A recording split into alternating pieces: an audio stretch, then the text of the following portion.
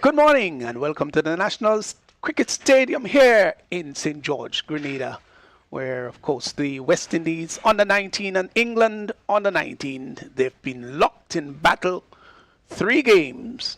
The West Indies winning 2 and England coming back strongly, winning the last game. Well, this is the 4th match today, and the match today, of course, is going to prove to be vital, whereas the West Indies would want to go one more up. England would obviously have other things and have other ideas in mind, and they would want to go 3-1. It is a bright enough day. I was almost tempted to say bright and sunny, but we've had some overcast conditions this morning with some lazy, stubborn clouds hanging over, but the sun has come out, and I think that the sun is going to have a winning battle over the clouds that are hovering overhead. So, England under 19 coming up against West Indies under 19. The news is that England under 19, they've won the toss and decided to bowl. And we certainly will give you the lineup. For West Indies under 19, just a one change in that Israel Morton has been brought into the lineup. So it's Don Carter, Pollard is out, Gittins, Bell, Fontaine, Van Lang, Laws, Rasha, Bodu, Francis the keeper, of course, Matthew Miller. And as we said earlier on, that Israel Morton is in. Let's go across now to Clyde John, who's going to give us the England under 19 lineup. Well, the England under 19, they have made a couple of changes, and the team for today will read like this: Farhan Ahmed, the captain; Ralphie Albert; Will Benison; Ben Dawkins; Caleb Falconer; Alex Green; Ben Myers, he has wicket-keeping duties today; James Minto; Isaac Mohammed; Joe Moores; and Luke Hans. That's the starting 11 for the English under 19s. How important is this match today, Rondell? Very important. England with an opportunity to level the series. West Indies hopefully will want to go on, maybe win from here and go 3-1 up with 3 more games. So with 3 more games up for grab, we obviously will be bringing the broadcast to you and, of course, witnessing what should turn out to be thrillers, really. I think it was nice to see England making a comeback. Yes, certainly. You do not want to go 3-0 down, and they have made a comeback, a really good statement. What I would put from what we've seen from the West Indies, uncharacteristic batting display, to be bowled out for 119, losing by some 130 runs. We've not seen that sort of display. It was not due to the track, which played well throughout, and so they will want to make sure that their batting and the batting lineup puts on a better display here batting first this morning.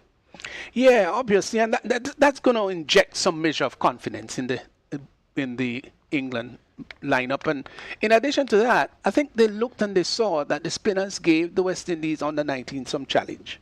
Yeah, spin really working well. I think it started with Vital Laws and Ahmed and Alfie and Albert rather. They really picked up on what was happening. They bowled from the similar end that Laws came from, and they got the sort of result. And so it means that with a new strip today, they will have to look to see how that strip plays and really make a good assessment before, they can really dictate what happens. Umpire Gregory Braffett and Carl Tuckett, they're the umpires on the field there today. The English team already out, and the West Indies duo also out. So this is a very interesting match today, a very important one for both teams. As we said earlier on, England would want to level this and bring this to all, and the West Indies would want to push so that they can go 2 matches up. All is set, and we're going to get ready for the first ball here at the National Cricket Stadium here in Grenada.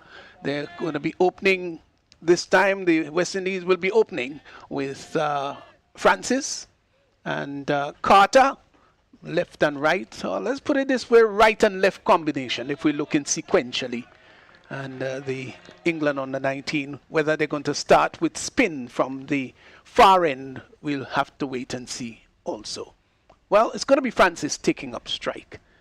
And just a one slip in, there is a third man right back on the boundary. Backward point, cover is a bit extended, extra cover, and a mid-off. And here is the first ball now to Francis, who is in defense and turns it just behind square in the leg side and gets his first run. Yeah, it's nice to get off the mark, and Francis will be happy. Just rotating strike right away. Certainly adding to his tally for the series. And he's been looking good, Francis. Yes, I think he prefers the ball coming onto the bat. We've seen that. And what he's got to learn to do is to push on. Don't get static and stalled in the middle part of your innings.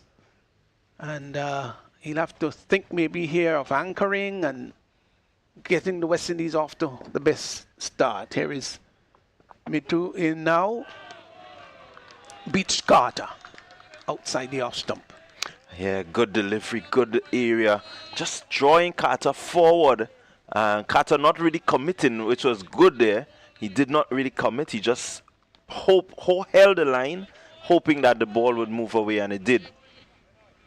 There are two slips there in the shallow to support Mintu. Looking for that outside edge. They're in the shallow. They're going to gobble up anything that comes their direction. Looking to pull that from outside the off stump. Just wondered whether that might have been the most judicious shot to play. That was not onto the body. It was not down the leg side, outside the off stump, but was looking to tug that. Maybe somewhere in front of square. But there is a wideish mid-wicket, just about 10 yards to the right of the umpire. So he's got to be careful that if he's going to pull, that he rolls the wrist over it. Here is Mintu again. Well bowled, and he is studiously in defense. That's Carter getting right behind the ball. And like all other games, it's so very important to get a good start off, a good launching pad, so that the rest of the players coming, rest of the batters have something to work with. But getting off to a good start is what's important. Opens the face of the bat and glides the ball down to third man. Gets a comfortable single. Didn't look to hit the ball too hard, but just played it with the angle and the natural left-handed tendency to just open the face of the bat and glide that ball to squarish third man. So he gets off the mark. That's Carter. Yeah, good shot there. Good shot option. A ball outside the stump, and you know it's early days. You don't really want to throw the bat at them yet, but he just gracefully guided. Down the leg side. Wide confirmed by umpire Tuckett with arms extended. These umpires seem to enjoy the game, do they? You talk about players who got to enjoy what they're doing, but the umpires got to enjoy what they're doing too. Yeah, certainly you have to, as an umpire, you have to enjoy being out there. I had the opportunity to look at the Abu Dhabi T10 and see Billy Bowden just enjoying his umpiring. Turned neatly down to backward square by Francis. A lot of wrist work in that to complete the first over. And after one over, the West Indies sent into bat. They're 4 without loss. Yeah, good start, good solid start from them. Not looking to beat the cover of the ball, but they're looking to assess the wicket, as I said earlier, a new strip, so they will want to take time to make sure that they get acquainted with what is happening out there. The overhead conditions just a little bit cloudy, so it means that the bowlers will have a little something in terms of lateral movement, and so they need to be as cautious as possible. And you talk about Billy Bowden. You saw him, and he was in one of the Yeah, 10-10 tournament. Billy is out there just enjoying himself. Oh. You know, that traditional movement in terms of signaling the six. Oh, I didn't get to see any of the games so far. It's been a very busy few days for me, but what I don't get live, I can get in the aftermath of the matches. So as we thought, Farhan Ahmed will start from the far end. I think they noticed that the West Indies folded against the spin. Let's see what's going to happen today. As usual, he's going to spread his legs apart and will do a little bit of shuffling, a little hop and a skip, and then he's going to move in. Here he is now to Francis. Delivery that is down the leg side, gets onto the back foot and whips it around the corner. And that yields the first boundary for the West Indies. Bat delivery. And Francis saw it early, rocked onto the back foot and just helped this on its way down to backward square, and he gets 4. A really good shot to get off the mark here. Bad delivery, badly lined and turning into him. And he just helped it. He ensured that he got it past that fielder at short fine, picking up his first boundary. Yes, Ahmed would want to redeem himself here. He's onto the back foot is Francis and turns it just in front of square. Yeah, he was always one of my favorite umpires, Billy Bowden. Just brought something to the game, brought a lot of life into the game. And some people criticize him for too much of a strong presence on the field of play. I never thought so, really. Here's a delivery that is onto the back foot and pulls down to backward square. It's going to be cleaned up just inside. The air pulls it back. And they will come back for what would be the second run. Again, delivery just short of a length, and Francis having enough time to go back. Played it well. He knows that there is a man at the mid-wicket boundary, and so he just went between the fine leg and the man at backward point to pick up 2 runs. He's going deep into the crease this time. Gets a shortish delivery. Had sufficient time to go onto the back foot and turned it up to a short mid-wicket. But the intent is good. If the ball is there to be hit, then he should hit that, or hit them rather. Well bowled. Ahmed, well bowled. Got a little bit of turn, not prodigious, but enough to push him onto the back foot and played it back along the turf. Yeah, Francis playing well there. That delivery was just in between a good length and what he may have thought could be a drive. In the end, he was correctly forward.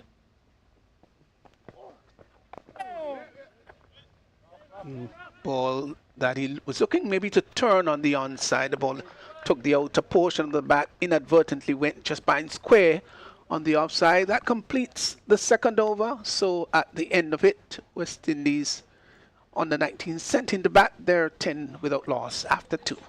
Yeah, good steady start. Just picking up the run rate, 5 runs per over.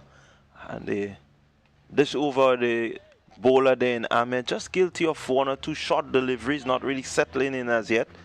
One would hope for the England cause that he can settle in and replicate what he did in the previous ODI. Yeah, what's your thought though? We're going to come back to that. Let's look at this delivery from Mintu. That Carter opens the face of the bat and glides it down to third man and gets a comfortable single as Green comes off the boundary.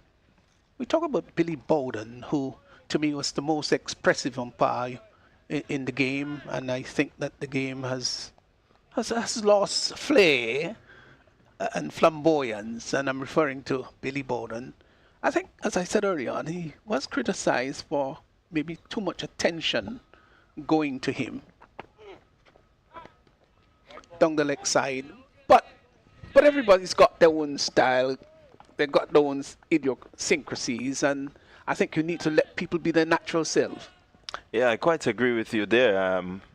Again, as we said, it's work, but you have to be able to enjoy your work. And if he's expressive in terms of his decisions and his signals and so on, that just adds to the whole character of the game. You know, the game has really evolved into that sort of flamboyant something. Here's Bintu. He spars that ball down to third man and gets a single. Yes, and the important thing is how good an umpire is. If he gets most of his decisions right, that's important. You want to make sure that you get about 85% of your decision right. Many of the umpires, they go to that kind of percentage, that level. When you're performing, under 70%, that's not good. And really good umpires most time get the decisions right. Outside the off stump and looking to flash is Carter. Doesn't make any contact. Yeah, just needed to get across a bit more there, Carter. Shot was on, and there's acres of space behind the ring of fielders, and any good contact could have yielded a boundary. Yeah, but the world has seen quite a great deal of them. Umpire Shepherd from England and umpire Dickie Bird. He must be the most celebrated umpire in England. Ball onto the leg stump, looking to turn on the onside. But these two represented England very well over the years and represented the ICC panel with distinction over the years. And of course, if you go back to yesteryear, we had umpire Douglas Sanghew and umpire Go Sign. I don't know if you would remember those. Clyde, you're probably a little bit too young to remember those, but you may have heard about them. They were two of the outstanding umpires in the region.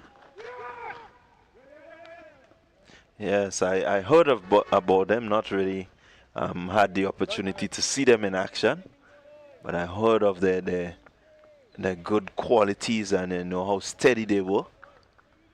And, as an umpire, you need to really be able to be steady, be consistent in terms of your decision and what sort of decision you take. It could be very pressurizing being an umpire. Sure, right. Umpire Steve Buckner and Clyde Cumberbatch from Guyana. All of those were very good umpires. Oh, good delivery. One that seemed to jack back this time into the right-handed batsman. So the Mintu's kept a good line, good length. And that's just completed the second over, none for 8. Yeah, good. It's good start. Mintu, we've seen him. He's been really working up a good head of pace, He bowled at this end. We saw some good lift, some good carry through to the wicket keeper. Not really dug anything short as yet, but I guess as he warms in, we may just see him generate a bit more pace than he has started with. So here is Ahmed. It's going to move in to bowl to Carter. They spread it, and he skips into his approach now. Carter is off the back foot and cuts well. And the ball is going to go close to the boundary that will come back for the second run. Short enough, saw it, and waited on it. Didn't try to hit it too early. Got it down to the backward point area. Yeah, good placement there by Carter. It was short and he needed to get past the fielder there at short cover. And he did well to get it into the gap. This time he goes onto the back foot and plays the ball much straighter this time, gets a single out to mid-off. So it's a good start here by the West Indies. They're 17 without loss into over number 4, bowled by Ahmed. Yeah, they've started well. There's a bit of consistency here in terms of how they play. The temperament so far seems really good. They're ready to push the ball into the gaps, take the twos, hit down the ground, pick up the ones, and just to get a bit of momentum into the batting innings. I like the way that Francis played that last delivery. Rather than trying to sweep so early in his innings, played the ball standing upright, looking to turn it on the onside, which is a less it's a less risky shot. Of course, if you're going to be sweeping, your timing has got to be right. Got to make sure that it doesn't take the top edge, and then you've got to roll the wrist over it if you're not sure as to whether you've got the kind of volume to hit over backward square. Yeah, you have a feel that backward square and fine leg, so the sweep this early really would not be recommended.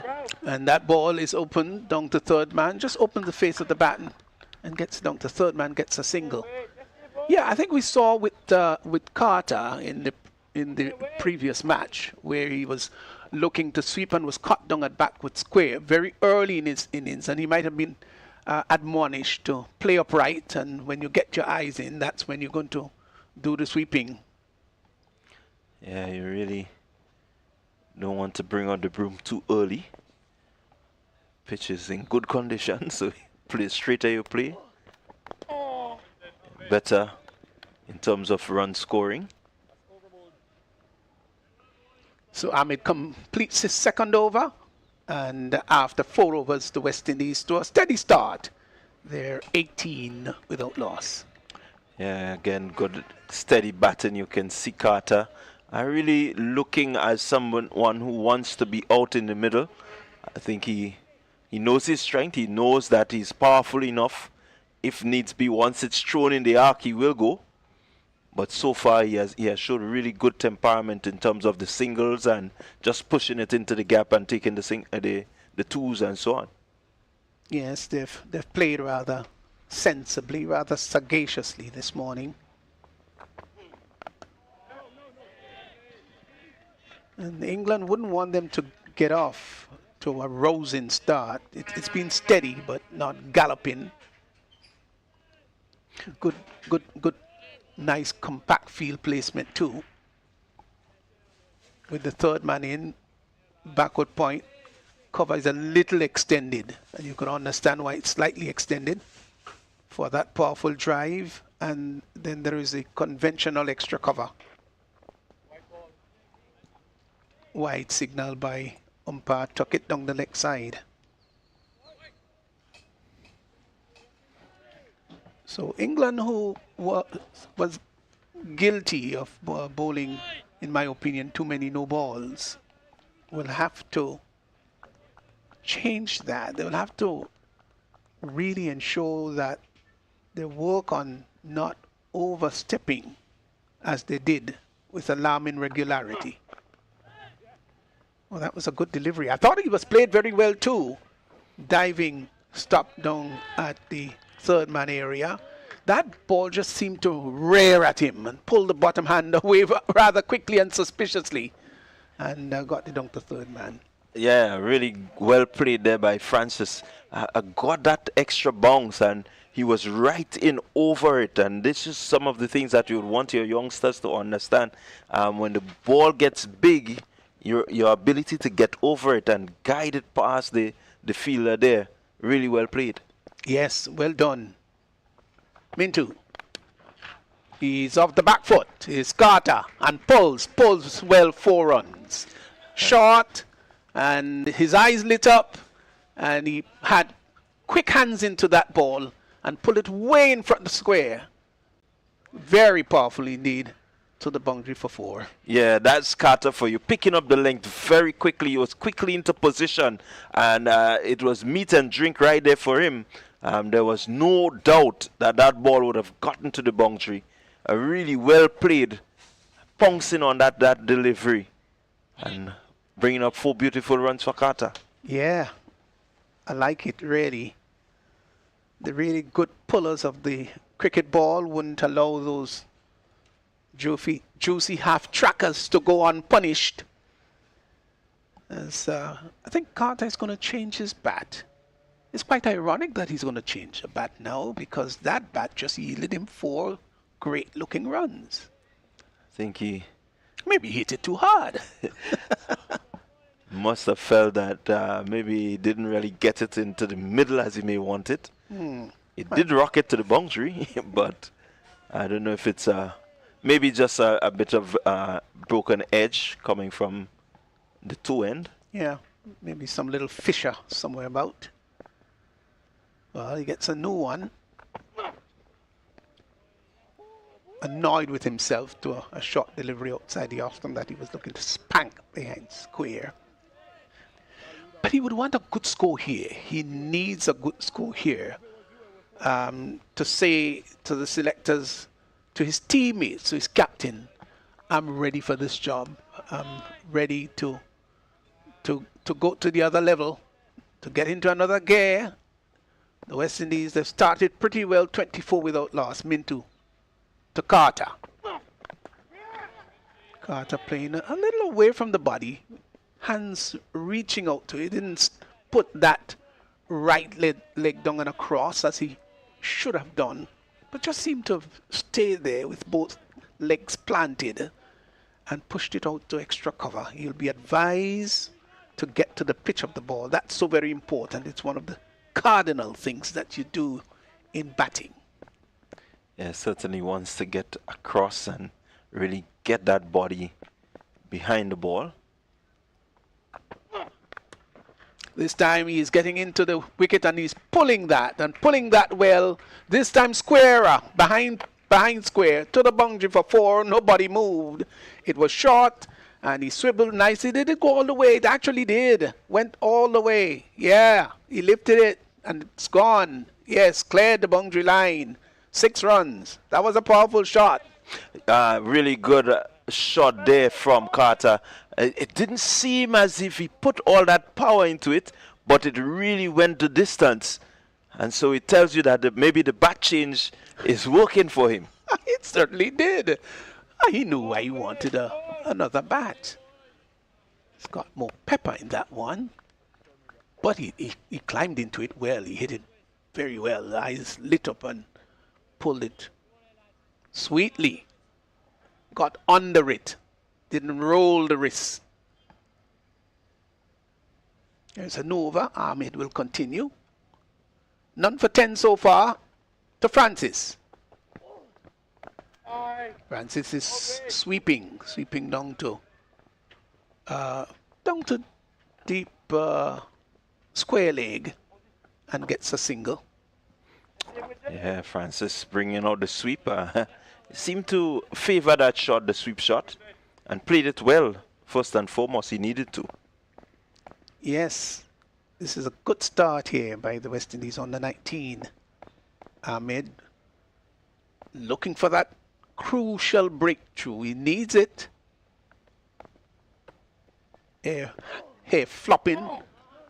He pushes out on the onside there. That's Carter. Bit tentatively. Yeah, not really sure as to what he wanted to do, but just ensure that he played it with that level of control. There's Ahmed again.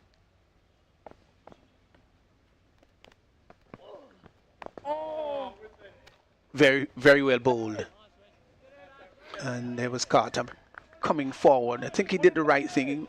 For a moment it looked as though he was in 2 minds, and then pushed it out to a short extra cover. Yeah, really looking to score, but as the old saying goes, once you can't score, then you defend. Defense should not be your first priority. scoring should be the first priority. And he scores this time as he gets a delivery that is a half volley length onto the leg stump and pats it out on the onside, gets a comfortable single. So he's now got to 17 of 18, almost a run of ball. And Francis, who's been a little bit more sedate, he's 16, facing up to Ahmed. Bright sunshine now here at the National Cricket Stadium. Glorious. Yeah, sun really coming out in its glory after a bit of a rainy overnight condition. Rain almost everywhere throughout the island. But the sun is certainly with us and it's looking good. It's much cooler at nights these days, especially in the area that you live, Clyde. Yeah, certainly getting that cool northeasterlies. Looking to sweeps, beats the backward square fielder, and that's going to go into the boundary for 4. Well played. Yeah, good shot. I mean, I like it. He actually got across the wicket as we look at it here and really did put some good willow to that leather, placed it well. He knew that the fielder was square, and all he needed to do was to get it finer and bring it up 4 runs. Yeah, lovely shot. Really lovely shot. And again, it emphasizes how important it is to stay at the crease as long as possible. You don't try to sweep too early, except you're genuinely good at it. But his eyes in, he's got the opportunity now, and the backward square was in. And once the backward square was beaten, you know it was going to go all the way. Well played. 7 overs gone, 36 without loss. Good start here by the West Indies. Yeah, this pair looking good. They seem to be playing on merit, and really anything off length, off line, they seem to be ready to go and go hard at it. Oh, your team, the Windward Islands, lost last night, did they? Yes, they did. Really not the sort of performance you want to see from them. With a batting lineup that boasts of some really good players, you expect them to score much more runs. After that 325 run victory, you expect this is the sort of quality you expect from them. Didn't get off to a bad start either last night, but then capitulated. That was really things fall apart. Yeah, and that's the game of cricket for you. Yeah, things fell apart for England too. Oh, that is hit inside out. 2 extra cover, that's 4 runs. Yeah, the mid-off is straight and not right back, and he opened the face of the bat and hit that over extra cover. A wideish mid-off, 4 runs. Well played. Yeah, good choice of shot also. He surveyed his field. There is no one out behind the bowler, and not having anyone out, it's an invitation to go over the top. And he did it very effectively. Yeah, to be greeted with so early in your innings, in your bowling rather, Luke Hans. This is his second delivery into the attack for the first time this morning. Pitched up, and he drove sweetly in the air, going over the top. Well bowled, but just pats it out on the onside and gets a comfortable single.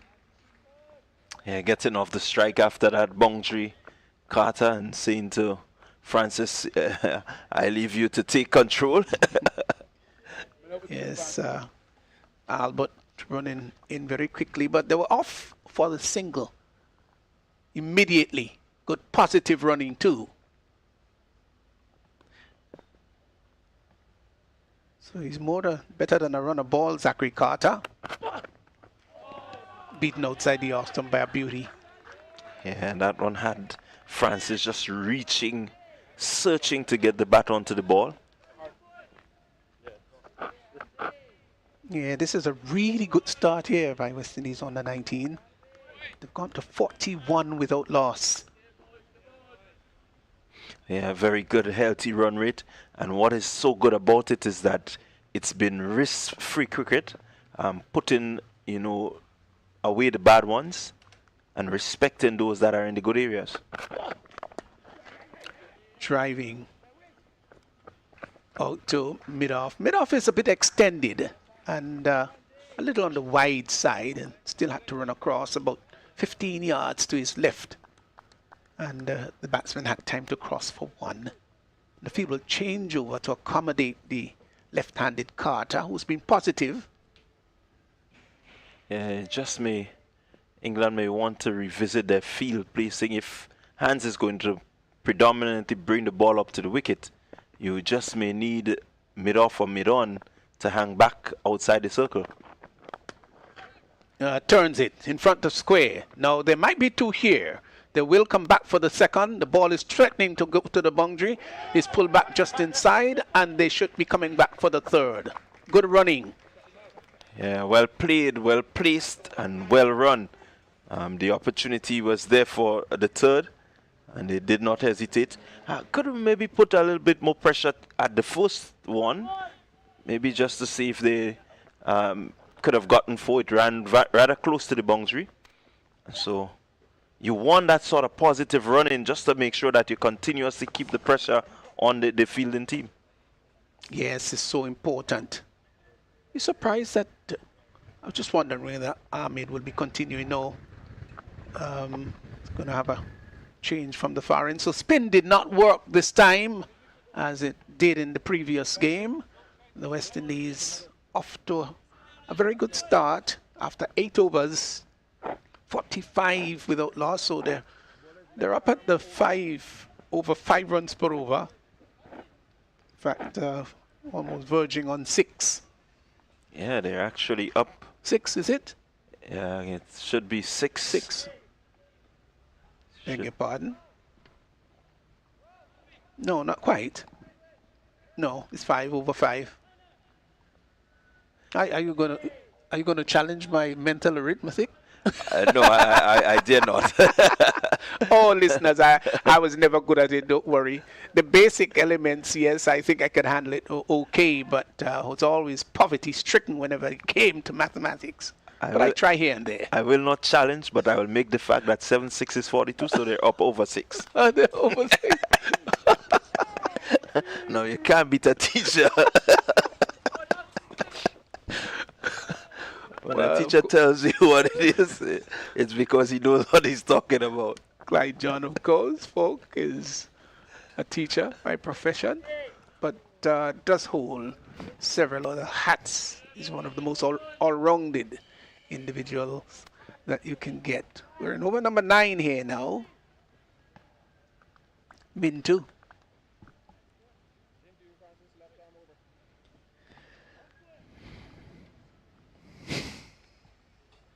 We're just trying to make sure that we got our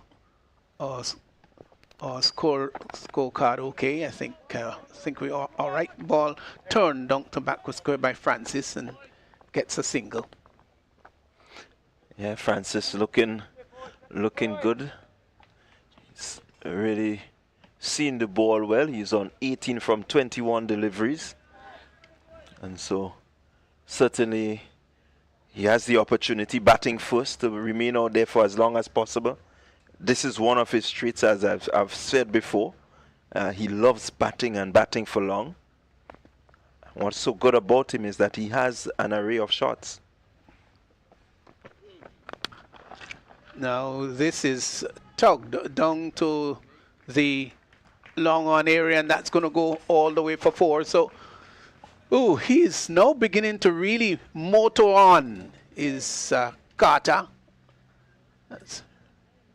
Wasn't a bad delivery per se, but his bat speed, swift hands into the ball, and swung it away for 4.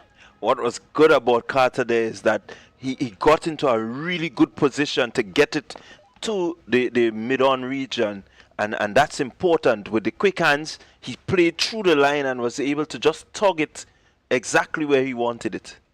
Yeah, he's a big man, but he's got good hands for his size, so to speak.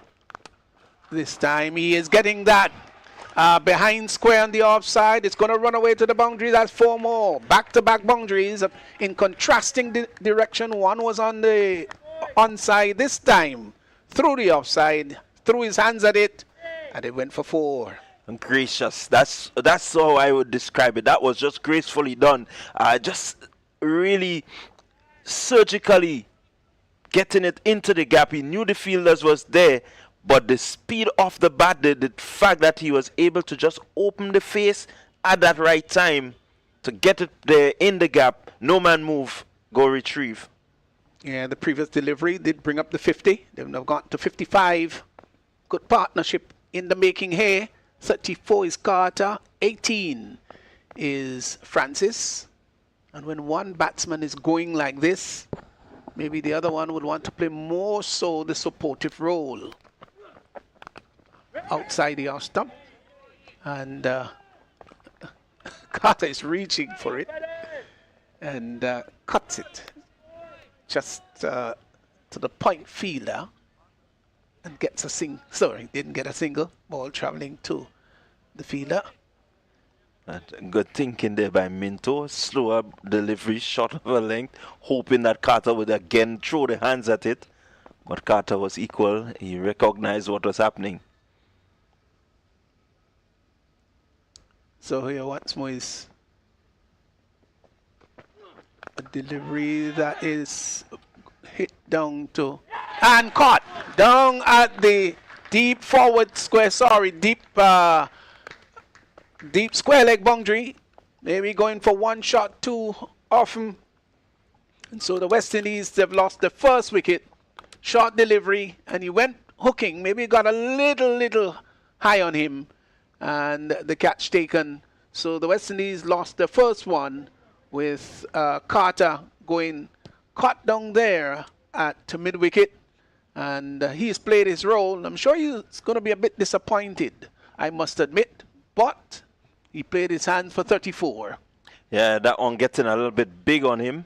Looking to repeat that wide mid-on shot that he played early in the innings, and just getting a little big on him. And as you see there, it went a little more square than he really wanted it, and bringing his downfall. Falconer taking the catch rather gleefully. It was a comfortable catch too. Yeah, a great degree of difficulty. Certainly was comfortable. It went pretty high, which actually lets us know that it came off the top or upper part of the bat. So with Zachary Carter gone, Fontaine has now joined Francis with the West Indies 55 for 1. 55 for 1 after 9.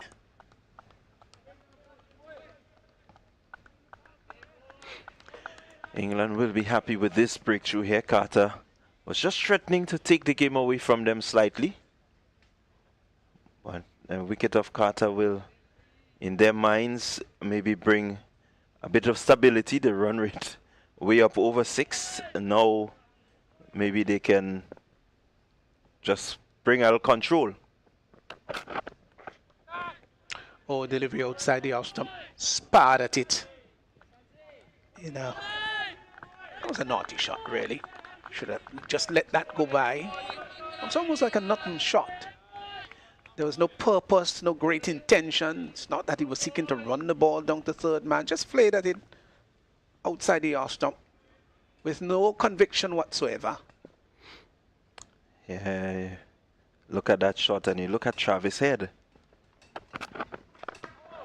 playing some of the short deliveries that was served up during that England-Australia first Ashes test, and he would have moved out of the way and just allowed the ball to kiss the bat and over the keeper head, just bringing a bit of innovation. Yes, that's so important. It's about counteracting bowlers and being innovative, not too adventurous, but innovative enough to keep scoring, to turn the score over. That's important.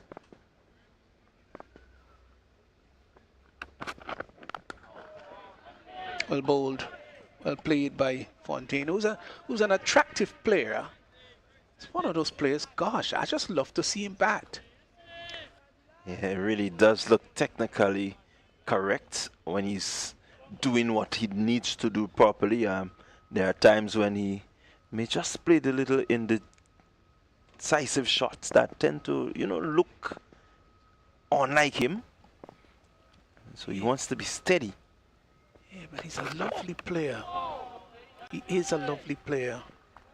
One for the future, and he knows how to score 100. And I've always said, if you're a player and you've got the concentrative prowess to get to 100, regardless of what level you're playing, it means that you've got something in you to score 100 runs. Yeah, certainly the concentration needs to be there to score 100 runs. It's not an easy feat. Here he is in defense, gets a slow ball. It looks from here, so it was a slow one. Had to just delay the shot. And when you're a good player, you can score 100 in a test match in, what, about 60-something balls? Well, they tend to score them much faster these days. I'm just thinking of a lineup that has Joshua Archer and the likes of Mark Wood, and you can score 167 balls.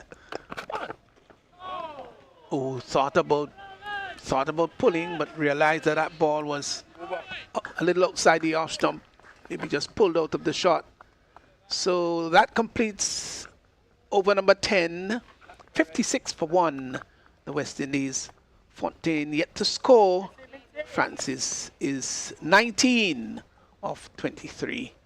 And Clyde, of course, will be in the hands of Raphael Crony, or we could put it the other way around. Raphael Crony in the hands of Clyde.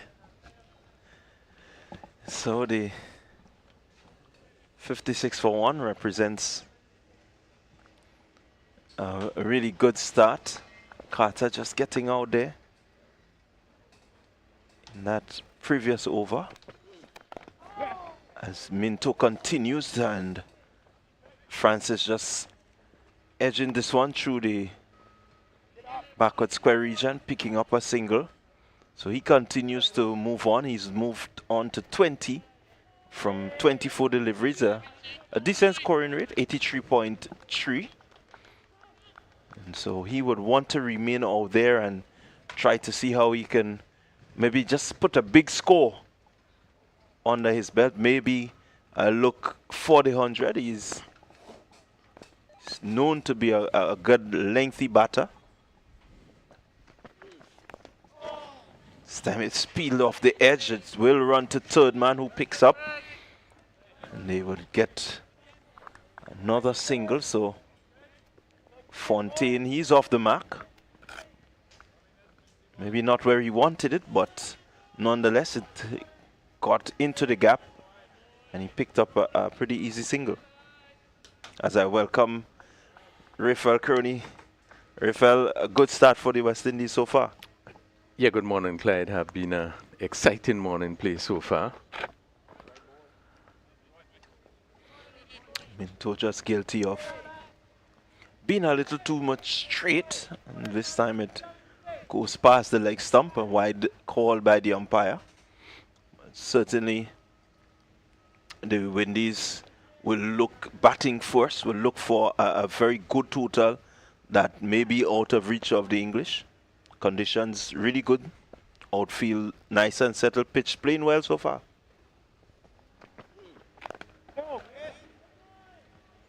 Francis in behind that one. And So we really have seen a chain of strategy from the West Indies opening pair. We see Carter opening for the first time this morning. I thought he was very positive, and I think that would have taken the sting out of the England opening bowlers. He didn't allow them to settle. Played some beautiful pull shot, hit a couple of sixes, and really played with a great deal of aggression. Francis in behind that one again. Minto just getting the line a bit right here now. But back to what you were saying in terms of the combination with Carter and Francis. Carter being the aggressor, I think he backed himself, understanding that he could clear the boundary, and I think it worked in their favor. Yes, it did. I think it was good to see that West Indies came out. Keep in mind, this is a new pitch. And one would think probably if I was in England position, I would have made the same decision to field first. Conditions kind of overcast, you on a new pitch. So one would have expected any of the team that would have won the toss would have elected to field first. But it was good to see the aggression that West Indies came out with. It really seemed to be a change of strategy in terms of how they played. Carter wasn't afraid to put bat to ball. And Francis, as we know, played a good, and I think he got 30 out in the last game. And he's a sort of player that really pushes it around. So I think it was a really good, positive start by the West Indies opening pair. Yes, the pair did work well, as another wide has been served up there. Minto not really having a good time of it from the road end. He started at the Darbo Hill end, bowled a couple of wides, but somehow he seems to just have his radar off slightly. And for the England's sake, they will want him to really touch down on a much better line and length. Yeah, I agree. I think he's too much on the short side. Again, maybe going into that on that new pitch, you want to extract, you want to look and see what you can do in terms of help. As this one is crunched through the offside, beating the man there at cover and extra cover, and it will go into the boundary. So good looking runs there for Francis. He moves on to 24. So you look at it here, really not afraid to put willow to leather, and he came across and really drilled that one. Yeah, very good shot, and it really wasn't a bad ball, but I think it speaks about how good the pitch is played. And he really reached and just stroked it and hit it through that cover, and it really raced to the boundary. This should give him a lot of confidence. Certainly is confident as he plays this one and just guiding it down to third man. Really not afraid to play shots, Francis. He's that sort of player. He has the confidence to know exactly how to go about building innings, and I really have to credit him. I looked at some of the scores that he had in the Sri Lanka game. He got some good stats again. I'm really not converting maybe to the hundreds and so on, but he got some decent scores in that Sri Lanka series. So 66 for 1. West Indies were asked to bat first, and after 11 overs, just need to get overs confirmed.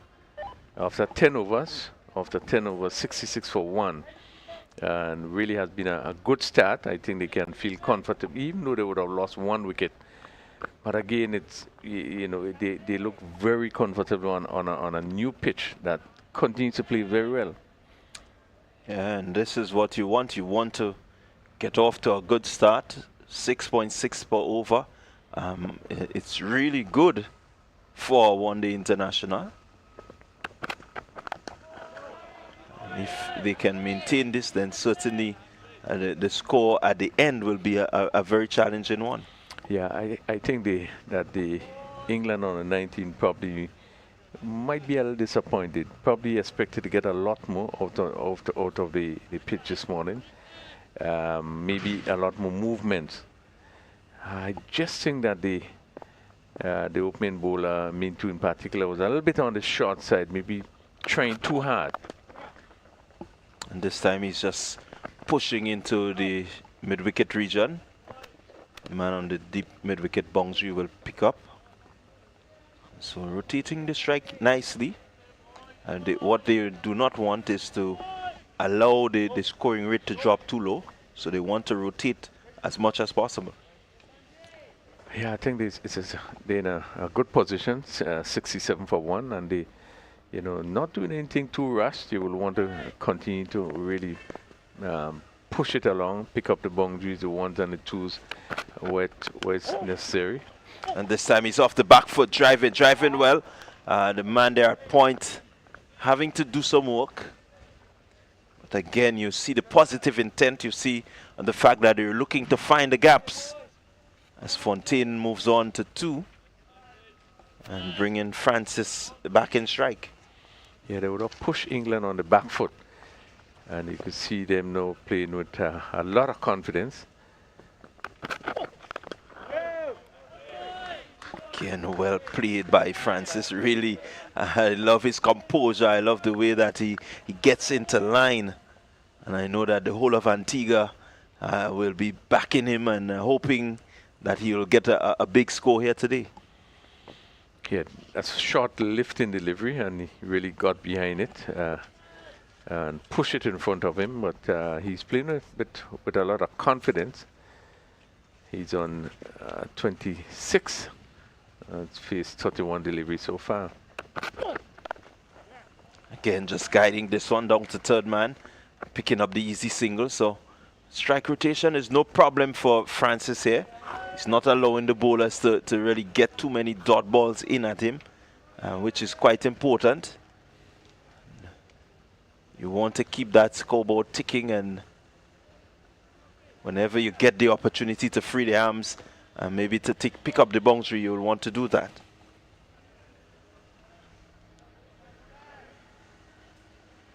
So 66, and we're in over number 11.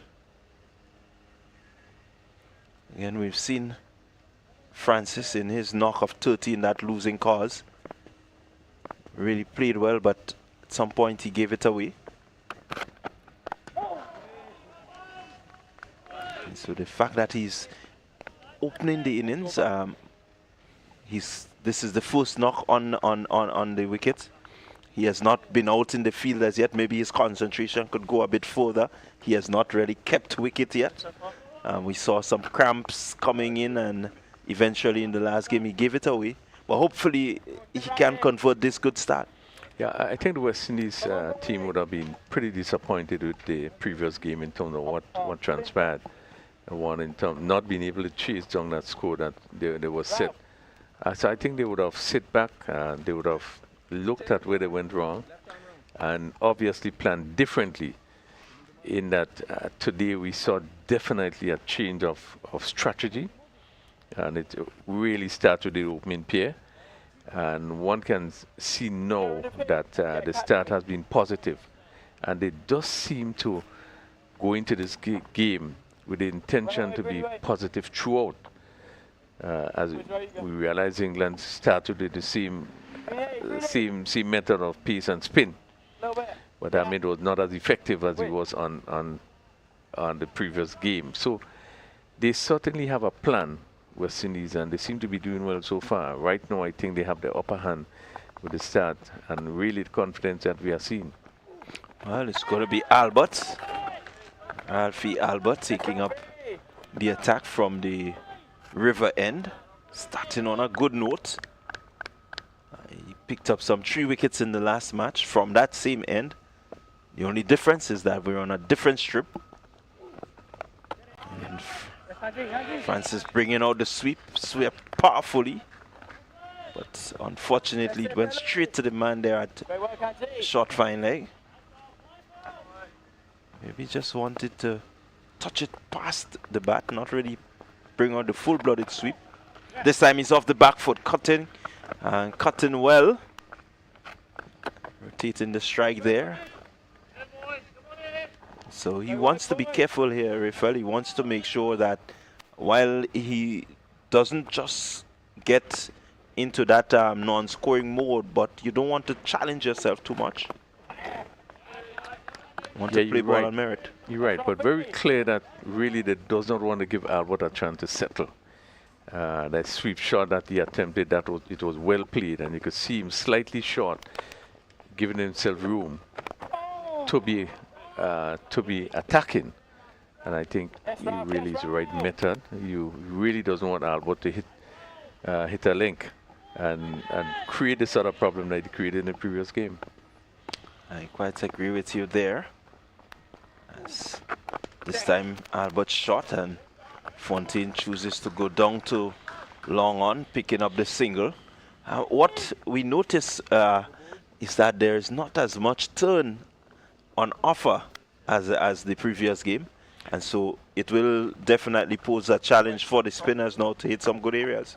Yes, it would not be as the 13th over is concluded 71 for 1. Certainly they would not get the sort of help that they would have got on a pitch that was played on for 3 matches. But the ball is new, and certainly on this new pitch, you know, they would not get the sort of assistance that they really got.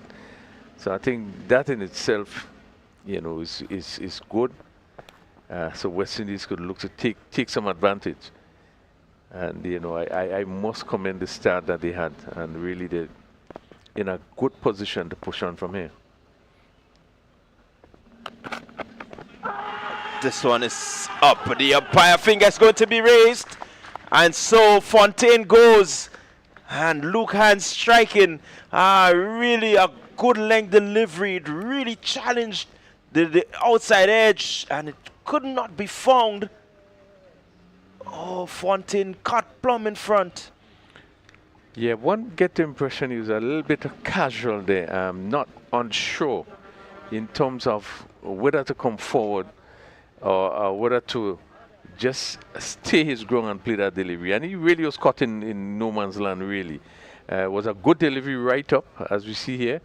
And he wasn't really forward. He really found himself in a comfortable position there. And that ball just hitting, just seemingly passing the outside edge of the bat and into the pads. And the umpire had no hesitation. Well, a dejected Fontaine goes out. And skipper Dawn comes in.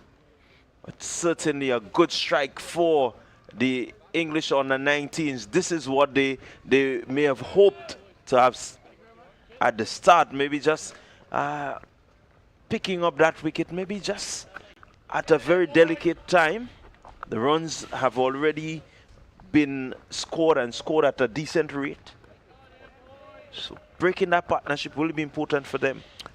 Yes, it brings give a lot of encouragement to the English bowlers, because really you look at what is happening outside here, you would think that West Indies really would be looking to put something huge on the board, because really there does not seem to be any difficulty. Pitch is playing well, and the pace are not seemingly having any major effect. But picking up that wicket, I think, is one that will instill a lot of confidence. And, you know, probably seeing Mintu coming back would encourage him. But I thought here that that Fontaine really just seemed to play around that delivery and really was in a good position. So Hans will be steaming in now. He's mixing the pace up nicely as Dawn gets off the mark, just opening the face of this one, allowing it to go down to the third man region. And certainly a lot would rest on this partnership to maybe just help to solidify the West Indies position. It's still very early in this encounter. Yeah, and just a bit about Don, who didn't really do much in the last game. Probably would have been very disappointed, but Francis pulls this one. Man out there at Market Square on the boundary comes in. So he's off the mark again. He moves on to 28 from 35. But I quite agree with you, Rafael. Dawn will want to. We've seen a good innings of a 90 in the first match, and I think he wants to replicate this. A lot rests on his shoulders as captain and one of the top order batters who is expected to carry the team. yeah, he would want to do well, because he did look good in the previous game. Really looked pretty organized. And this one is guided fine. They go for one. It's challenging the boundary. It gets into the boundary now. So 4 runs. 4 runs there, coming to Dawn. Just getting inside of that one and just turning it slightly past the keeper. He was aware of where the fielder was, and so he didn't try to overhit, but just tried to get a little nudge, and he got the right amount of runs. Yeah, well, skillfully played a shortish delivery, and he didn't go for the full-blooded pull, but just helped it along, and the long leg being very wide, he was able to pick up a boundary. Good, sensible batting. And Hans just touching down on some good areas, asking a lot of questions of the batters. We've seen that he's brought out the slower delivery, so he's trying to mix up the deliveries, not really looking to out and out bowl quickly. Yeah, looking to use a lot of variation, taking off pace, and these sort of conditions where you're not getting much help from the wicket, you certainly will have to use variation in trying to disguise. This time he's appealing and appealing very loudly, but ball just seemed to come off the bat somewhat. To see which one it hit first will be important. Let's see if we can pick it up here. Yeah, it'll be very interesting to see that. Got that one again, was right up. And yeah, you could see the English players, really everybody going up. The umpire on move. Yeah, certainly just seemed to have gotten a little bit of a edge onto it. Yeah. Yeah, look pretty close from here, maybe close to the off stump. But again, umpire probably in the best position. He is in the best position. But you can see the English team, everybody went up for that appeal. Again, spin coming back.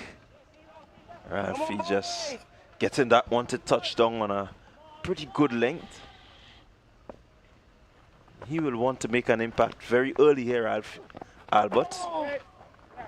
This one is stroked past the dive-in cover, the extra cover. Just pushing it down to wide mid-on. Yeah, push to just past the short extra cover, go down to mid-on. But what they wouldn't want to do is just to stay and defend, but they really don't want to pick up the singles. Just to put the pressure right back on the English team.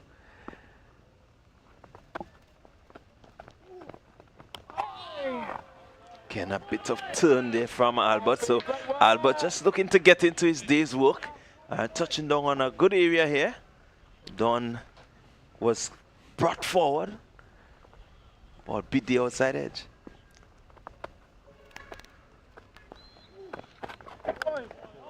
Bit of turn there, quite a lot. Wide signal by the umpire. Yeah, that delivery seemed to slip out, really turn and bounce and went wide of the batsman. But he just seemingly beginning to get into his rhythm. Getting one to pass the bat of Don, previous delivery. Yeah, we've seen him. He has the ability to turn them both ways. This time he gets it back in. So he's a clever customer there, Ralphie Albert. You have to keep your eyes on that ball and make sure you see what he's doing as a batter.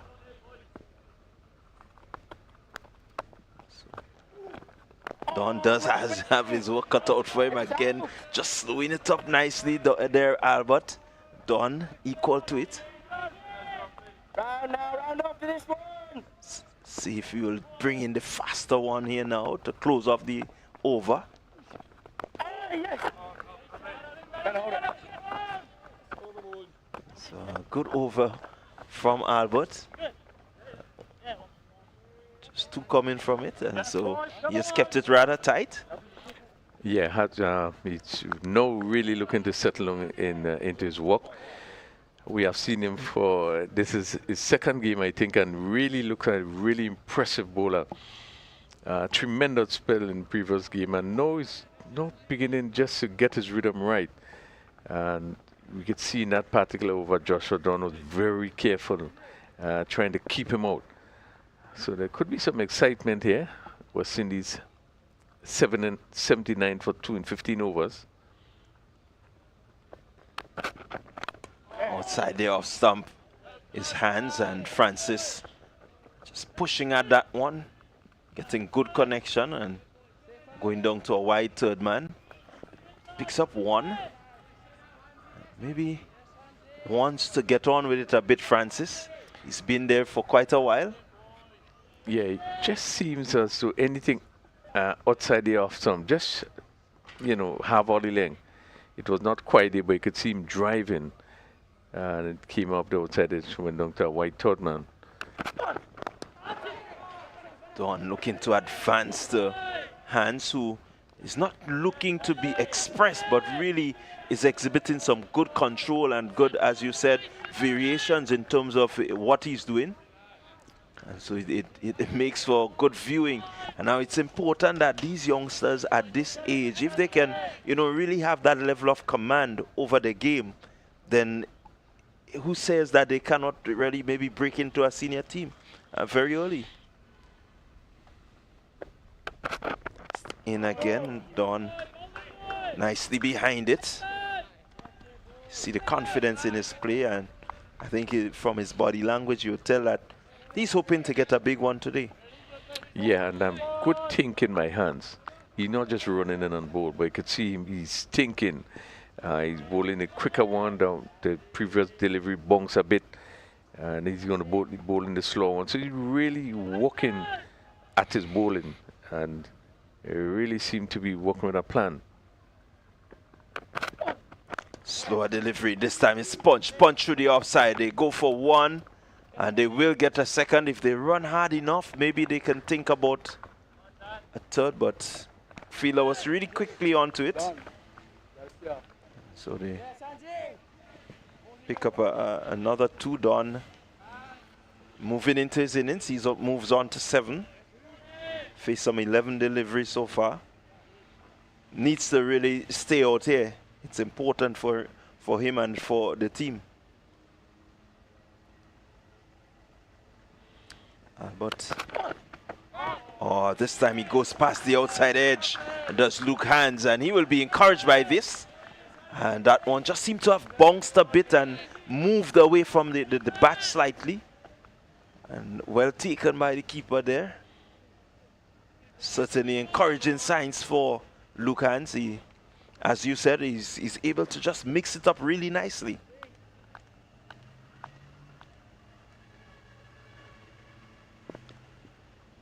See what he serves up here. Dawn just looking to guide that one. Fielder quickly onto it, and so another over comes to an end that day. That will bring up 15 overs. The score 82 after 15. A really good going there by the young West Indians. Yeah, very good over by Hans as he just completed his 5th over. And one, again, passing the bat of Joshua Don, who you could see his intent on really trying to stay there. And it will be very important for him as a captain to just stay at the lead from in front, as West Indies would want to build on that score of 82 for 2. Yeah, Albert will have a lot to say about that. He's bowling well. It's 2 overs, 4 runs so far. This time, Francis goes hard, aerial route, and will pick up a boundary. This time the slug sweep through forward square, bringing up 4 good-looking runs for Francis. So he's on the charge. He's moved on to 35 from 41 deliveries, and really not afraid to play shots. Yeah, very good shot. Ball given a little bit of a, and you see that he's favoring the sweep shot. He played some really good sweep shot, and he really went on his knees and lifted it over a vacant mid-wicket. And just a few bounces goes down to the boundary for 4. But good confident shot. And Francis just seems really favors that sweep shot. Yeah, it's one of the shots that he plays very well. Francis, he does favor it. Really do not want to get too comfortable in it and maybe throw it away. But he's certainly looking good and playing well. But also bowling well, hitting some really good areas. So we have a really good contest between the bat and ball right now. Yeah, exciting cricket for the morning. Really have been some exciting cricket. This time he cuts well, but the sweeper is out there and he's going to come around. And it's only one. But again, finding the gap, Francis. That has been a feature of his batting so far, the ability to find the gap.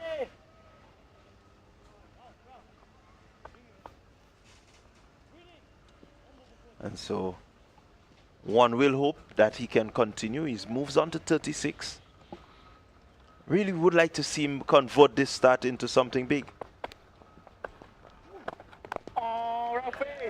Albert on the line of the stump and Dawn just playing back gracefully. So we're going to have the first drinks break of the morning. And both teams really working hard.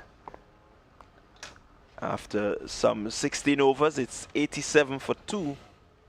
And a good start, Rifa. Yeah, it has been a good morning session. And one can safely say probably maybe about even. I thought that West Indies took their advantage, probably the first part of the game. 55 before the first wicket fell. I think they came out really with a positive intent, and you're going to see them. The England bowlers, they were pushed back. And I thought I had a very good start. You know, after the loss of the first wicket of Carter, England just seemed slightly to be coming back in. And again, being able to pick up the second wicket of Fontaine once again, who didn't look the part, didn't look as good as we know he can. They would have sort of climbed their way back to have West Indies at this stage, 87 for 2 after 16 overs. And really, this game continues to be competitive. And really with the conditions, just a little on the overcast side, you know, West Indies would want to continue from where they are now, because they certainly want to give England the sort of score that really would create some problem. It's the first time we have seen the West Indies batting first. They would want to make sure they put something on the board in the region of 275. I think they would really want to make sure they have a good total on the board so that they can defend. Yeah, certainly you want to set these sort of targets so that you can, you know, really make room for your bowlers when they come out. But so far they've done well. The run rate at 5.4, not too bad. Anything up over 5 at the start of an innings, it says good work, good going. Maybe 1 wicket less might have been ideal for them.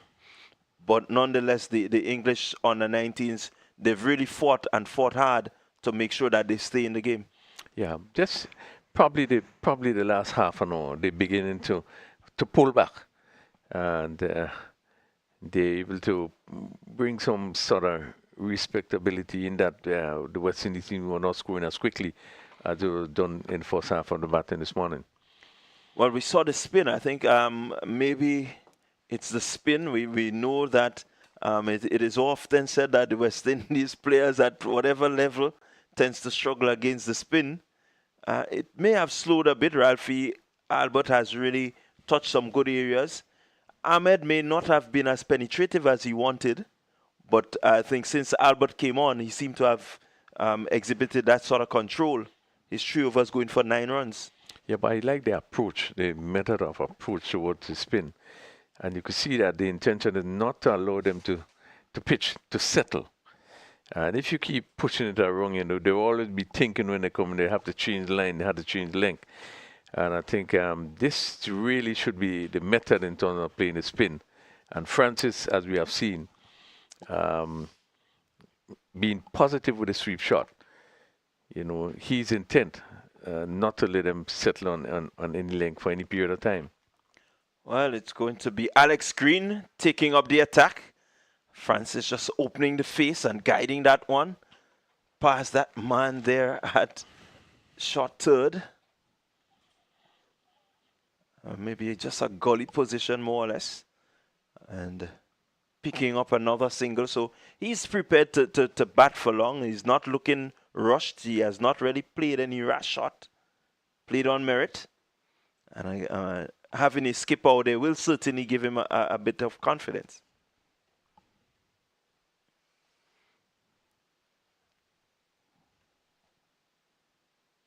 Green in. Dawn nicely behind it. Again, we just seem to be getting a bit of bounce. The bowler there in green of a decent height. And we've seen that ball just touch down on a good length.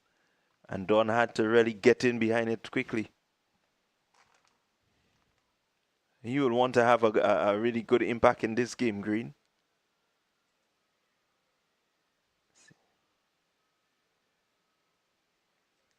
Going past the edge there, touching on a really good area.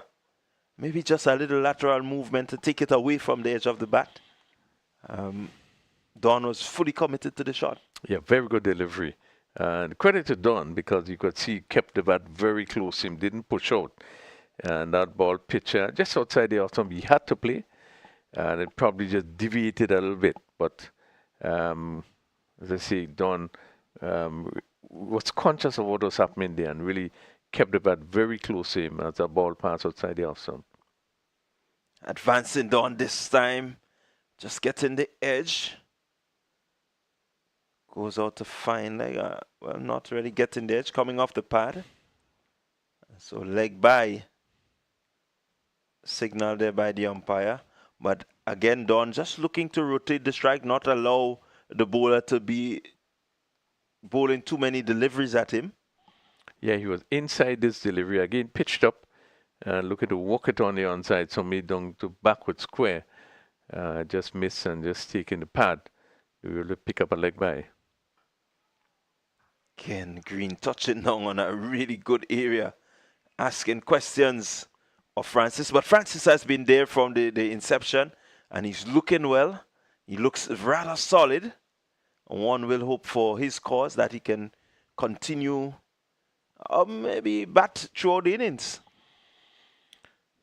Yeah, one would hope that he will having a good start. He'll want to go on and probably make a big score. Green final delivery. Again on a really good length, just asking questions of Francis. And so a good start for Green in his first over. Only one run coming from that, a leg by. And so he will be comfortable. He's done well in terms of helping to restrict the scoring rate and to add just a bit of pressure to the batters out there. Yeah, very good over by Green, his first over. And his line was very good, just with the exception of probably just one delivery, just so it was slanting a little bit down the leg side, but very good over. You can see me getting movements, and the condition now is ideal for swing bowling. Once again, we have lost the sunshine. As Albert takes up the attack, this one is short and it's cut by Francis. But again, the fielder is out on the boundary, just patrolling there. And he picks up one more. Yeah, would be a bit disappointed, Francis, they didn't make more use of that short delivery. Done. Cut in again. This time he's going for one. Fielder has to chase. And Francis this time, it was Don previously who cut that one. Francis getting two here now. And so he moves on. Yeah, it's very clear, right? His intention is not to be tied down. So ball slightly short, and he quickly got back and played to the left of the short third man. Again, just toying with these two fielders there at short third and backward point. And this time he goes to the right of the fielder at short third. Previous delivery was to his left. Nonetheless, they're in the gap. Again, shot and Don cut in well. Scoreboard just ticking over nicely. And so far, Albert has not been allowed to settle the few deliveries just outside the stump, and the batters really quickly onto it. Shot again, and this time getting it out to the fielder. So he's pretty busy out there, the man at backward point on the boundary. He's a couple meters in off the boundary. But certainly he has been in the thick of things so far. Albert's shot again. And again, Don just playing it out there. This time the man at point running around and doing the fielding. So good over for the West Indies, though they did not get a boundary, but they were able to really rotate the strike nicely in that over. Yes, sensible batting. 7 runs came in that over. West Indies push on to 96 for 2 after 18 overs. But again, you see in that particular over there, Albert probably just a little bit on the but not being allowed to hit the length that he normally hit. You could see the batsman just going onto the back foot and slightly short, was able to pierce the cover field. So it's going to be Green in his second over. Again, just touching on that really good length. Not really allowing the batters to be able to free their hands. Not anything wide as yet. They have to defend and defend well. The field is well placed. And they have enough support on the offside that he can just bowl that off stump, just outside off stump length. In his second over, Green, really not giving nothing away. Has been able to hit really good line, and the focus really on the offside with one catching position, which is a gully. This time a little bit shorter. Down there just trying to guide it down to the third man, but maybe just hitting the glove. Seem to have gotten a little extra bounce. He will want to make sure that he remains positive, Don. Not really allow the dot balls to be foremost in his mind. That's Green in. Again, really, I like the look of Green. He's touched down on some good areas. Just seem to be getting maybe just a slight hint of movement away from the right-hander. That one, you expected it to go a little bit straighter, but it just seemed to have held that line. Yes, and the good thing is because he's keeping the ball on a really good length. Not trying to bowl too fast, but just looking to hit really good areas. With the batsmen, are very cautious in terms of coming on the front foot. There goes Don, just trying to negate what is being served up by Green, looking to advance and maybe throw the ball offline. But Green equal to it, not being suckered into a ball in a delivery that he does not want to bowl. Makes the contest between the bat and the ball very, very interesting here. Will Don maybe look to go after him? He's had a couple dot balls. Not really scored off this over as yet, Don. Screen in. Again, Don advancing, dropping. The quick single taken and well backed up there by Francis. He was really quickly out of the blocks. And so they bring up the single in this over. And certainly with one delivery to go. And Don will happy to be at the other end. Yeah, good running there. Good backing up by Francis. Ball push just a short cover there, and he was quickly off and picking up a single. Final delivery, and the voice that you would hear after this delivery will be Stevenson Worm. Another shortish delivery outside the off stump, and Francis flashing it, but really has been a good over by Green. He's just completed his second over and just going for 2, but very consistent in his line and his length, and really causing the batsman to think really hard. And both players not taking much chances. But West Indies 97 for 2 after 19 overs, and England just seemingly looking to tighten things as Albert continues to push back on the onside by Don. But really, battle not really beginning to develop here as England looking to pull things back. Yeah, if the West Indies get up to 100 off 20, they could feel satisfied.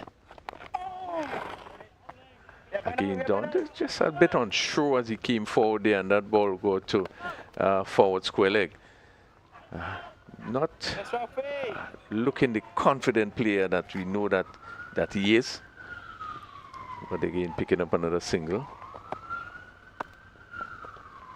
And the more confident Francis pushes in front on the offside, and the good running and good thinking there as he just pushed that ball in front of him. That cover probably was on his back foot there, not expecting them to take a single. Yeah, I think Don should be credited. He saw the opportunity for the single and called Francis down very quickly. Push down to mid-on, and this time confidently picking up another run. Pushes the score 2 for 98. Or 2 for 100. No, we have 100 up in 19.4 overs.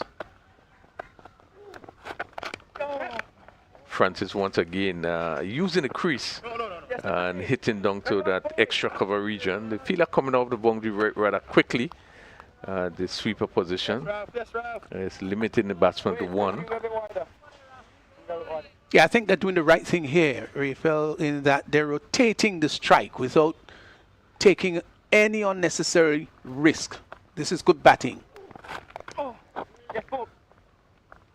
And we have seen that again, the ball is pushed out on the offside. That complete another over. Albert this time in his 5 overs going for 20. West Indies doing, as you say, doing the right thing, just pushing it around. Don's 13 runs have come off 29 deliveries. From his standard, that's relatively slow. But you've got to understand that he had 1 big score and had 2 rather paltry ones. So he'll want to play a captain's knock. And for that individual performance, he'd want to have a good total today. So Green it is into his 3rd over. Has been a impressive spell so far. And Francis got a short lifting delivery that had him in some difficulty there. Was able to push it out on the onside, but there's no feeler there. But that's one of the few deliveries that really came up quickly, and he was found really in an awkward position. Yeah, it surprised him. The bunks got rather steep on him. There's no one at forward leg, and he's not a tall man. He's rather diminutive, so had to get up to the toes and sort of pull the bottom hand away to control the shot. So he moves to 44, and he has already faced 54 deliveries. Don once again is forced to come forward and push into the offside. Green continues to bowl well, really not giving much away. But it's so important that Francis stays there. He's on 44, 44 or 54, which means that he's batting rather quickly, over 80 in terms of his strike rate. And a lot would depend upon him now until maybe Don gets into his groove, gets into his stride. Once again, all he can do is to defend. Really good line. The field for Green, there's a 3rd man right back. There's a gully, backward point cover and a mid-off. And he has been consistently bowling on that line to that field. Yes, into his third over and conceded only 3. So his bowling has been unsound, impeccable. Good control, good line and length. Well, this time he forced Don to come forward. Again, looking to ease the pressure and coming forward, looking to again push into the offside. And that ball swung away from him outside the off stump. It was taken by the keeper. Yeah, this is a very good spell, really good spell by Alex Green. He's working up a bit of pace. But what is even more admirable is his great control.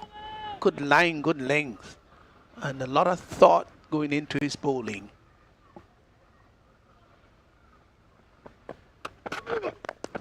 Once again, Don coming forward, looking to change up things. Just causing, trying to upset the length of Green, and taking a few steps down, push it to mid-on.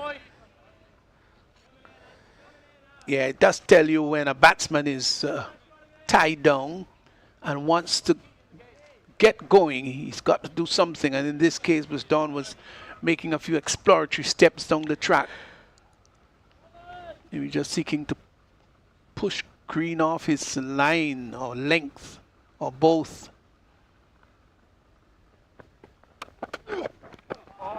Another good delivery. Again, good thinking, the shorter delivery. So even though Don had the intention to come forward, really had to get back and defend from off his chest. And they was not able to score. And that completes another good over by Green. And really have been keeping it really tight. West Indies 102 for 2, and we had 21 overs completed.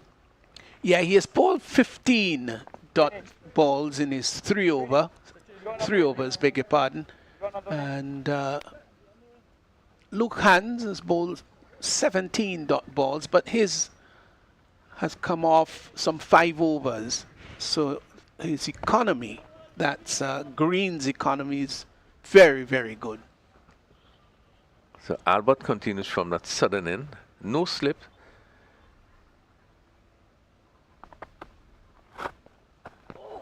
We have a change from that sudden end.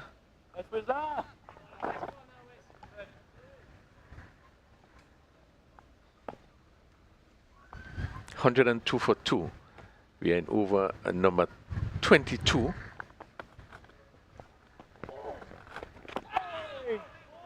And once again, Francis into the sweep, looking to hit somewhere down over mid-wicket, made no contact. There's a mid-wicket fielder right back on the boundary. There's long on the boundary, mid-wicket, deep backward screw on the boundary, and a short fine leg. Ahmed. And he's into his third over. Ball staying down a bit, but Francis equal to it. Come on, Wiz. Push it out to the mid-wicket area. Well, he's not for 16 into his 4th is Ahmed. He's not had any success so far for the morning, but his control has been pretty good. Sun comes back here at the stadium.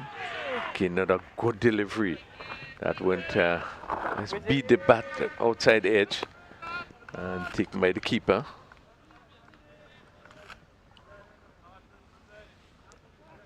Ahmed looking to build pressure, stranglehold on the West Indies team.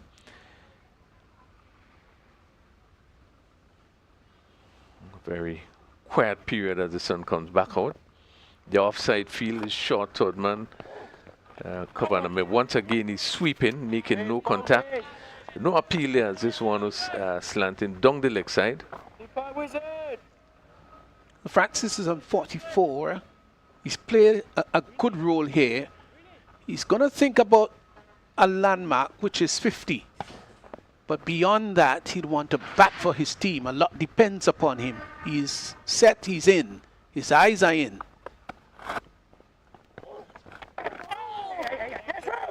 Another good delivery, just staying down a bit. Now mid hands almost going up, but Francis just getting some bat onto this one.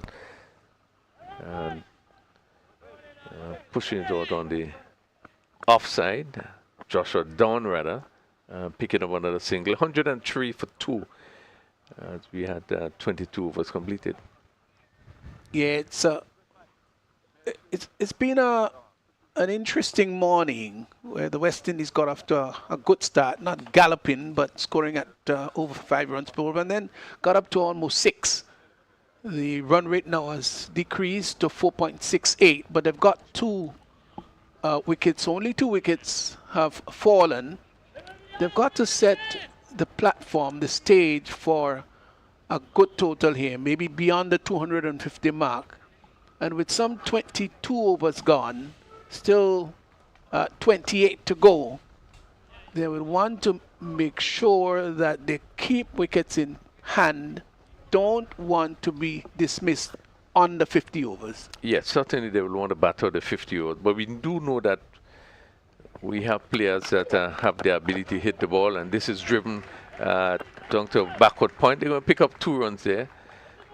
This is the first delivery that was seemingly just a bit over pitch, and Francis, who seemed to be showing some liking for the drive, drew that one down to backward point and picked up 2. Yes, and just opening the face of the bat in the process when the ball made contact with the willow and got 2 lovely attractive runs. Green has been economical. He's really bowled very well. Pushes Francis to 47. And no ball signal here, and this probably is for height. And we probably could see here that Green just trying his variation to probably bowl a slower delivery. And it went full outside the off stump. And the umpire signal no ball, one assumes for height. Well, that's the only blemish in his bowling so far today. He has been spot on. Now the West Indies, they've got a free hit, an opportunity to make this delivery productive. 106. 2.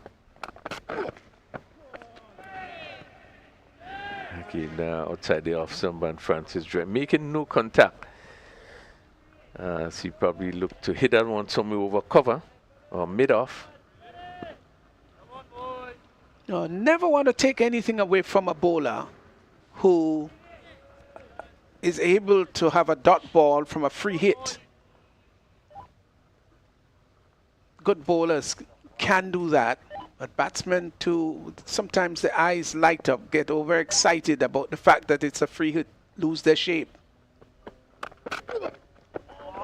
Beaten outside the off stump, another good delivery. Have him dabbling at this one. And Green really continue to put pressure on those batters. Francis, I think, will look into maybe stay down to third man. Yeah, but he hasn't bowled with luck at all. He's been a model of excellence this morning, but just hasn't been able to beat the bat. He's passed the edge a few times rather, but not lucky enough to get a nick. It's been great bowling, fast bowling here. Are you surprised there's not a slip, just a gully, but there's no slip based on his length and line, how you have been bowling? I am a bit surprised about that. Now, if I were Ahmed, I would get a slip in. There is a gully area, just a gully, but you want somebody a little finer than that, maybe into a second slip area, or maybe a first slip area where the ball has been just barely beating the bat. Now, when the ball is just barely beating the bat, if there's a little nick, it's going to go to the first slip. We won't go into the gully area, more likely. Yeah, I certainly agree with you. Once again, outside the off stump, and Francis looking for the drive. Not getting, just standing there and looking to drive. And the ball swinging away outside the off stump, no contact. Yeah, he is generating some pace and also getting a bit of movement, but it is his length and line really is what's outstanding here. And that's even more reason when beating the bat with alarming regularity, you need to have that slipper in. 106 for 2. And the 23rd over. And this one is short lifting, push to the backward point. No chance of a run. That completes another over. 106 for 2. Yes, Alex Green has just completed his 4th. Well, you're not going to see the back of him, maybe not quite yet, but after 4 overs, none for 6. Great economy. As to whether Ahmed is going to leave him, just keep bowling him maybe for another 2 or so overs, or whether he's going to take him off and leave him for the latter part of the innings, that's a decision that he certainly will have to make. Yeah, but he's on a groove here bowling. You know, one thought would say let him keep going because he's on a lovely roll, and another school would say just take him off because you may need him in the back end. Well, I would think he will go for another 2 overs. The pressure that he's exerting on the batters, again, that could really cause the batters to know to try to do something out of the ordinary. The fact that he have been so tight in terms of his bowling, scoring is difficult against him. I would probably give him 2 more overs. Ahmed and goes down the track is done again, not to the pitch of that delivery, and as it turned, he took the inside edge, go down to backward point, pick up a single. Yeah, he was advancing down the track, not to the pitch, and that's what pressure creates when another bowler is bowling so tight. Then you want to take the other bowler to task. Francis pushing to shot mid-on, mid-wicket straight. There was a bit of premeditation in that shot by Dawn previously. Well, as we have seen, even facing Alex Green, looking to use his feet, I think it's because of the fact that he's finding difficulty to score. Francis once again just had to cover up and push it back, but really midday in his 5th over, going for 18 runs. Yeah, this is a very crucial period here where England is having the better of the exchanges. They've been very economical, very frugal, very thrifty, and very tight.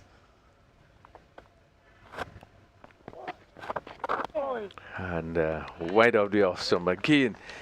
And Francis looking to sweep from way outside the off stump, made no contact. Yeah, well, he stepped outside the off stump to sweep that. And that's a shot from somebody who is a little bit impatient. I'm not scoring. I need to get ball against bat. I need to get singles and 2s. I'm at 47. And that's the reason why he's trying to be innovative. Again, he's sweeping down to mid-wicket. The fielder comes wrong, and this just was not able to hold on there, but a valiant effort. As once again, Francis was looking to sweep. Pick up an important boundary that brings 50. He moves to 51. It has been a really good knock. And just being fortunate there. Yes, picking up that boundary. Not without alarm. And one would wonder whether that was the best shot selection. It's yielded 4, but it was rather dangerous. Got on to 51. It's been a well-played knock. Maybe getting out of the nervous 40s would allow him to play much more sensibly. 111. He's looking to swing. A loud appeal, and he's getting out leg before. Francis there swinging right across that one and being hit in front. Now taking his time, but no hesitation. And West Indies, as we look back, lose another wicket. Oh, swung right across the line of that delivery. One wonders whether he couldn't just stay upright and just use the tie, just turn the ball through mid-wicket in front of square, or probably behind if he played it late. But we're looking to force the ball off the back foot across the line. He gets a half century, he played well. But when you get a half century, you know, that's not sufficient. You've got to keep going, keep motoring on. But a well-played 51, I'm sure that he won't be very, very happy with that dismissal. 111 for 3. Yeah, good knock, picking up the 50. Was, as we have seen, does seem to like the sweep shot or the pull side, the pull shot. And they used looking to pull a ball that was not shot, really short enough, and it just seemed to missed it. And I don't think there was much hesitation in umpires lifting his finger. But after reaching his 50, I think he will be disappointed. Brendan Boudou replaces Francis. Francis going for 51. Francis opened the batting. LBW to Ahmed, 51. 72 deliveries, 100 minutes, and hit 5 fours. That's what pressure does. There's not the ability to play with freedom and to score freely and quickly. And that extra added pressure is what I would think brought about that false shot and ultimately downfall.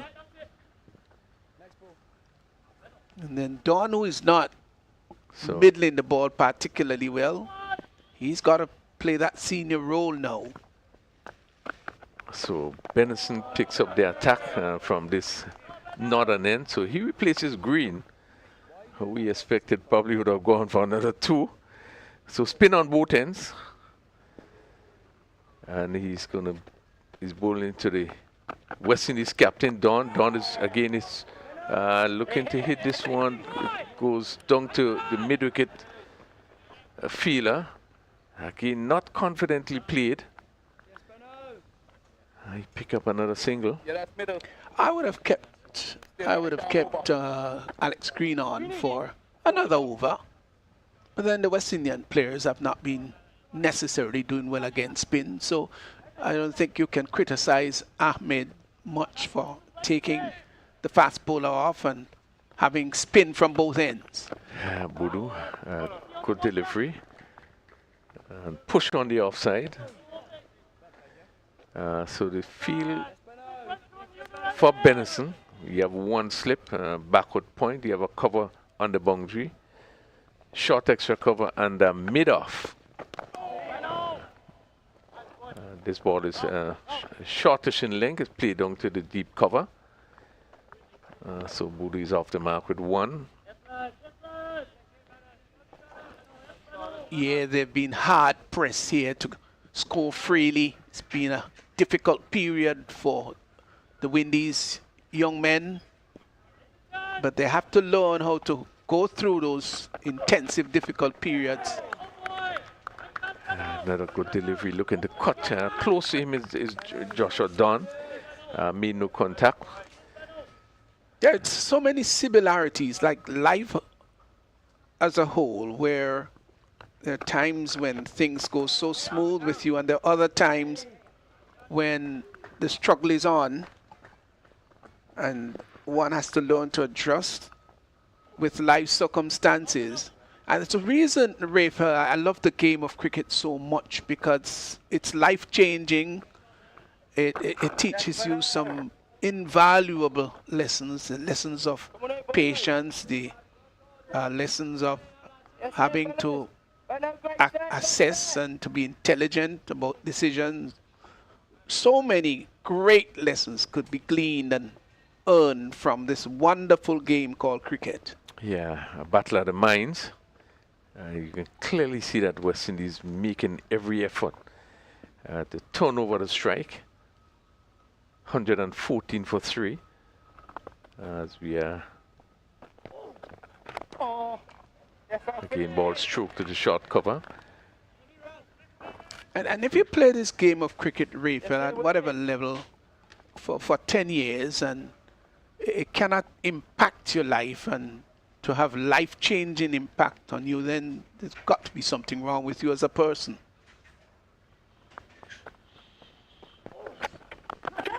Again, another good delivery by Ahmed. Just push again at that short mid-wicket. Again, you can see he's enjoying his bowling. Already into his 6th over, 1 for 22 so far. Well, Joshua Dawn was dancing down the track. We are into over number 26. He's still bowling to no slip, short third man. Cover, short, and a mid-off. Ball pushed down to long on. His delivery given some air, and it pushed down to long on. And batsman pick up one more. I think the mettle of Joshua Dawn is going to be shown here. Would he be able to? Would he be cracked on, or would he crack under the pressure? Would he have the sort of mental acumen to fight this through? You're the skipper. You've got to show grit and gumption. But he does indicate, because we saw him in the starting in of 90, and when he started, you know, he was not. He had to dig in. There was wicket falling around him, and even though he was not scoring quickly at the beginning, you know, but he fought it out. And then after he was able to be more attacking, he got up to that score. But today just seemed to be struggling a bit, looking to want to score, but really having difficulty. At Ahmed, with this unique start to his run-up. Continue to keep it very tight. Ball played to short third man. And there's no chance of a run. Don is on 16. Udo is on 1. West Indies team has been pushed back. Now the slip comes into play. And the backward point has been pushed right back on the boundary. Again, good tight line by Ahmed. And he completes another over, his 6th over. And he picked up 1 for 23. And the West Indies 115 for 3. And we had 26 overs being bowled.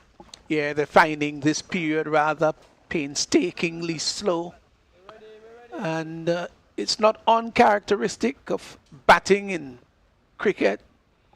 You very rarely will get a team galloping right through an innings. They're the period of lull, they're the period of acceleration.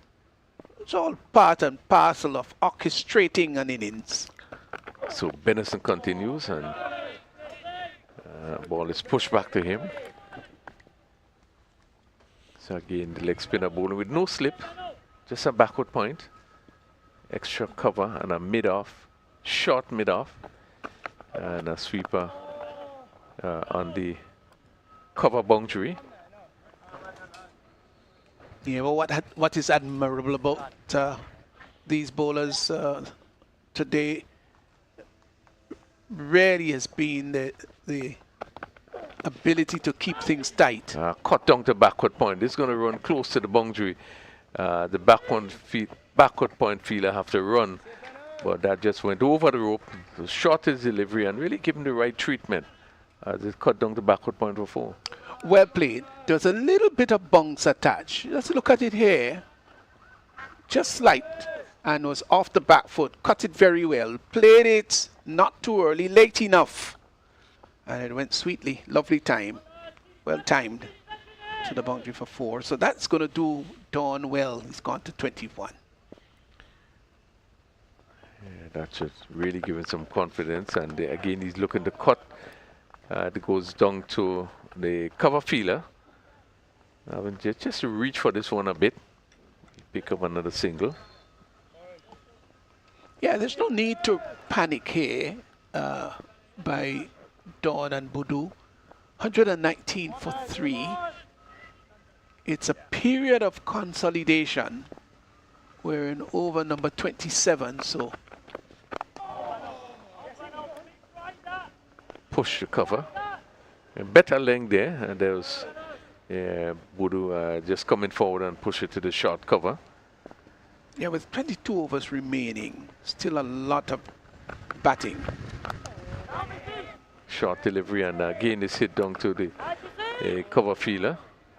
And they're looking for 2 there. But the fielder in that cover area moving rather quickly and limiting the batsman to 1. And that completes another over, 121 for 3. Yeah, 121 for 3. Last wicket went at the total 111. The run rate still under 5, 4.48. I don't think that that's going to be much of a bother here. I think what's most important is for these two, Boodoo and Dawn, to remain there, stay there as long as possible. England obviously would have other things in mind, but if the West Indies would lose one here now, then it's going to be a more uphill task for them.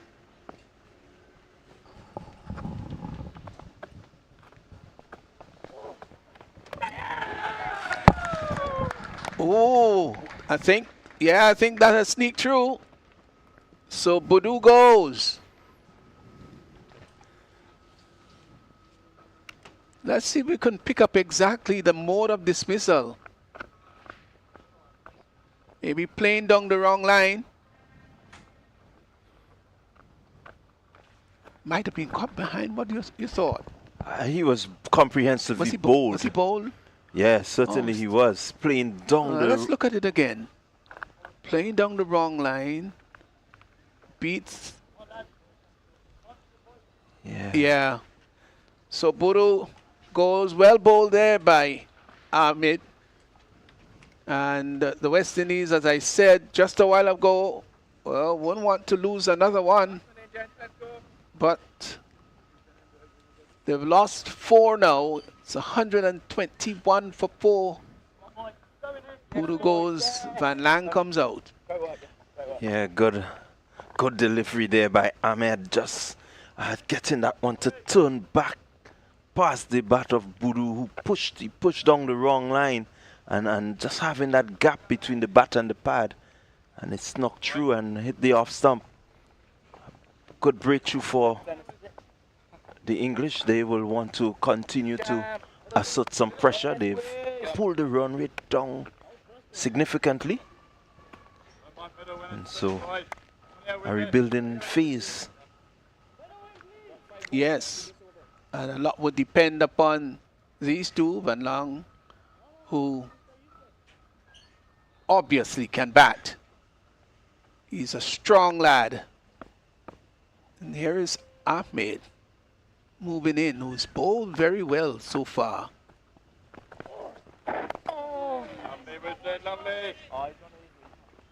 Yeah, I quite agree with you. He's bowled well, picking up 2 very important wickets, hitting some good areas, asking a lot of questions. Yes, 2 for 23.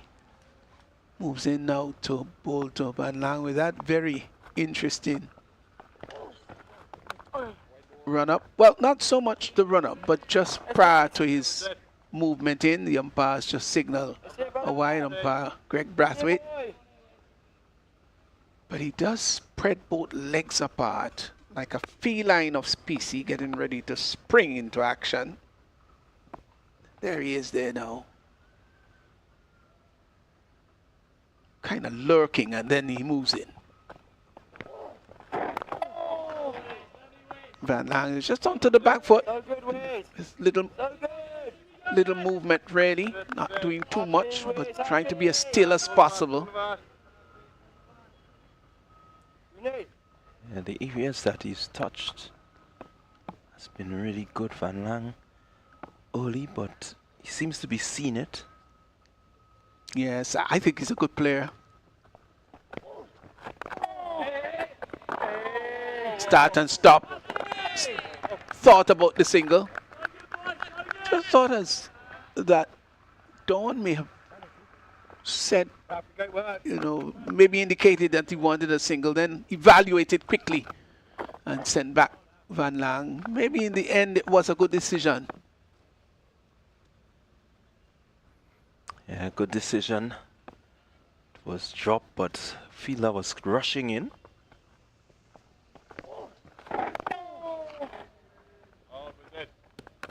Ball pushed up to mid-wicket.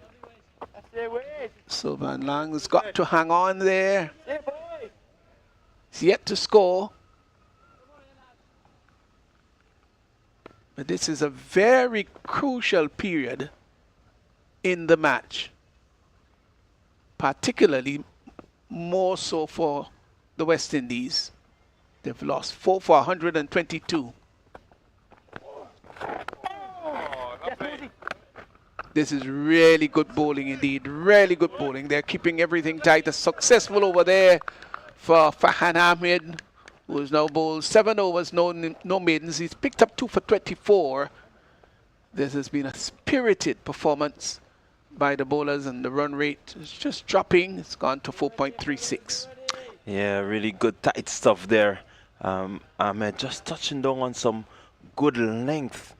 What was significant in that over is that he varied the length. He turned a few went the other way, and a couple just went on with the arm.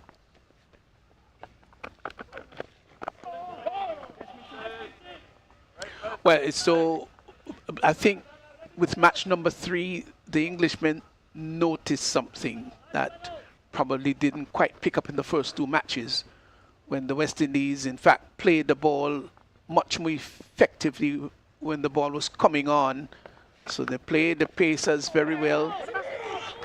There is a bit of start and stop. It was a very close call there, not picked up there by the fielder coming in at short cover. So they got a single.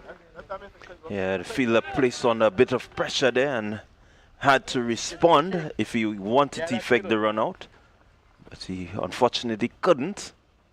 And so well run by Don and Van Lang. And they will take these kinds of risks. That's what happens when you're under pressure.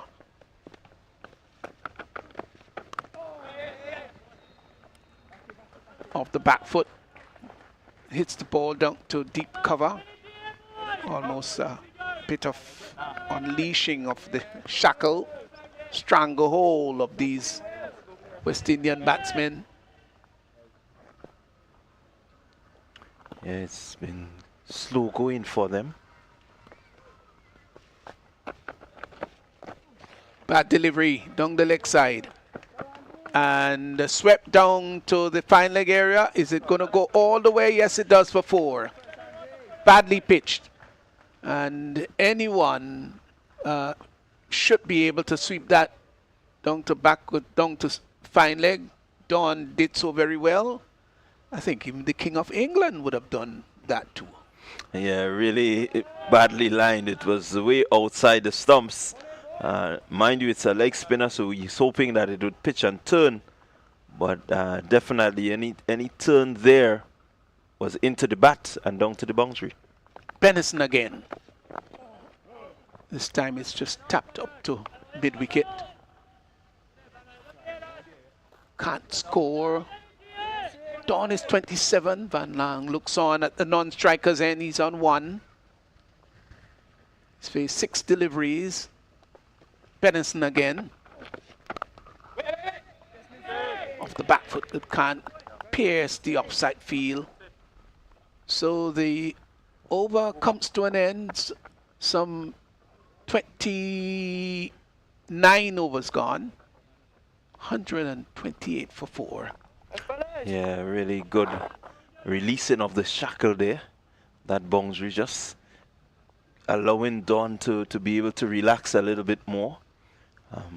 Run rate just hovering around 4, close to 4.5. From the start that they had when Carter and Francis was going along, I think England have really done well to pull them back. Yeah, this is a great comeback. Spearheaded by Green and also Ahmed, who is into his 8th.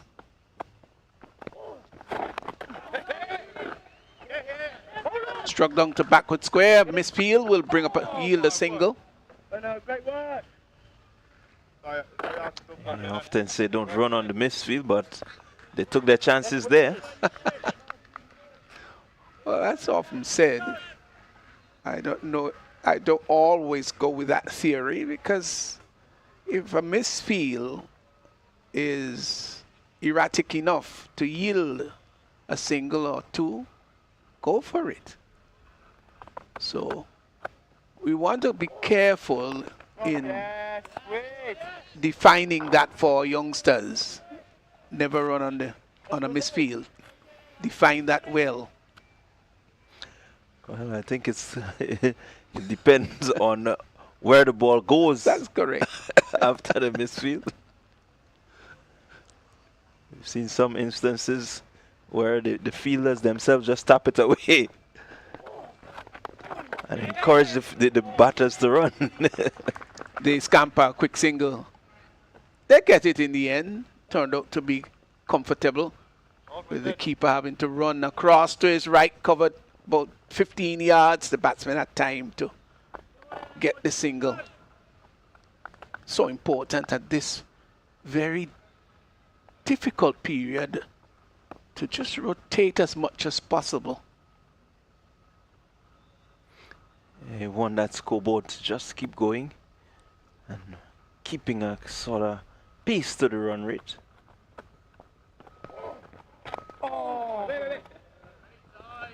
Yeah, but this is a good field. There's the backward point, short extra cover and a mid-off. Long on is down there for the lofted drive. Mid-wicket is just on the drive, and the deep backward square is pushed back now for Don, who is a set batter. So it's a good field. It really is. Asking Don to do something silly, go for the big shot, but the long on is there. He's going to move from around the wicket, from over the wicket, and he's going to now bowl from round the wicket. Ahmed, 2 for 27. It's been a good bowling performance.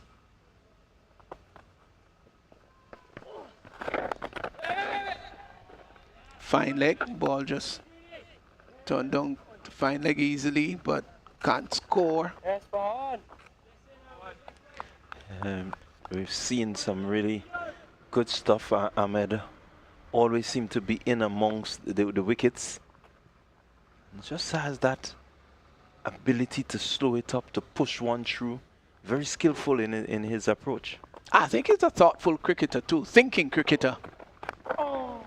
This time he driving, ball peels off the outer edge, comes closely down to third man, will come back for the second. As Albert having to run after it. So they get to not where he desired for it to go. And it doesn't matter really. They say it's not where it comes from, but the fact that you get it, it doesn't matter. Well, it may matter for him because I think he was looking to really pierce the offside field there. But unfortunately, he got the edge of the bat. And he picked up 2. I like this period of the match. I love cricket like this when it is sort of gripping from the context where the bowling is on top and the batters got to maneuver the way out of this to transcend, to get on top. And those periods are the periods that I love most. When it's cat and mouse, when one side is in the ascendancy and the other team is trying to negate that. Well, we've seen this pair bat already in the series and put on a really good partnership, taking the game from a situation similar like this and bringing up a score of chasing. They were chasing just about 260. And so they are accustomed to this kind of approach. return neatly down to the fine leg area. We'd wait to see what the umpire would signal while they come back for the second. We're not getting any signal, so my description was right. Turn neatly down to fine leg, and they got 2. Yeah, and so this pair, I think they understand the responsibility, they understand the role that they have to play. And you can see them just looking to settle in. Partnership of 15, pretty young. But certainly once they stay there, I think they know that they can get up to a challenge in total. Yeah, there's some things you've got to look at with young players, whether they got good heads, so to speak, on their shoulders, how well you're able to assess, and even when things are not going your way, not to panic, but still maintain composure. They'll get runs here. As that ball goes down to the third man area, we'll come back for the second as the return comes into the keeper. So there was a nick onto that. Yeah, again, good bowling there from Albert. He had to get a wicket, but he's just drawing the batter forward. That pace that he's bowling with just seems to be causing the batter to want to come at him. Yeah, the left arm orthodox has really bowled very well. What I like it again is that the batter, you have to come forward, because every now and again he may just slip that one through, that one that just goes in a little faster. So you want to come forward and always try to meet him out there, unlike what Don has just done. Yeah, there's some times, of course, over coming to an end. 31 overs gone. When it's that short, you think that you could get onto the back foot, but sometimes the bowler just zips it through a little faster, skids off the turf, and when you think that you've got time to play, it's all rush onto you. You can get an inside edge, chop it onto the stumps, or you can miss everything and be bowled. Yeah, and that's the danger of playing off the back foot when it's not short enough.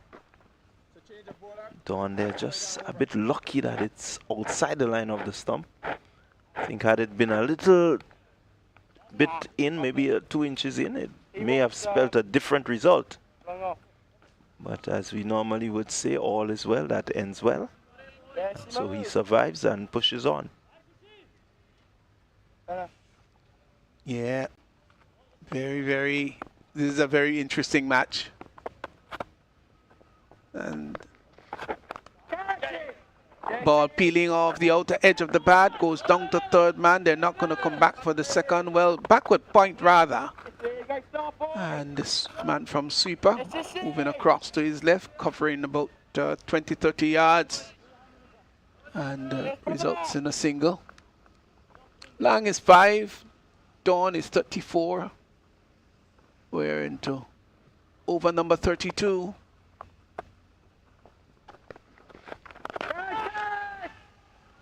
That is pulled all the way. Let's see what the umpire says. Yes, 6 runs. Short delivery, rocked onto the back foot. And Mohammed guilty of dropping too short. Yeah, really quickly onto that one, Joshua Don. Just that hint of shortness, and he was really quickly into position and really letting everything go at it. He was never looking to keep it down. No, this came from nowhere. We haven't had a boundary in a while. So that was a good hit. Really was.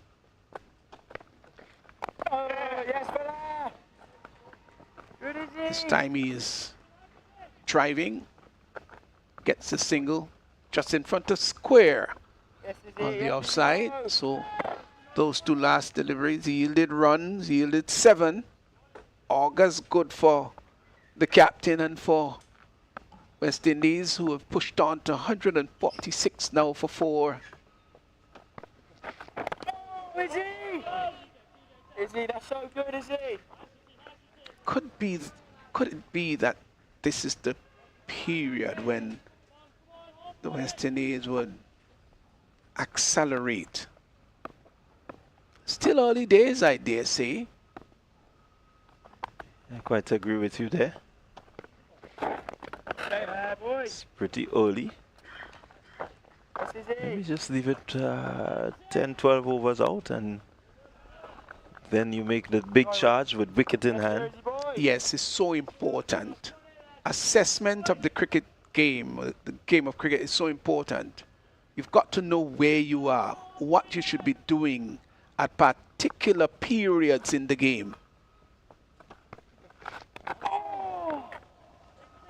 Ball goes edged down to the third man area and is pulled back just inside. They will in fact come back for the second as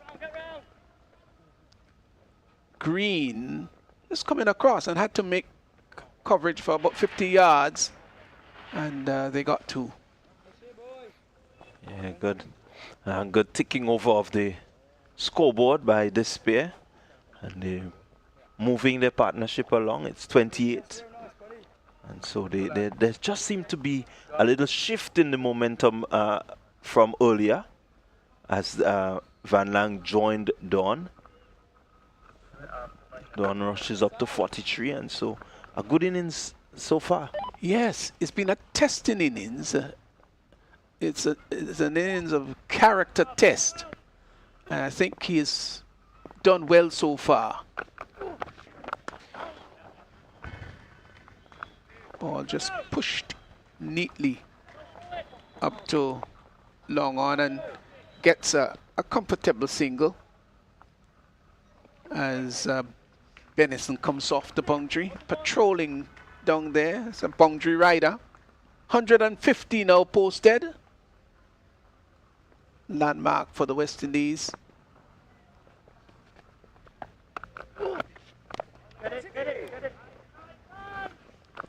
Yeah, it's a good start there, 150 after some 32 overs. We're in the 33rd over, so certainly they can push on from here.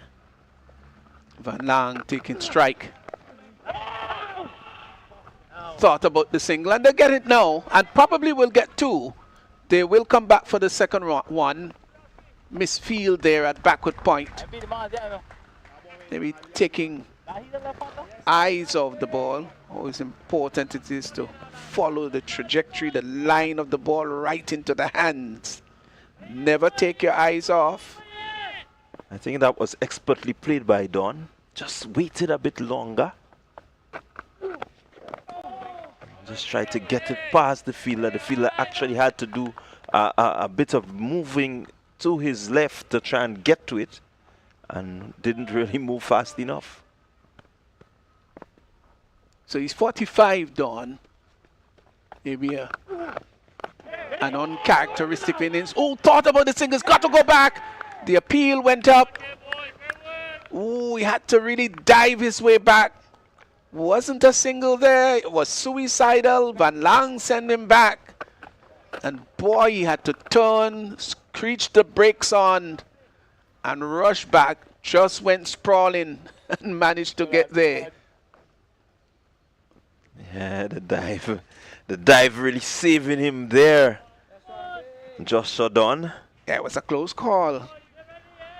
I really will not want to get out at this stage of the innings. Yeah, Joshua, where are you going? There wasn't a single there. Neither is one there. So that completes the over. Some 33 overs gone, and the West Indies sent into bat 152 for 4. Yeah, really good going there by this pair. They are making the English batters work, fielders work. They have to be on board, but what will be significant now is that they will have a small target maybe that they want to get at as a pair, and help to really structure the way forward. Well,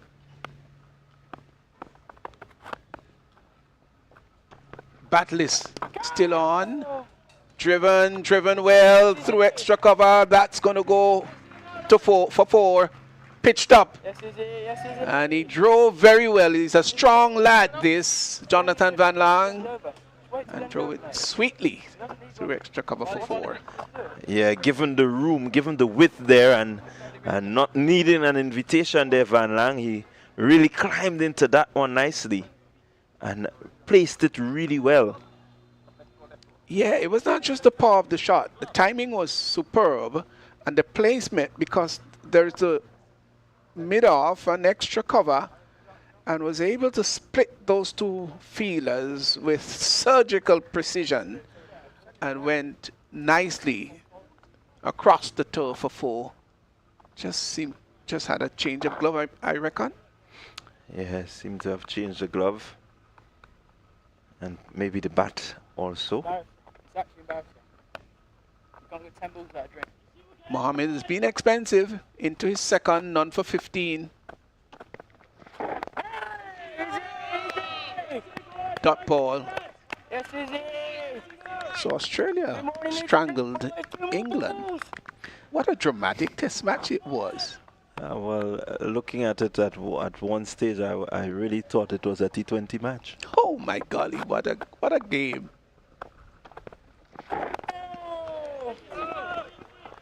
You look at a test match and you have the bowlers, the English bowlers running in, and the batter backing away and cutting, backing away and pulling and going over cover. It was totally entertaining. Turn down to fine leg. It's going to be a long chase, touch and go, pull just inside. And they will come back for the 3rd run. Good work there by Green. Just sliding and pulling it back before going over the rope. And they get 3. Yeah, three good looking runs for them. They will be happy with that. Again, just getting that momentum going into the innings. I think this pair, they understand what is at stake, what position they're in, and they're going to really make as much use of this time together. Here's Mohammed again. Yeah, but it was a crazy test match. Everything went so fast. I mean, you hardly could breathe. For a couple of days, it went at a frenetic, breakneck pace. Too fast for comfort. Too fast for test cricket. Off the back foot. Glides that down to 3rd man. Runs here. They will come back for the 2nd. The return is going to come into the keeper. Just a 1 bounce in. Well played. Open the face of the bat, Lang. And cut it down to 3rd man. Got 2. Yeah, but when you look at having bowled out a team like England twice in 2 days, that certainly is, I mean, a tremendous bit of bowling. Mitch Stark getting some 10 wickets in the match. Yeah, including 7 in the 1st innings. And over comes to an end here. With 34 overs gone, it's 162 for 4 West Indies. So, yeah, you talk about test match cricket, really, which is conventionally 5 days. And, well, we don't expect it to go up to 5 days all the time, but certainly not just a couple of days. Yeah. And the thing that amazes is that it's two teams that you expect to really push each other, and you expect maybe on the 4th day, late into the 5th day, or just you expect them to have that sort of competitiveness in terms of pushing each other as far as they can. But in 2 days, I mean, it's really, you wonder, and you look at the Perth wicket again, that tinge of green and the pace, and it was just, within the 2 days, it was really entertaining and good to look at. Well, you're not missing any cricket here, of course. It's the drinks break now. But, yeah. But England must be chided, I think, and I'm not taking away anything away from Australia. I know that they're playing this baseball cricket where the batters are positive, extremely positive, and everybody goes out there and seeks to hit their way out and beat the bowling. And don't get me wrong, I believe in playing positively. I don't believe in playing recklessly. You must be positive but not reckless. And when you get cameos, when you get 40 runs of 40 deliveries and you're dismissed, that to me is not as good as if you get 80 runs of 120 balls. The issue is that you've got to score runs. It's not necessary how flamboyant you do it. You know, Larry Gomes, many people may not be aware of it, but scored 6 centuries against the Australian attack at their best. The Max Walker, the Dennis Lilly, the Jeff Thompson. And he did it at times with nonchalance. It all depends on how passionate you are for runs. There are times he scored reasonably quickly, but we know that he was a grafter and played within his limitations. While Viv Richards and Gordon Greenidge and the others were pulverizing, he was the one that was steadying the ship. But all our English batsmen now feel that they've got to score quickly and they've got to beat the leather of the ball. No. It may work for you at times, but not all the time. So you've got to be careful about that. Well, I think when I look at that first Ashes, what I saw was a totally different approach from them, and they were really hoping to defend the wicket. The runs came just at the end as the tail enders realized that, hey, if we go to continue pushing and prodding, we may not last long, and that's when the counteracting came, and that helped them to get up to a decent total in the end. But certainly, I think they were really pushed back by some good line length, swing bowling, pace by Mitchell Stark and his entourage of bowlers. We're back here now as Long faces up. Dawn, rather. So, sorry, Long, I beg your pardon. Green is pulled back into the attack. He's into his 5th. Before this, 4 overs, no means. Didn't capture a wicket, yielded 6 runs, but he's been the pick of the bowlers, in my opinion, in regards to economy.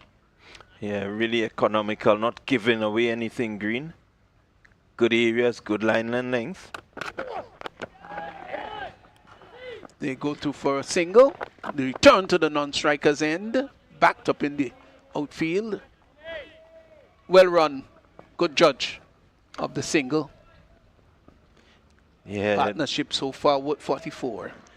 Yeah, really good movement there by Don. He anticipated well. So backing up Van Lang. Van Lang running to the bowler's end and really understood that the fielder there, if he has to challenge, had to turn the body in order to have a good throw.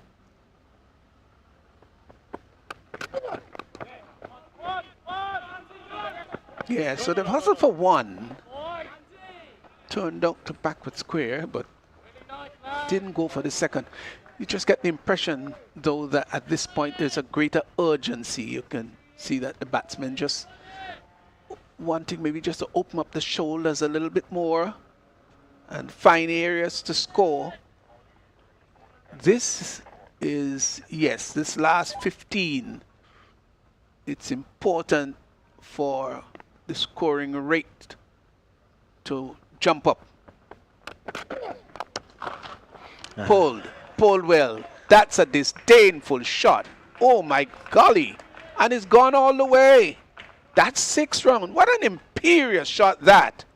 Wow. Yeah, really latching onto this one, Van Lang. You look at him, he's steady, steps across, and it's short, and it's in the arc. We know he can hit and hit well. And backing himself there and just depositing over long on. Oh, it was an astounding shot. It was quite an amazing, incredible shot. Well struck. He's gone to 21. This time he's tugging it. Ball a little bit outside the off stump. Tugs it up to mid-wicket. Again, So- Green had to be brave there. Well, he's a strong man too, isn't he? He is.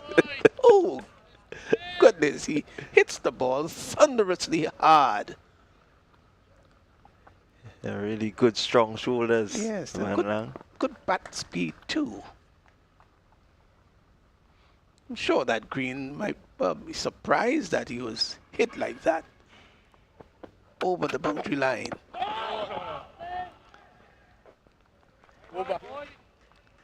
We did say, as the over comes to an end, that you get the impression that they're now wanting to unleash and play with greater freedom.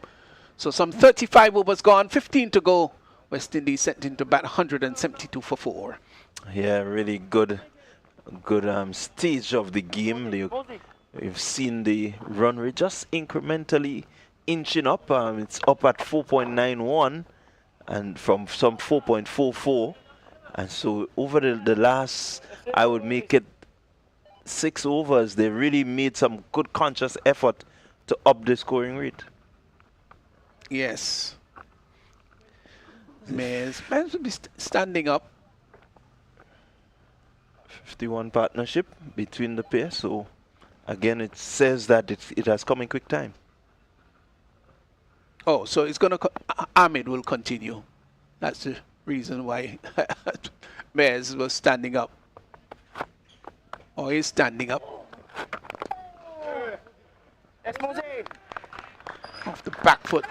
Could see the aggressive intention there by Dawn. He's 46, just 4 short of a landmark, which would be second half century in this series. This is the 4th match.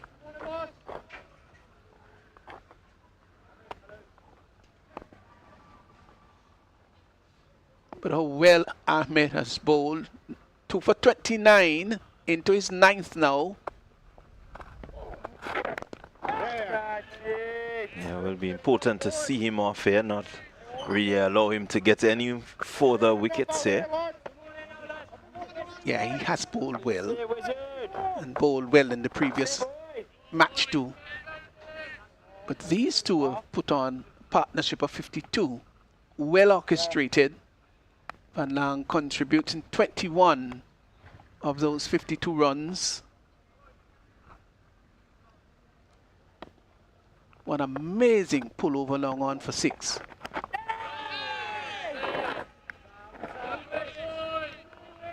Yeah, really got the bat through that one really nicely. Has shown in previous games that he has the strength, he has the power, he has the timing Yes, to clear it. I like him. Trust me, I like him. Oh, is he? I think he's got a lot to offer. Hits the ball down to Windies mid-off as Luke Hans comes in and sends the return. It's not as bright as it was half an hour ago. Cloud, quite a great deal overhead. I'm not suggesting that rain is going to come. Ahmed again.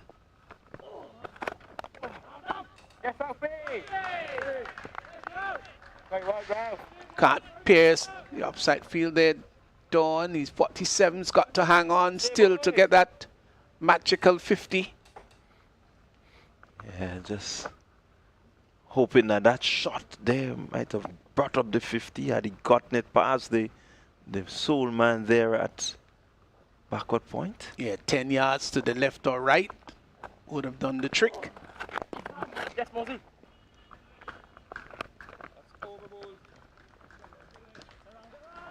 So the over comes to an end. Ahmed has bowled 9 overs. He's just got 1 more to go. I suspect that he's going to bowl his 10 overs. So 9 overs, no miss. Picked up 2 for 31. It's been a good spirited bowling performance. And he has been, in fact, successful.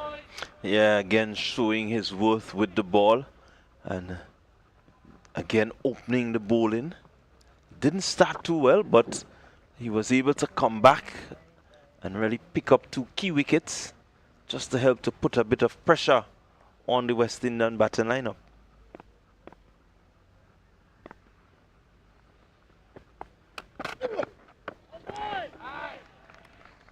You really cannot fault Alex Green. I absolutely love what I see here about him. He's got a lovely approach to the wicket, easy. There is nothing rough about his entries. He's got a lovely approach to the wicket. He's got a nice turn of pace. And his control is one of the features that also captures my attention. Gets a single, just dab down in front of him on the onside. Played it with soft hand.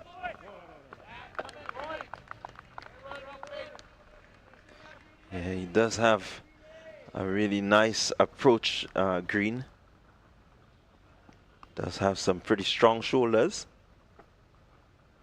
Yeah, but it was also nice to see Van Lang, who is a strong hitter of the ball, playing with soft hand just in front of him and picking up the single. Green to Dawn. They get another single. Pushed up to extra cover, almost in the mold of Shea Hope.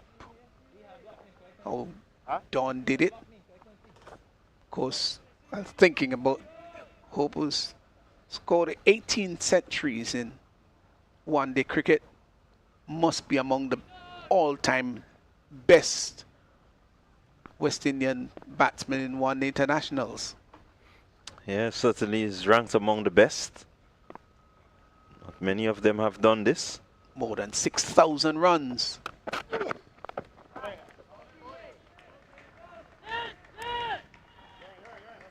To have done 18. Still relatively young in terms of his ODI career. Yeah, bettered only by Viv Richards to get to 6,000 runs. And don't forget, you've got an illustrious band of other players that went before him, including the explosive Chris Gale, Brian Lara. He has done better than all of those in a rather quiet manner. Single out to mid wicket, and they will come back for the second run. Overthrows. Yeah, really good, impressive running there. They had a lot of work to do. Did it really well, and that means that Joshua Dawn will pick up another half century. Yes, well played, well played. And he has played an important, invaluable innings for his team, but has also played a captain's knock. 179 for 4. These two have now put on 58. Alex Green.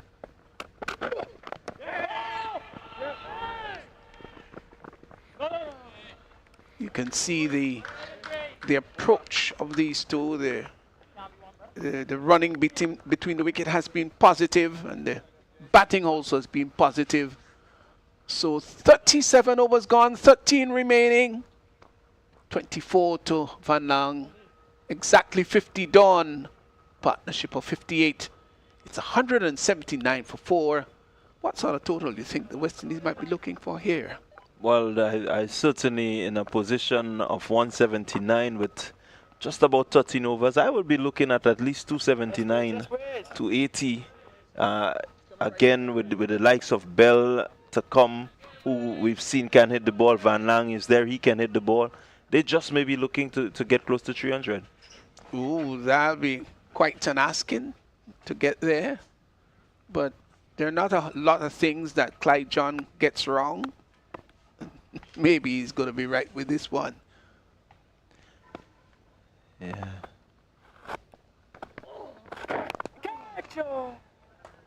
Ball pushed up to long on for a simple single. They've really batted well, though. These two, they've really batted very well. It's been a good, patient, very sensible batting display by these two. They knew that it needed this kind of approach, and they've done so well. Yeah, they really batted well. I have to give credit to Don, bringing up his 50 off some 77 deliveries, spending some 97 minutes at the crease. And that says good for his concentration and his ability to play, you know, long innings. Well, he's still got another 12 overs to translate that half century into something bigger.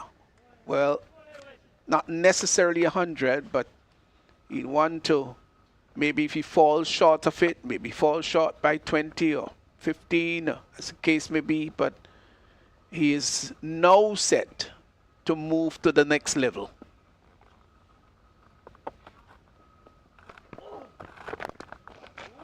He is hitting that inside out, and that's going to go all the way to the boundary. Did it go all the way? 4 runs. Maybe a few bounces before going over the boundary line. It was pitched up and drove with the intention of hitting that over extra cover, and did so well, pierced the field, and resulted in a lovely boundary. He's gone to 54. Yeah, good hands through the ball. Never really tried to keep it down. He always intended to have it over the top. Placed it well away from the fielder sweeping out there. Here's Ahmed. He's into his final over. Don is off the back foot and looking to cut. Maybe making too much room on the onside of the ball. Yeah, just looking to get into that position. Maybe just a little bit steeper bounce there by Ahmed. 2 for 36.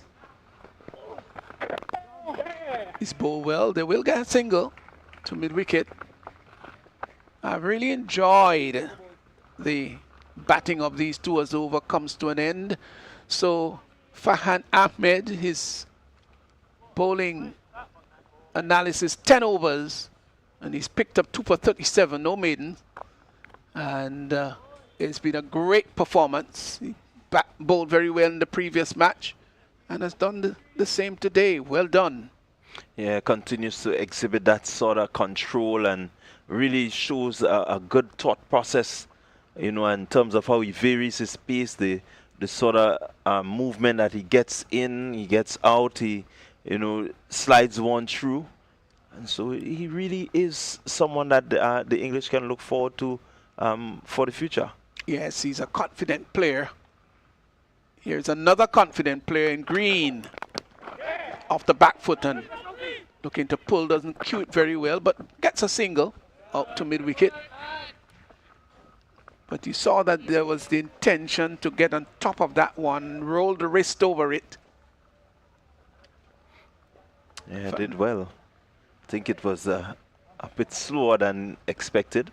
So he had to actually delay in that position just a fraction later. Yes, played skillfully there.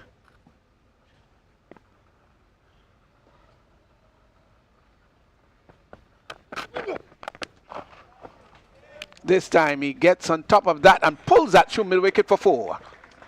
Short delivery, onto the back foot he went. And Van Lang hit that hard. Gosh, he clobbered it. Green really couldn't believe how quickly it was dispatched. He stood there for a period just looking at Van Lang, but Van Lang really dispatching this one with some authority. Yeah, he hits the ball criminally hard. Nobody moved. I mean, nobody moved. It was hit with such ferocity. The timing was superb. The placement was excellent. And that sped to the boundary. Such lightning pace, speed. Glorious shot. You've got to love that.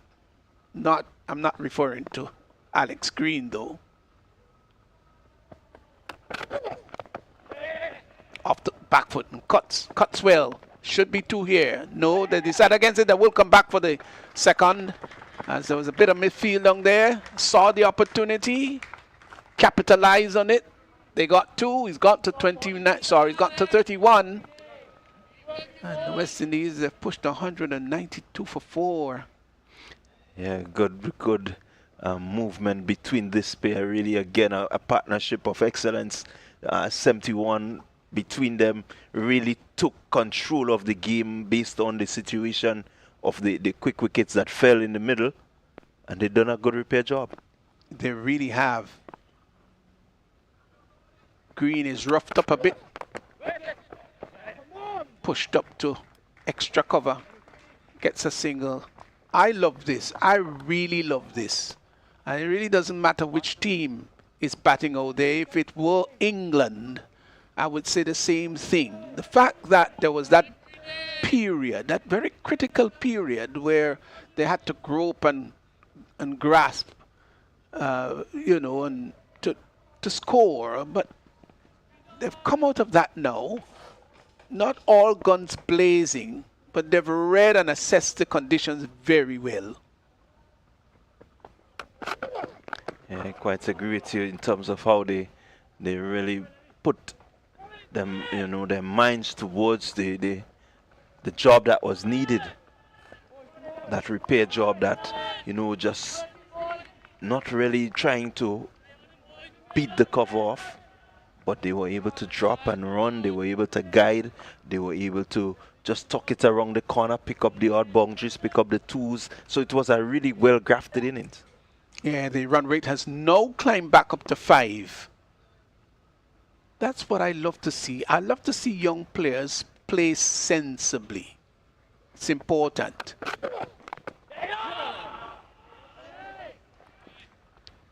Where you don't panic because, as the over comes to an end, you don't panic, Clyde, because you're in a little bit of a rut and the runs are not flowing freely. And it's something that needs to be inculcated into batsmanship in the region where our players, and I understand our psyche and our culture, Calypso is around in the region, and the normal West Indian player and people, they like to get on with things. They love to see things happening, so to speak. And you've got to be careful not to carry that into cricket. You've got to be positive, but you've got to also learn that the runs won't flow as regularly and as quickly as you would like. So you've got to assess, turn those boundaries into 1s and 2s and the dot balls into 1s and keep the scoreboard ticking over. Yeah, the fact that Calypso is around, but I think the soca has taken over and it's a much faster. Oh my God. It tends to get to our players somehow. But again, what we're asking, and I think what a lot of persons are asking of the West Indies players now, is what we're seeing here. Be able to rotate the strike, push, drop the ball, push it around, especially in these middle overs, and keep a nice healthy run rate, because we know we have the soca to beat the ball. Yeah, you've got that right. Beaten outside the off stump. Well bowled. Ralphie Albert brought back from the far end. None for 28 of 7. Yeah, there's no question as to the ability to hit sixes, to go beyond the boundary. So that's not an issue with West Indian cricketers. Hit down to backward point. They decide to stay 1. They're naturally strong, you see.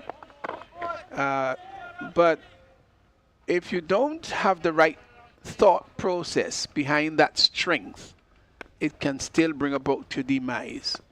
So our coaches and our mentors got to be able to just to let our players, our youngsters know it's not always about a boundary-studded innings, but a well-orchestrated one. Yeah. Think about in our days growing up, we played a lot of tip and run, so we were able to rotate strike. You need to explain that, please, Clyde, for those listening in who don't understand tip and run. Yeah, certainly. Tip and once the ball touches the bat, you got to run, so you got to know where you're putting that ball to make sure that you can complete your single. Well, we have our producer in Richie Oliver just behind us, just in case you didn't get it right. We would have called him on and he would have done an excellent job. 196 for 4, getting close to the 200 mark. But again, a lot of things that we did yesteryear just seem to have shaped, you know, the way we did and were able to execute certain things, especially when it comes to sport. Your parents send you to the shop and they say, don't let my spit dry. They would spit on the ground and you had to go to the shop and get back. So you had naturally sprinters coming up. That's interesting. 197 for 4. 10 overs remaining, 40 overs gone. Yes, and I chuckled because, of course, as you said that, the late father who passed on at age 93 a few months ago, and how much I miss him. Was a wonderful man, quite frankly, and we worked hard, but never dissuaded us from playing whatever sport we wanted to play. Great father he was, and if I had the opportunity to select another father, he'll be my father again and again and again. But I remember him as a youngster. We were cutting cane back then, and sent me out for something in the village, can't quite remember what it was, spat on a stone in the heat of the noonday sun and said to me, don't allow that spittle to dry before you get back here. And boy, did I take off. Those were the old-fashioned commands and threats that were given to you by your parents of yesteryear, and it tested your athletic ability to get back there at rates of knot. And so when it comes to the running between the wicket, you had no problems. Oh no, at all. We didn't have to train on the track. We had sufficient things to get us match prepared. Luke Hans. Ball dropped short in and just swiveled. Joshua Don down to the deep square leg position and they get a single. So Don has got to 60. It's been Don has played an innings adorned with patience and skill. He's done pretty well.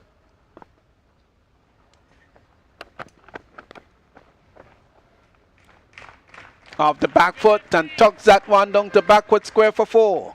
Fine shot by Lang. It was short and waited on it and just used the tide very well. That was a lovely shot. Yeah, really good shot. Slower delivery, but he waited and then rolling the wrist nicely, not looking to get too much power, but more about placement. And he placed it really expertly to pick up 4 runs. He knew the fielder was out there and he had to evade him, and he did it really well. Very good. Really very good. 200 now posted. 202 for 4. Push in the infield. They've gone for 1. They're going to come back. No. Decide against it. The return comes in. Yeah, again, good thinking cricket. The leg side fielders pretty much on the boundary. So there is the opportunity for 2s. And really nicely weighted there, but Van Lam being sent back by Don. I think he knew he will have to come to the danger end. And so he denied the second. Turned up there to square leg and gets another single. Done. Van Lang comes into strike. So the partnership now worth 83.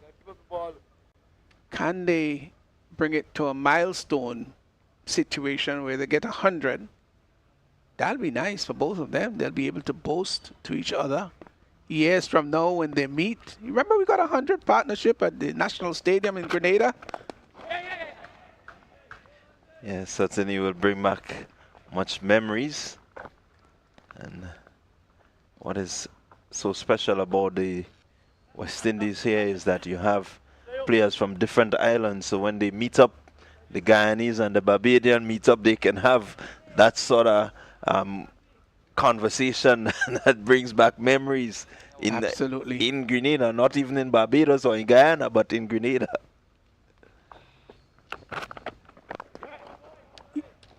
Ball pushed up to mid wicket and they get a comfortable single. But this is, and that's the beauty of cricket. It's not just about scoring runs and getting wickets, as the case may be. 41 overs gone, 206 for 4. But also the sort of camaraderie and sometimes the lifelong friendship that develop between among players, between individuals. And I can attest of some of my best friends because we played cricket together and sometimes against one another, and yielded great friendship and great camaraderie over the years. And some of my best friends are individuals that I played against. I did not play against Rival Crony, and just trying to see whether we ever played against each other. Did we? Locally, that we're referring to, we may have played against each other. Of course, he was my senior, well respected too. Sweeping down the leg side, they go through for the single, the return from the keeper at the non-striker's end by Mayers, and they will in fact come back for a second run. So aggressive running between the wickets, that's important. Yeah, really the intent there caused the second, just dropping, looking to sweep, but not really getting that one where he wanted it. The keeper had to do the mopping up.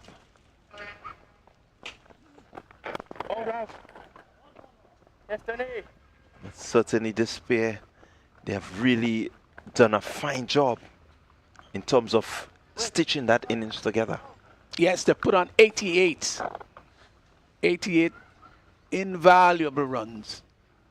It's been an almost impeccable partnership. 209 for 4.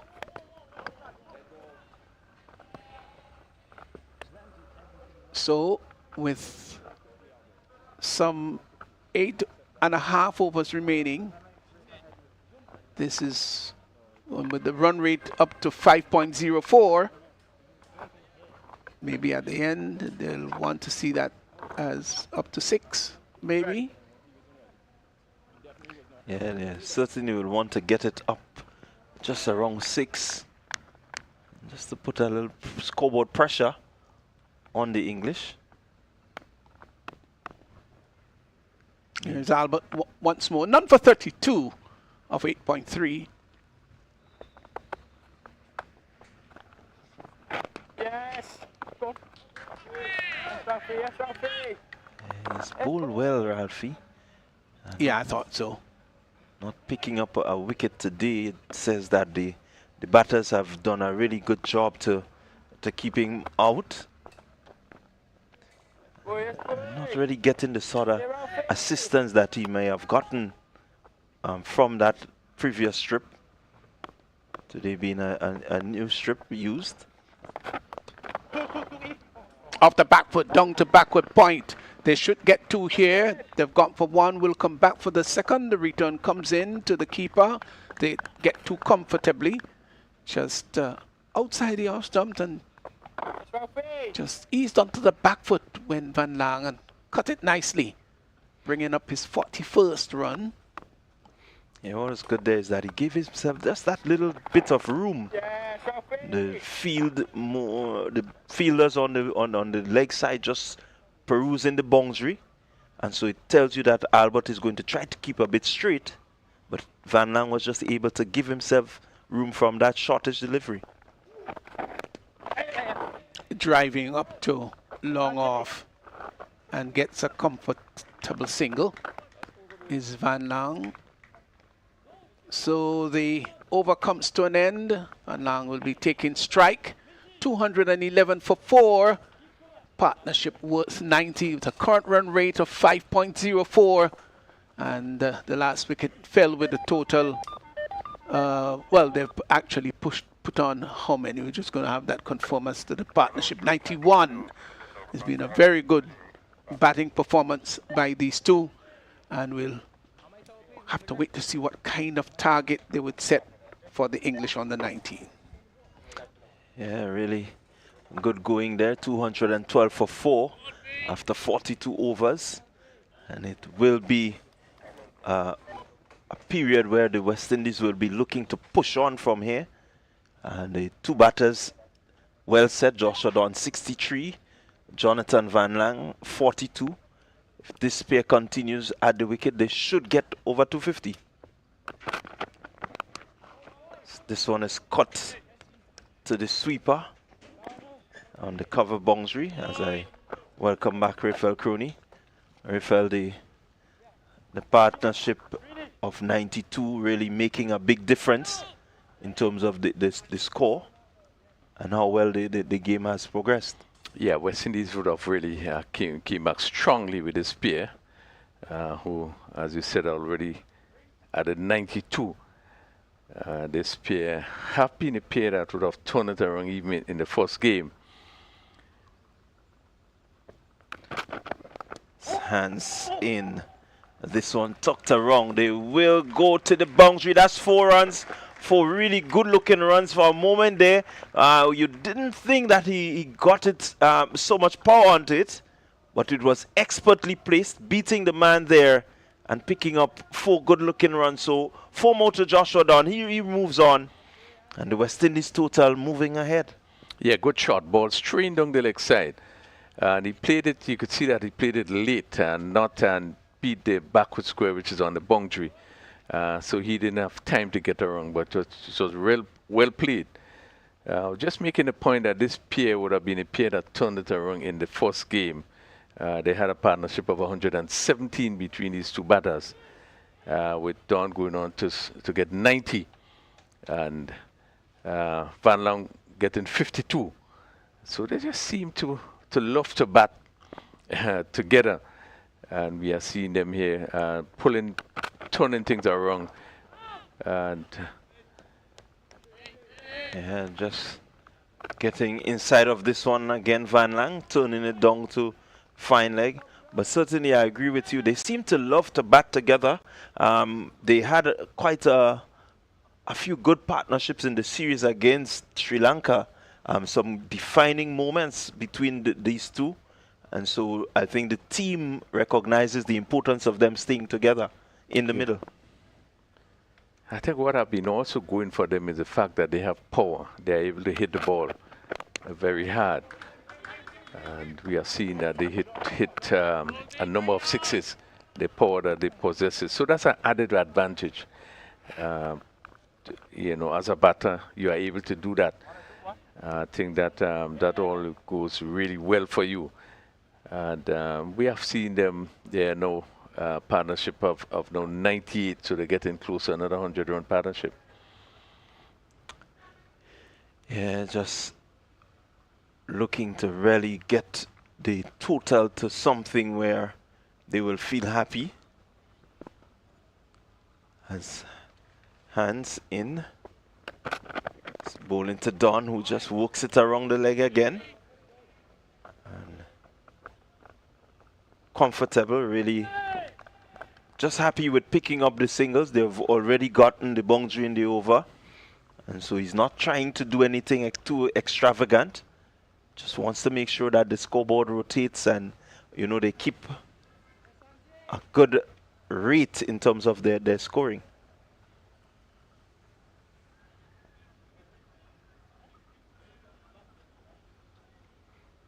So it will be Hans with his final delivery in over number 43. It's 220 for 4.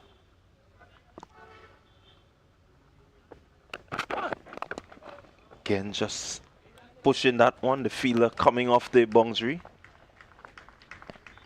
They pick up a single. Van Lang moves to 45. And that will be the 100-run partnership between them. Well played, Jonathan Van Lang and Joshua Don are really building a solid partnership and bringing West Indies into a good position. Yeah, very good partnership. I think both players played very well. Not being afraid to play the attacking shots when the delivery comes along. Van Lang on 45 and 69 to Joshua Don, who also would have started very slowly, and that maybe this is probably a pattern of how he bats even in the first game of 90. He started on the slow side, and when wicket fell around him, and then he really held the innings together, went on to get 90. Today he struggled a little bit in the beginning of his inning, just seemingly having difficulty to probably pick up line and length. But we are seeing him now begin to progress at 69, and he certainly looked the sort of player that we would have seen in that first game that he played. So West Indies 221 for 4 at the end of the over. Really 43 overs being bowled, still 7 overs to go.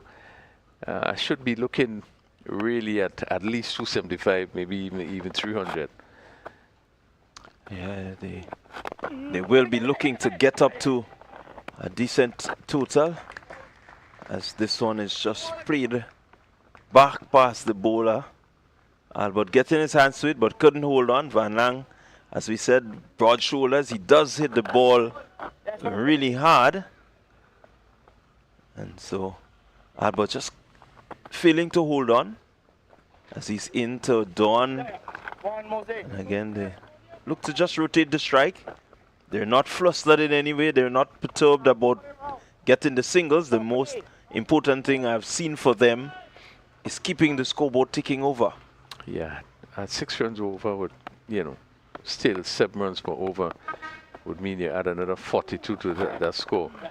And they are doing it well, as you say, picking up the singles. Not trying to do anything rash. Yes, sir, boys. We'll want to see maybe them clearing the boundary just to put that added pressure on the score. But let's see how they approach it. It's Albert in. Again, just pushing. Rotating the strike. Well, Albert in his last over, so I think they would just quietly want to push him out and don't take any chances. They wouldn't want to lose one of these wickets now. And I think that, they are conscious of that. So maybe just trying to play out the over Albert's last over. Yeah, Ralphie Albert doing well. Van Lang looking to go over the top. That one just spun away from the bat. And Riffel was just alluding to wanting to see more. Van Lang had other thoughts. But luckily for him, he survives.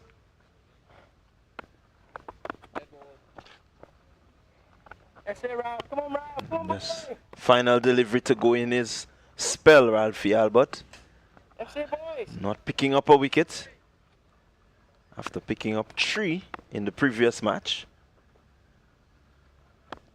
So he will be hoping maybe just to bowl a magic delivery and get a wicket here. Just to put something behind his name. Van Lang really stretching to hit this one through the offside, and they will pick up another single, and that brings the end of the spell for Albert. His 10 overs going for 40. And really, in the context of what has happened, he's bowled well. He will take that 4 runs per over in a 50-over match. It says that you've done a decent job. Yeah, did well. Had a good spell. Obviously not as effective or penetrative as he was in the previous game. But there were a few overs in the beginning which really, where he looked really proved to be very difficult. But again, all credit go to these two batters, I think, who just stuck it out. And then when they get an opportunity, really take the advantage of clearing the boundary. Well, Hans is a slower delivery. Van Lang climbs into it. Only yield one, hitting it down to long off. Man on the boundary there at long off. Had to move in and pick up. So from that shot, it tells you that Van Lang will be interested in terms of maybe upping the scoring rate a bit. With 6 wickets in hand, I think they probably now in a position where they could really push on. We are into the 45th over. So one expect that they will want to increase the scoring. As I said, looking really should get up to 275 or 280. And Don just bringing up a single there, ball coming off the inside edge and into the pad. So he moves on to 72. Van Lang, he's on 49. Just needs another single to get to the 50-run total, and that brings up his 50. Well played there by Jonathan Van Lang. A really good, mature innings. 50 actually, coming from 53 deliveries at a strike rate of 94. Says that he really played well. He was never really bothered by the bowlers, hitting some 3-4s and a 6 and in his knock of 50. Yeah, very good knock by Van Lang. It's second 50 of the tournament, and he has shown that maturity in terms of the way he plays. West Indies were in a spot of bother when he came in, but he did put his head down and batted very well. And this time, Dawn strokes to the sweeper cover, who had to do some running, and picks up, rifles the return in, and certainly they will be looking to maybe put a bit of pressure on the English bowling, maybe look to find the gaps, pick up a couple more boundaries, and see how they can get, as Rafael said, closer to 270, 280. Here he is, Hans. Wide, outside the stump. This one is hit high. The bowler is dropped it. He's dropped it. He has dropped it. What should have been a regulation catch is dropped by Luke Hans. Will this come back to hurt them? Well, I don't think he got into the right position. He was looking for the big hit. Slower delivery, went high in the air, and just behind the presiding umpire there. But I don't think. Ooh. Yeah, I don't think he looked confident trying to get into position and take the catch, and he actually just slipped through his fingers. A bad miss. Yeah, he got there. He really got there. He got there. What I mean, that should have been regulation. He seemed comfortable, but somehow the ball would have just dropped out of his hands. And I know with head up to the sky, he's feeling a bit disappointed there. As we take a look at it again, really outfoxed him, Van Lang. But he's there, he's going to get into a good position to take it. And it just pops out. Really, really disappointed there, Luke Hans. And he will hope that this does not come back to haunt the English bowlers. So with five overs remaining, it's 231 for 4. And I think they would really want to go all out blazing for the next 5 overs, 30 deliveries. West Indies, this pair put in on 110 and really putting West Indies in a good position to push the score close to 300. Well, Benison is in from the river end. And he will be taking up the attack, replacing the spin of Albert. pace on. Will this mean that the scoring rate for the West Indies batters will go up even further? They're scoring at 5.14. We've seen that Van Lang is not afraid to play the shot off the faster bowlers. Mintu. Don goes. This one will drop short of the fielder at the mid-wicket boundary. Yeah, short delivery, but you see taking pace off of it is Mintu. And Don, they having to reach for it, hit it down to mid-wicket. It's just dropping in just maybe one bounce in front of the fielder. So one would expect that, you know, they would take pace off delivery, make it harder. A variation would be used coming down to these last overs. Van Lang goes hard. Just bounces past the stump. Picking up another single. So clearly the intent is there. They want to get a total maybe closer to 280, as we said. And a lot will depend on Mintu. He has a few overs remaining. He's into his 6th over. And so certainly he will be one that will be kept on. In goes past the bat of Don. That one pitched up and not really bouncing as high as maybe Van Lang, Don anticipated.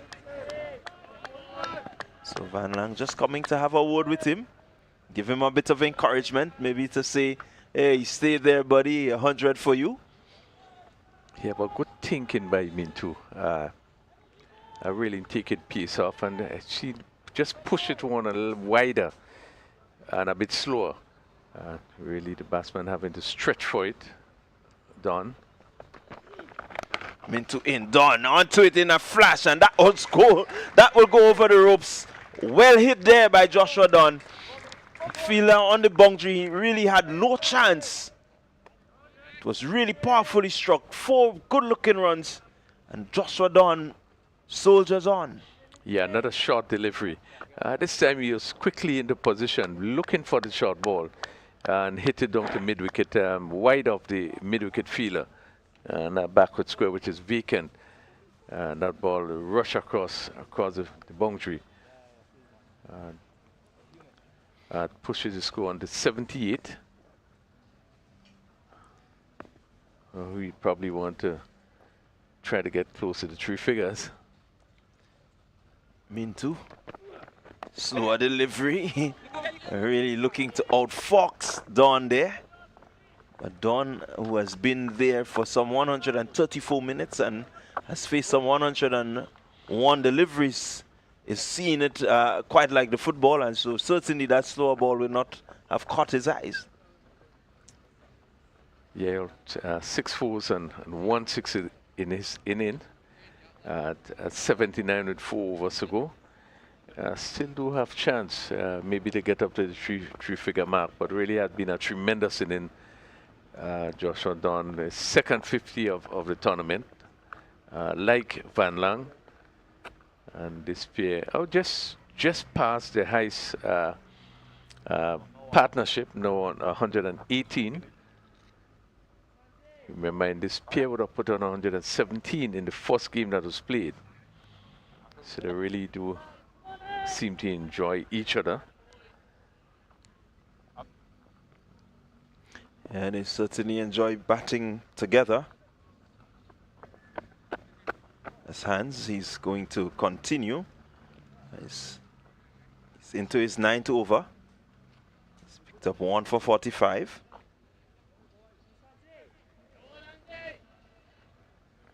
Will want to maybe come back better than he did earlier with that drop catch. He's going to be bowling to Don. Walks it around. Brings the strike over to Van Lang. And Van Lang, who we've seen has the ability to hit it long and far.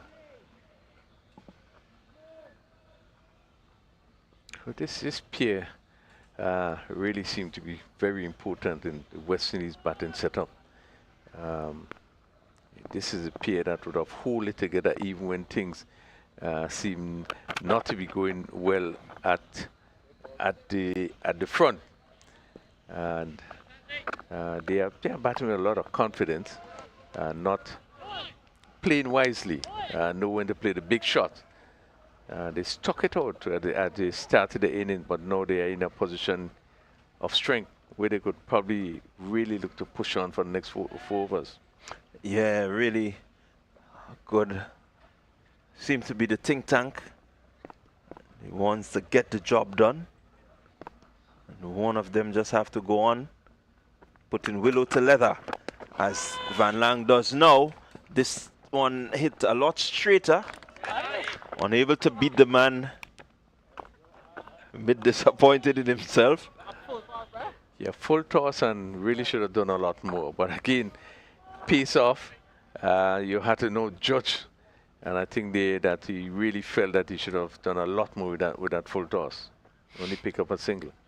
Yeah, really good thinking there by Hans. Just looking to outsmart him. Here he is, the Don. Full delivery. This one is hit high. Will the fielder get in there and take the catch? He does. Good, really good catch from there from the fielder, just running in from the boundary. He had quite a distance to cover, but he covered it well. So we look at it here, not really getting the sort of contact, and the hands coming off the bat.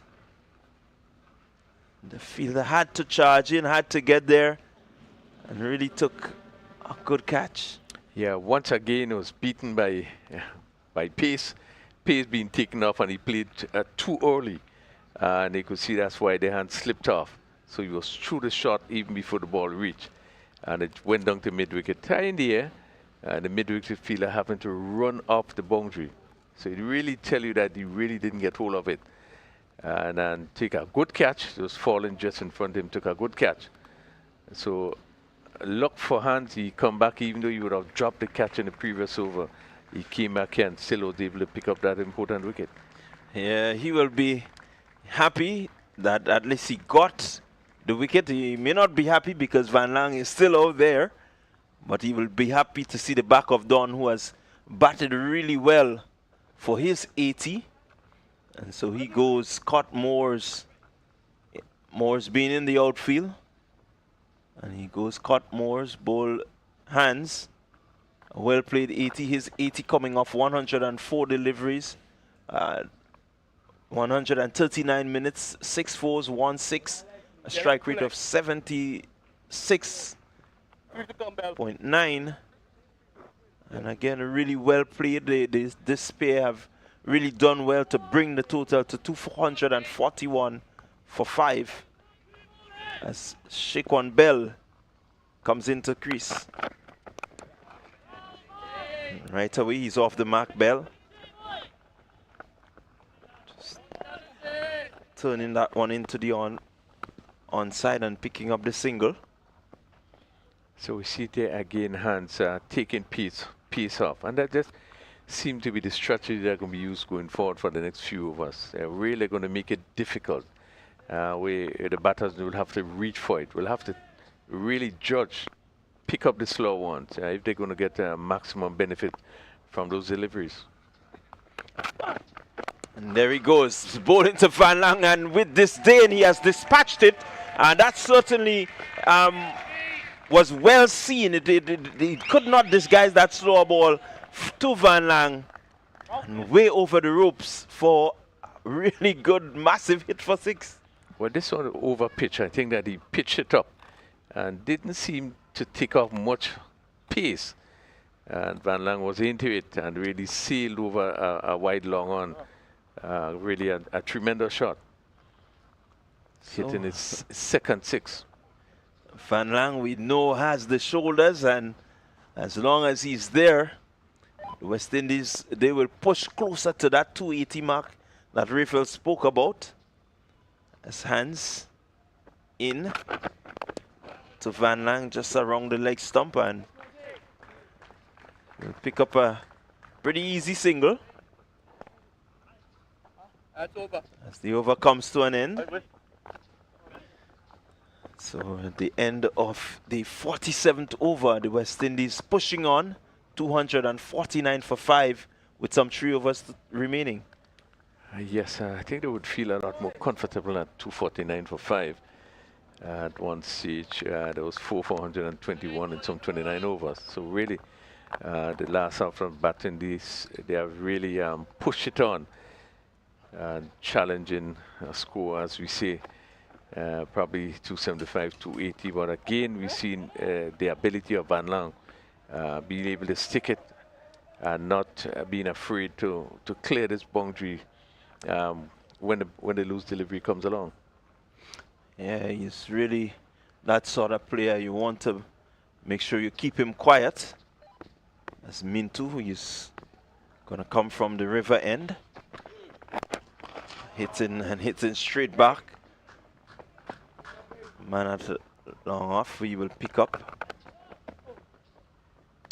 Certainly, you want to try and keep Van Lang as quiet as you can, especially in these what we would put it as the death overs. You want to really keep him in check because he has the ability to let loose, and when he does, can score very, very quickly. You certainly don't even want to keep him off strike as much as possible.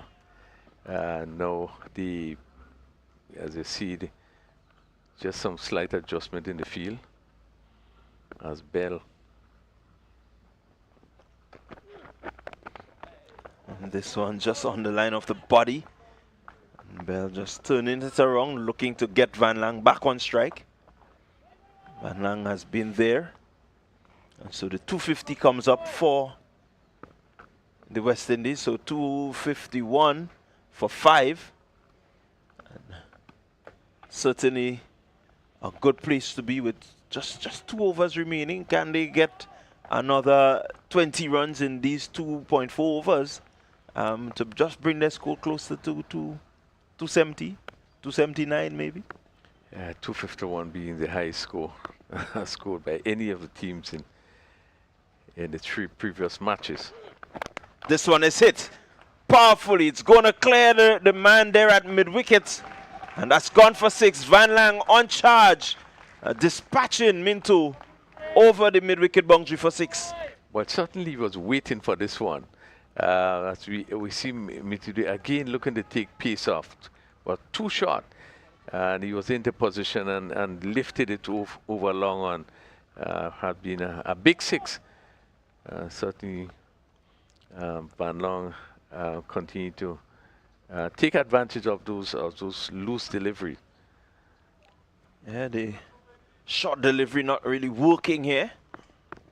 So Mintu will want to maybe pitch it up a bit. As he goes hard this time over the man at short third. And it will roll into the boundary now. And so 4 more to Van Lang. He's on the charge. He moves to 68. And the total 261 for 5. They're really rushing here, the West Indies. Yeah, another short delivery, and he's looking for that big shot. I think this one bunks a bit more. Comes off the edge and went over the short third man fielder there and went down to the boundary for 4. But again, the importance of when you go in, you go hard. You flash really hard at that delivery. And it flew off the bat and went over the short third man, down to the third man boundary for 4. Well, Mintu under a bit of pressure here now. Some 12 runs from his 4 deliveries. And so it will be important that he closes off this innings as little as possible coming from it. Can tell you Van Lang would have other ideas. He's in Mintu. And this time getting that one to go past the flashing blade of Van Lang. And this time just pushing it a little bit wider and asking him to reach for it. Yeah, Van Lang looking to give himself room again, preparing for the short delivery to swing. And he pushes one further outside the off stump, just inside that line, demarcation line there. And he was not able to get back to it. So what good thinking. Final delivery in this over. This time Van Lang just pushes it up to long off and will take the single. Importantly for him, will be on strike for the next over. Not to take anything away from Bell, we know that he can strike it. But Van Lang being the set batter, he will want to take most of the strike. So 262 for 5, projected score is 273. And the rate scoring just about 5.46. These 2 overs will be very important as West Indies would really want to push on. Well, we see in the Van Lang playing really a tremendous, and he's on 72, 73. And that's really, no would be looking to really take full charge of the next 2 overs. Yeah, he wants to do that as Green comes into the attack, replacing hands. And this time he goes, he lifts. Is he going to clear the rope? Yes, he does. And this one pitched up, and Van Lang equal to it. And really a good strike, full flow of the bat. You can see the bat, the maker's name written on the bat based on how he has swung that bat. Yeah, what was good about that shot, he played straight. He didn't look to hit across it. And it was not a bad delivery. But he played through the line and hit straight. And hit it clean over long on. The long on fielder, he just had to stand up and look at it clear, go over his head. So Green under bit of pressure. Van Lang cuts away from the fielder. They go for one. Will they come for the second? No. Return is rifled. And so he moves up to 80, Van Lang. Bell gets into strike. Yeah, just a little disappointed there because really they should be looking. You could see Van Lang was a little disappointed there. Looking to get 2. But Bell had other thoughts. But really, he should have picked up 2 there. Yeah, Bell, no more with the bat. He can't strike them. Seen him hit some big 6s. It's Green. Shot to him and he pulls. Maybe feeling disappointed with that shot delivery, not really making the best use of it. Yeah, and Alex Green again making it difficult. You could see Bell looking to maybe come down, and he pitched it short, and he just was able to get bat onto it, and he just bobbled down to where a mid-on position would be. But the important thing is Van Lang is back on strike. So Van Lang scoring over 100. 80 from 67 deliveries as Green goes in. Short delivery. Is the connection enough? Is he going to be caught? He's out. He is out. Well caught there on the boundary. Really a good wicket there for Green. The Van Lang in a really dangerous mode. And the English fielders would love to see, would be happy to see the back of him. Yeah, and certainly Alex Green deserved that wicket. He has bowled well. And there it is. Again, it was a slow delivery, pitch a little wider. Which means Van Lang had to go to reach it. And really was not able to get the power. And it went down to long on. And the fielder coming in and really taking a simple catch. But all credit to the way that Alex Green bowled. He bowled really well. He has now picked up his first wicket, and maybe could have been a lot more. In his 8th over, he picked up 1 for 36. Yeah, really a good wicket there for Green. He has toiled well, he has bowled well, very economical, and rewarded there with the wicket of Van Lang. So he will be happy with his day's work as the Windies total moves to 270 for 6. 1.2 overs remaining. And that will bring Matthew Miller to the crease. Miller, not as broad as shoulders as Van Lang, but we've seen that he can really get the ball over the ropes. We'll be looking to do so. Green. This one going over the stump. Miller looking to be innovative. Yeah, look, trying to help this short of a leg delivery, probably over the keeper head, over the short fine leg to pick up a boundary, but he made no contact. Ball passing just outside the off stump. Looking to find a way just to get the boundary. Good intent from Miller. Green wanting to close off his over well now. So Miller is quickly onto that one. Go for one, and they're going to run the second. Needed a better return to really put any sort of doubt in the mind of Miller, but he was comfortably through. Well, the pair did very well to come back for 2 runs there, because that ball was actually in the fielder's hand about to throw when they turned for the second run. But as you said, a weak return, and they was able to pick up 2 runs there. That pushes the score to 272. We have 49 overs completed. So we're probably still in a position to get to 280.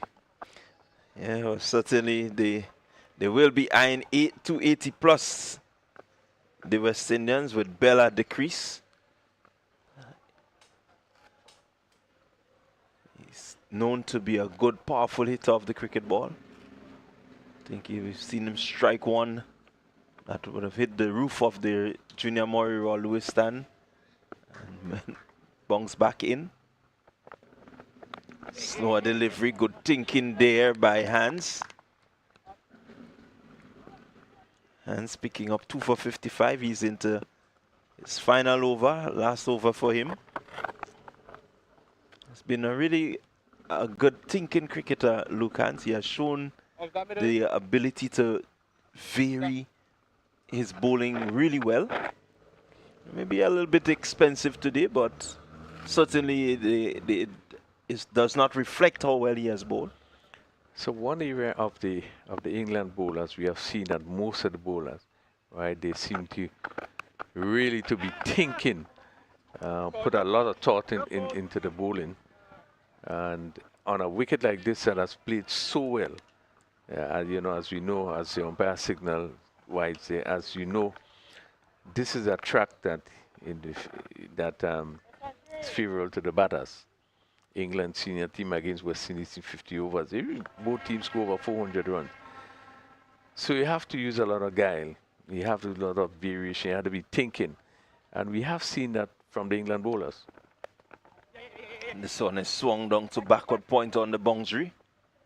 Will only be one. Backward square rather. And again, pace off from Hans. What was good there is that he bowled it to his field. He has 3 men out on the leg side, and he has kept it close to the body of the batters. This one is hit its high. It's going to be taken. No, it's not. A really good effort there, but it's not gobbled up.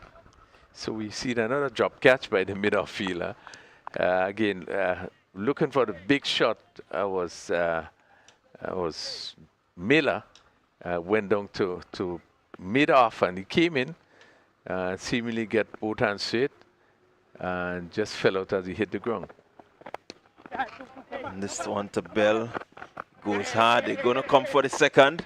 They committed to it, and really good running here by this pair. They were really committed, putting the field under tremendous pressure. And again, a weak throw, unable to effect the run out. Yeah, again, both batters were very quick. And I think from the time the ball was hit, they decided it would be 2 runs. And the non-striker came back really, really quickly. And at the end, you know, they was able to get home rather easily. Well, 2 deliveries in the innings remaining. Hands in, slow ball again. This time hit hard by Bell, straight to the man there at cover, and so it brings up 280. West Indies 280 for 6 with 1 delivery to go.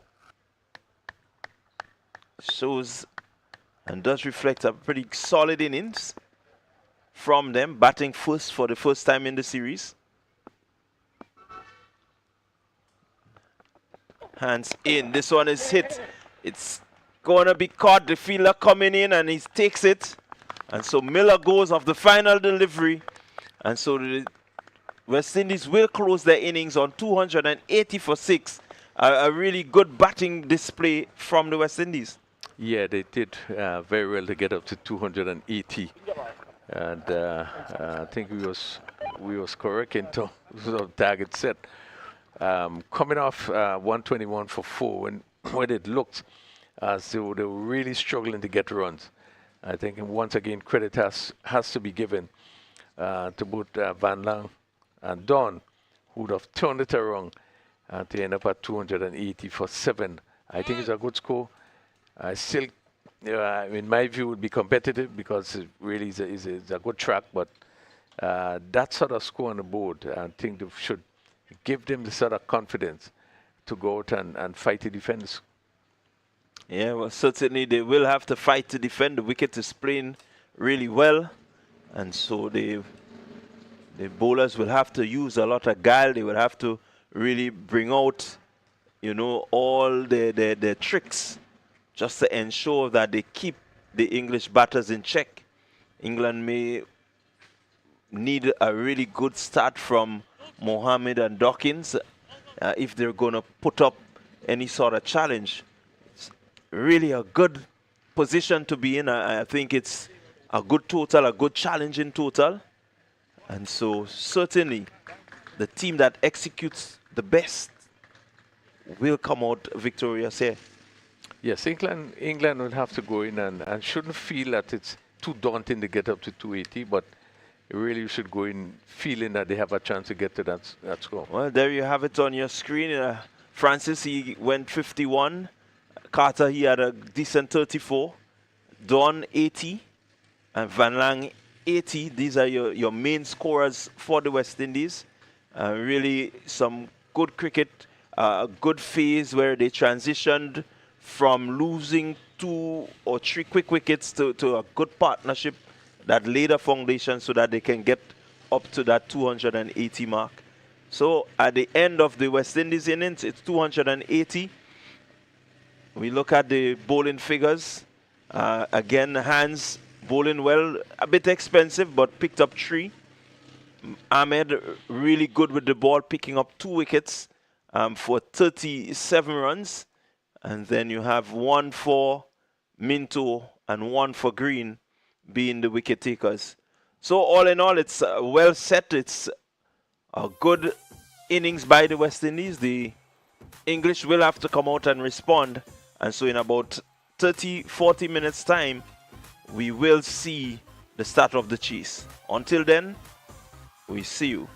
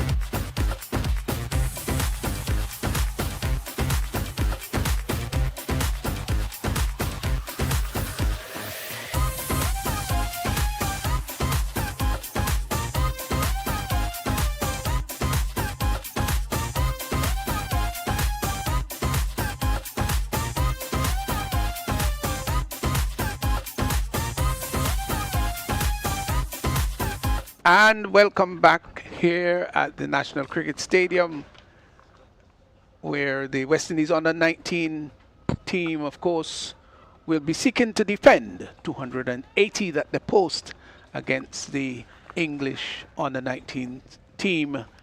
And it is a pretty decent total. I always think that when you've got a score over 5 runs per over, that's always going to be a pretty challenging one. But this match is set for, I would think, a good competitive display between these two teams. And as traditionally said, Rafe Cooney runs already on the board. Yes, I expect it to be pretty challenging, competitive. We would have seen what England has to offer in terms of the batting. The likes of Dawkins and others, we expect that if they're going to come off, we would expect that this game to be a very interesting game. However, West Indies would feel that 280, which is a high score by any team, any of the teams in any of the innings that has gone so far, would feel confident that they can defend that 280. But as you know, cricket being that game of glorious uncertainties, really is the one that plays better, that really going to come through in this game. So here's the first ball.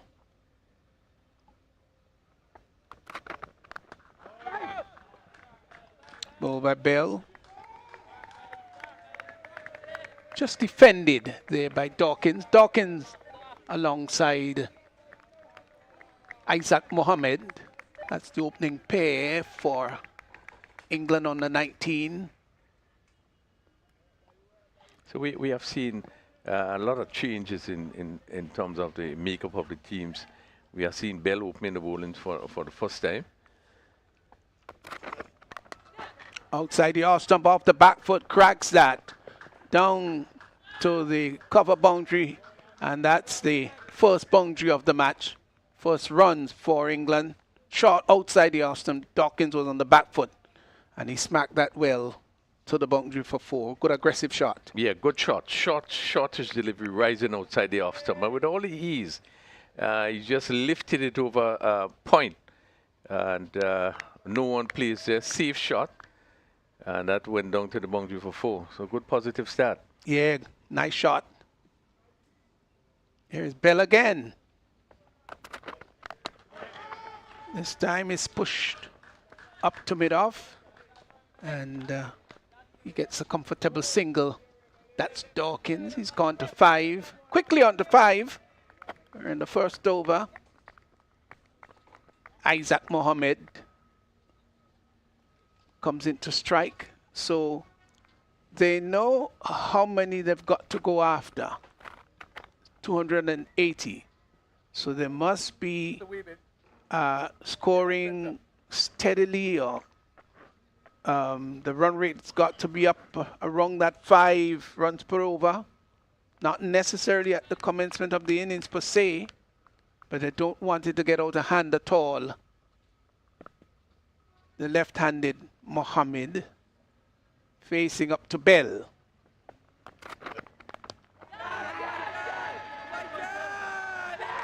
Oh, it's taken, it's caught. He's caught him down there at third man. Short rising delivery and looking to uppercut that.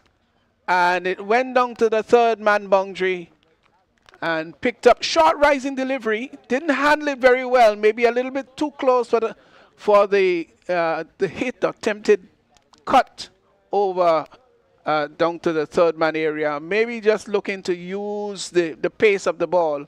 So England, they've lost their first wicket with Mohammed going there, caught by Lewis of the bowling of Bell without scoring, and they've got a setback. Yeah, I bet he will be very disappointed, Mohammed there. I think the intention was a good one. I think he just picked the feeler on the third man boundary. Probably he should have looked, maybe they hit a little bit finer, just let it slide off the bat, and he would have picked up the boundary. But it was intentional what he wanted to do. The shot was on. It was a short lifting delivery outside the off stump. But I think he just, unfortunately, pick out the field on third man. and played it down to him, and took a rather simple catch, where you can see the disappointment in him after playing that shot. Yeah, I think too also, Rafe, it's early inning, early days in your innings. And don't forget Dawkins had already picked up 5 in the over. So you've started off well. Could have allowed the ball to go through. Didn't necessarily have to play the uppercut. And I thought that it was a little bit on the closer side to him. So he's gone. That's Mohammed. Joe Moores comes in to join Dawkins. England 5 for 1.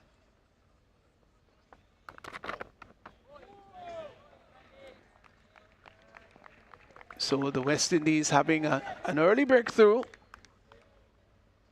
through Shaquan Bell. Got a short rising one.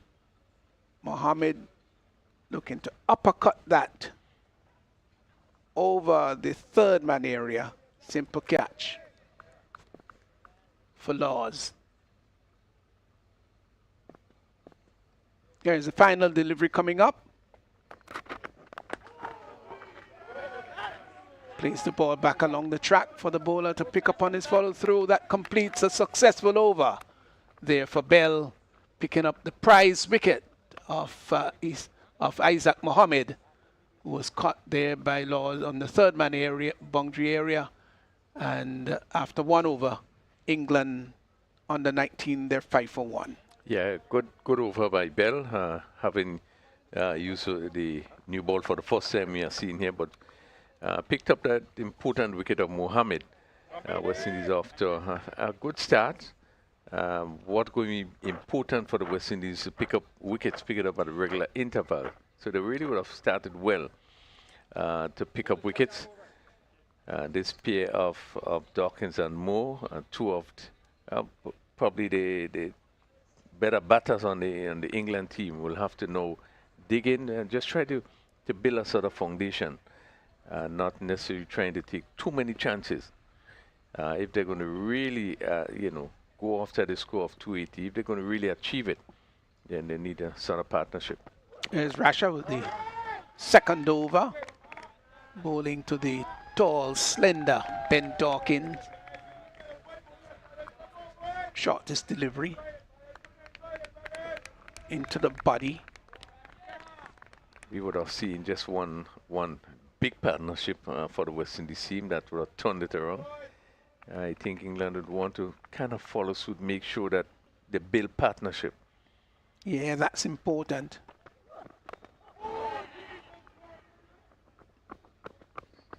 Ball going out behind square on the left side, so Dawkins has gone to 6, brings Joe Moores into strike. And England on the 19 having a setback. Bell striking. Field changing over to accommodate the left-handed Moores, who has taken a middlesome guard. I just heard it through the stump mic. So they've got 2 slips for him. A third man is right back on the boundary.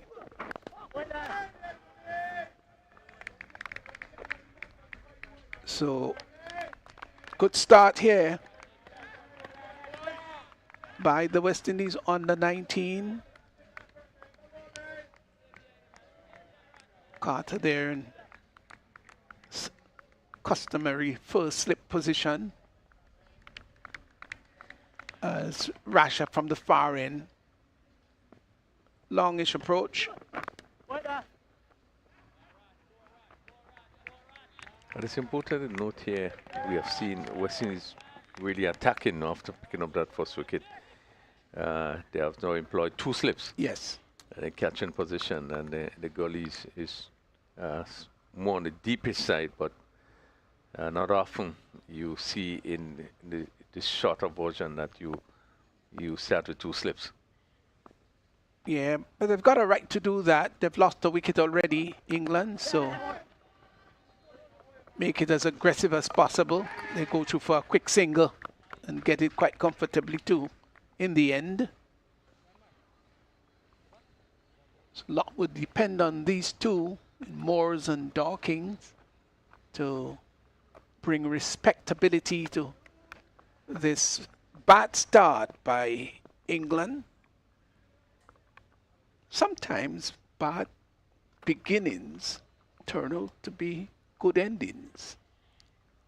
Yeah, as you know, it's not sometimes how you begin, but how you how you end, and that is important. And England just has to continue to feel confident that that score is not beyond them. I think the pitch is playing very well. There's no need to worry. There's no concern about the way the pitch is playing.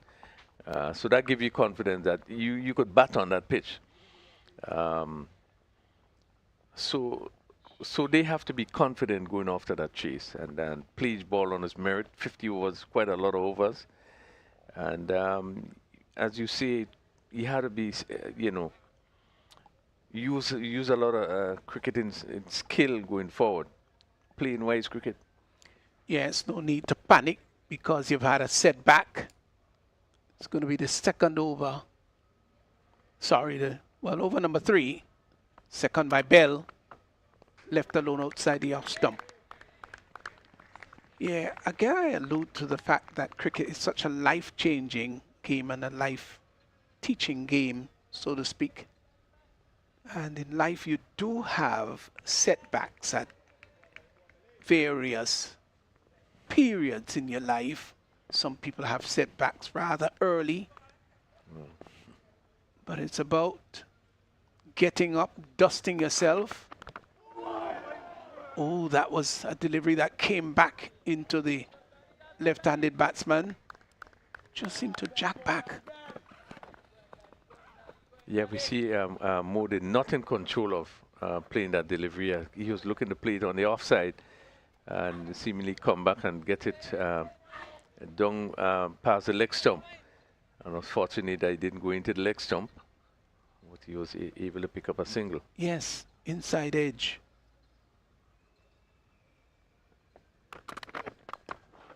Here's a delivery that is pushed through mid-wicket. Now that's a really good shot. Just came forward and drove it, used the pace nicely and struck it through mid-wicket for 4. Ball onto the leg stump. And he drove it nicely. That was certainly doing very well. Dawkins, who's gone on to 10 into double figures. Fine shot for 4. Yeah, over pitch delivery on the legs and really given the full treatment as he came forward and whipped it through mid-wicket. Airily, but no danger. And a confident shot and a delivery that really deserved being placed through mid-wicket. There's Bell again. Wide ball. Ball signal wide by the umpire. Just stretching out both hands, confirming a wide. So extras off the mark. 13 for 1. Moores is 2. Mohammed went without scoring. Dawkins taking strike. He's a tall young man, is Dawkins. Must be a 6-footer. He could be as much as 6 feet. Driven through mid-wicket again.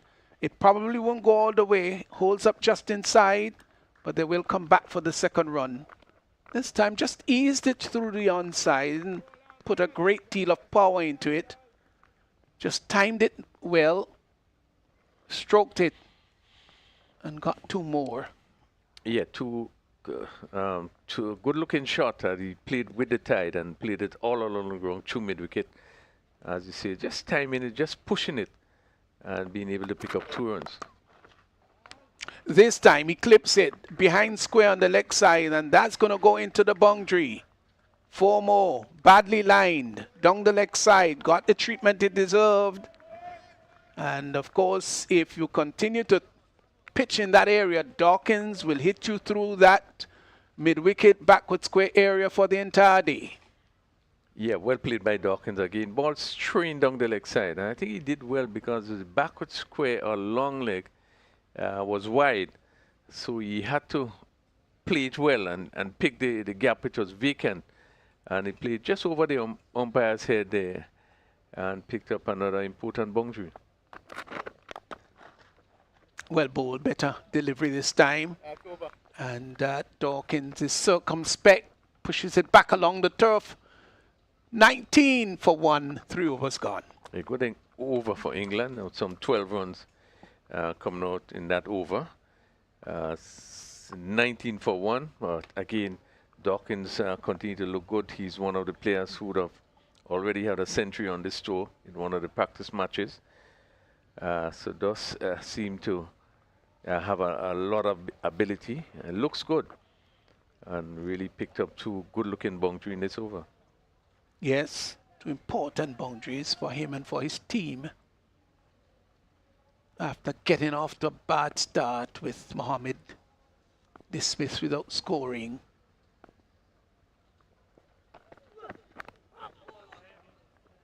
Here is a new over that is going to go down close to the boundary. They're going to come back for the second run. Got to hurry as the return comes in to the keeper. That's not where he wanted to hit that ball. Inadvertently down to fine leg it went. So that's the third time we have seen that Mo just seemed to have difficulty, shortish delivery looking to play on the offside. Again comes off the bat and pass it just close to the leg stump. Went down to long leg and pick up 2 runs.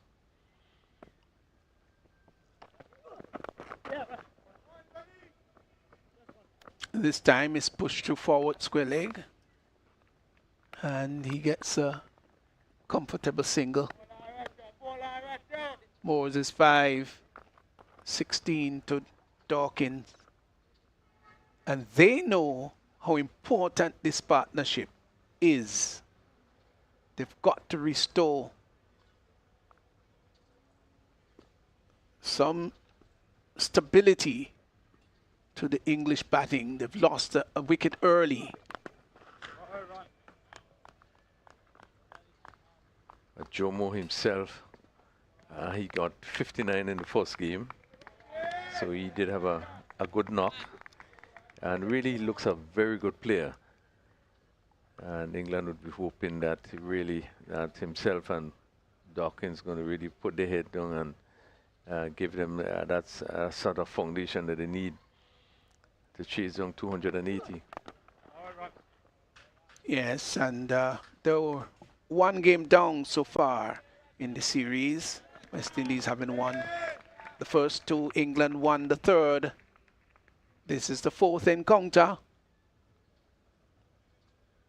which is an important one for either team, for both teams rather.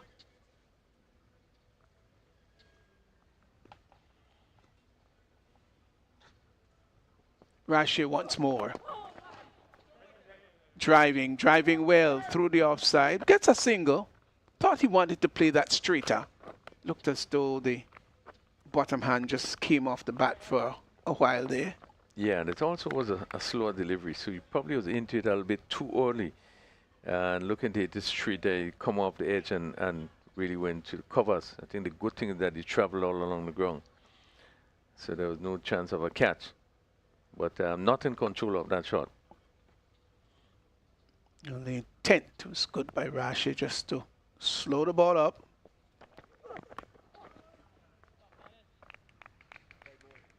Delivery down the leg side, wide signal confirmed by the umpire. So that's this 2nd extra in the innings so far. And of course the West Indies would want to keep this as extra free as possible. Yeah, they wouldn't want to bowl any extra deliveries or any extra over. Turn down to backward square and gets a single. Yeah, it's so important, Rafael, when there are so many extras conceded. 4 overs gone, 25 for 1. And we do understand leg buys, as the case may be, but you want to be very, very meticulous to ensure foremost that no balls are not bowled. And then wides, you want to cut down on your wide delivery. It's expected once you're playing one-day cricket, you will have wides, but you want to make sure that you don't have at the end of 50 overs some 15 extras, 20 extras. Those are healthy.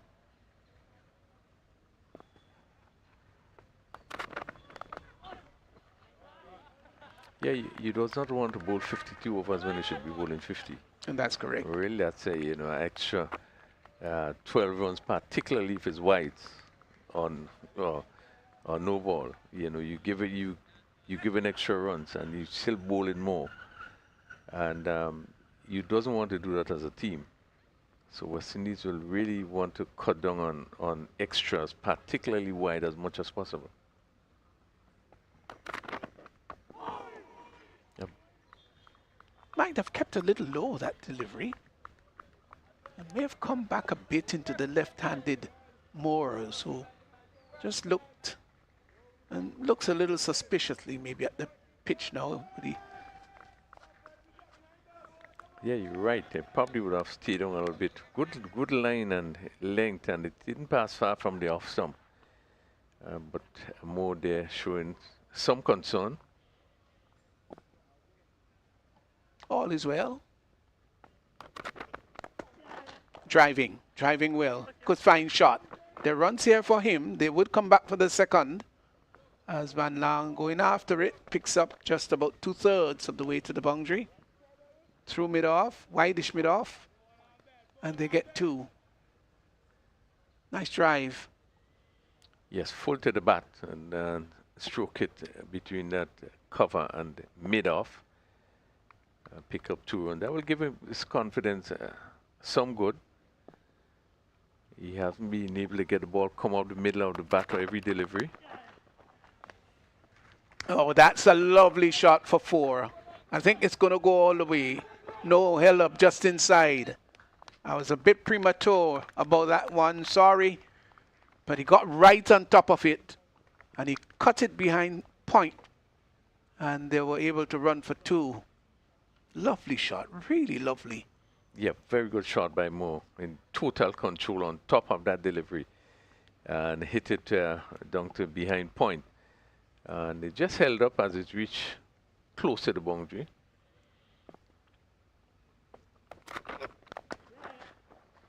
And he's driving again through extra cover. Van Lang after it, pulls it back just inside. They get 2 more. Good batting here. This one pitched up further.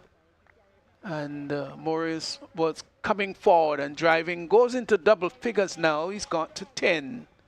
So the run rate right up there above the asking, 6.21. They can't be chided for batting slowly. Opens the face of the bat, glides it down to third man is Morris. And Morris, and he collects a single.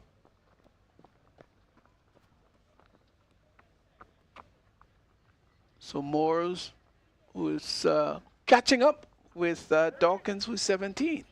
Yeah, and he looks so good in this over, and that will give us confidence a lot of good.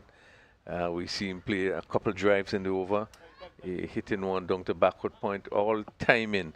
He really looked well in this particular over.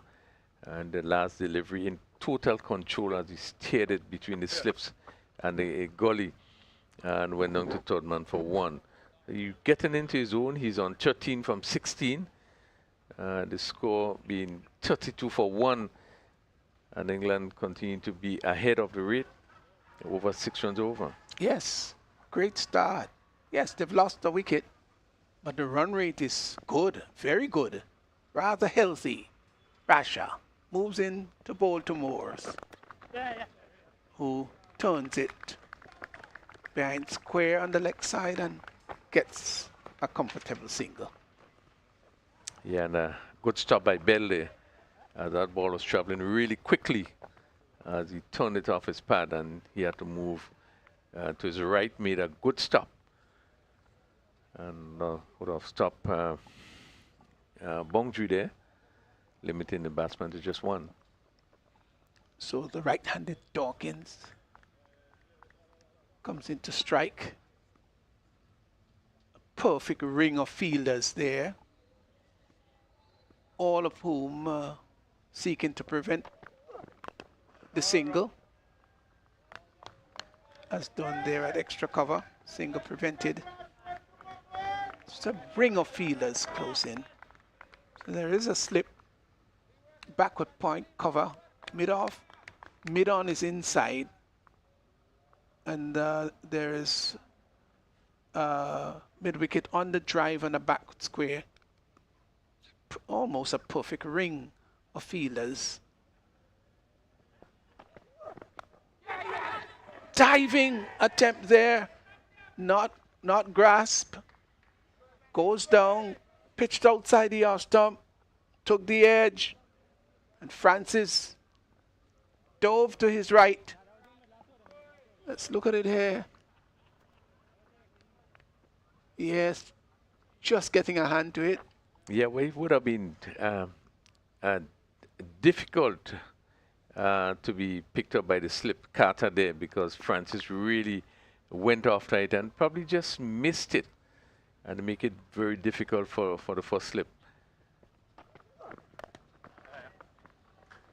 This time spanked through the cover square. It's going to go all the way. It does. 4 runs. Yeah, lovely shot, short delivery, and he was on top of it and hit it square. Dawkins played a beautiful shot, as you see, and pick up another bounty. But just to go back to the catch there, I thought that Dawkins pushed at it outside the off stump. Maybe again looking to probably not for it to go in the air, but maybe play down to third man. And Francis just was not able to get a hand to it, but going across obviously would have caused difficulty for the first slip fielder. Dawkins, who is playing merrily. He knows that he cannot get into a rut. He can't afford to be too defensive. But while he is aggressive in his mode at the moment, he wants to be selective. Lot depends on him. Plays the ball out to cover square, and they go through for a quick single. Thought of overthrow. So could start here. Over number 6 coming to a close. But after 6 overs, England under 19, they're 38 for 1, 22 to Dawkins, and Moore's 14. Yeah, playing well, keeping the run rate up, over 6.33, and picking up the singles and the twos is very important, as we would have seen when the West Indies batted, particularly when they started.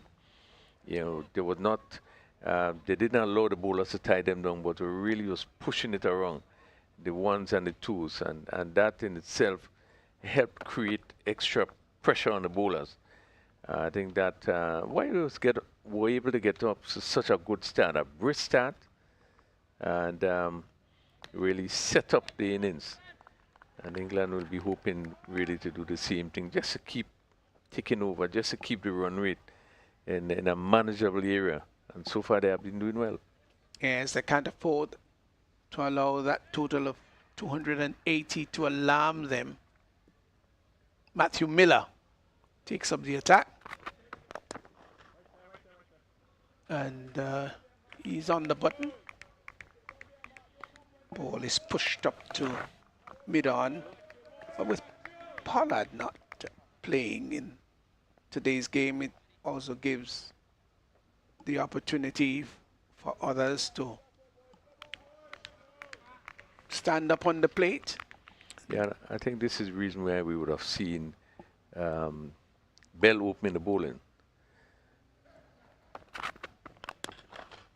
Driving out to extra cover. Good firm drive. But there's a packed offside field there, because there's a point and cover square, extra cover in the mid-off. Now, if you pierce the field, there is a likelihood that it's going to go to the boundary. And that's the temptation here. He's called upon to try to pierce the field.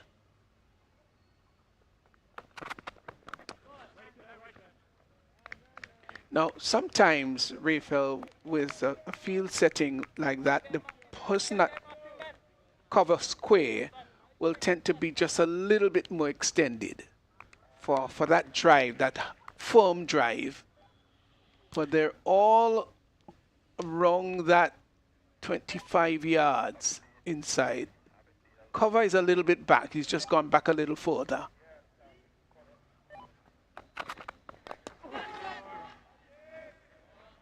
Yeah, you're right, and that was a good slow delivery there, and bringing Dawkins into the drive. This one went a little upishly, but fell well short of the mid-off fielder. So, and the whole idea is, I think they're looking to have him drive, and probably with a variation, the slow one, hoping that it will go in the air. And I think that's why we've seen these, the fielders on the offside, they are all in. Pushed up at mid-wicket on the drive shot.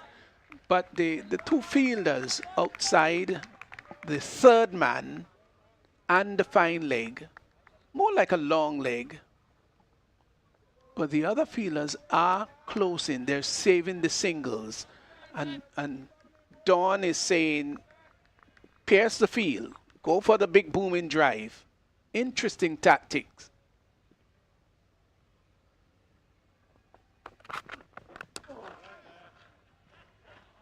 Can do no more, Dawkins, than to push out to extra cover.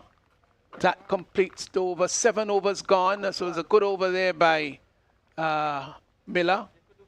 Was it a maiden over? Yeah, that's it was. First maiden. Yes, well bowled Miller.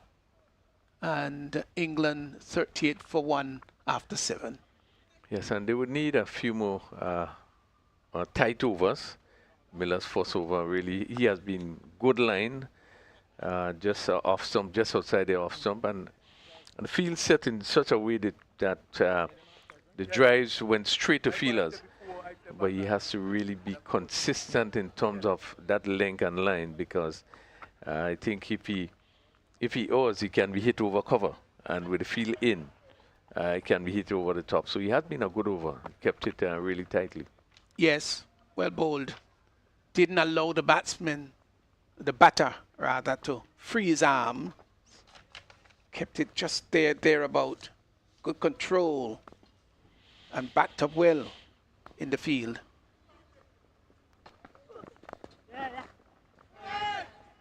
Turned out to forward square. They're going to come back for the second. No. Just thought about it for a while. Then aborted the idea. 15 to Moores, 22 to Dawkins. We're into over number 8. Field changing around to accommodate the tall, slender, right-handed Dawkins, who's 22. He's looking for a big one today. Just a one slip in and a third man. And pushed out to squarish cover there. Got opportunity to come back for the second run as the return comes in. So they've been going at a good pace. 5.44 England.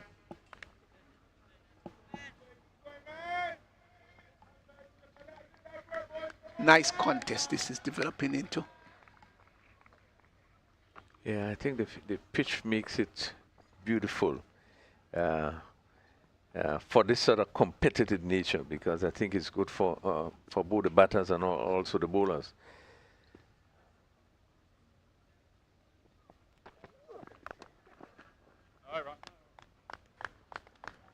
It will be interesting when the spinners comes on to see what sort of assistance they would be able to get from the wicket.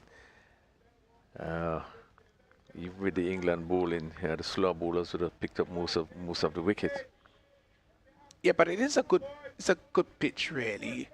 A pitch that batsmen should enjoy. and bowlers should not feel wary about what they have. Good delivery outside the off stump. One of the few deliveries you would have seen beating the bat of Dawkins. Yes. Again, ball pitching and leaving the right-handed Dawkins. We have seen him being beaten on a couple of occasions, one taking the edge and going in the slip region. Russia so far is just keeping his good line. Coming forward, there is Dawkins, just made a few exploratory steps towards the bowler, and maybe the bowler saw him come in rash and just pull back the length slightly. And of course, as a batter, sometimes you move down the track, but if you move too early, the bowler can make the adjustment, just pulling back the length or spraying it a little on the wider side. Driven to cover square. Get a single. But his driving has been good. He's moved on to a quarter century.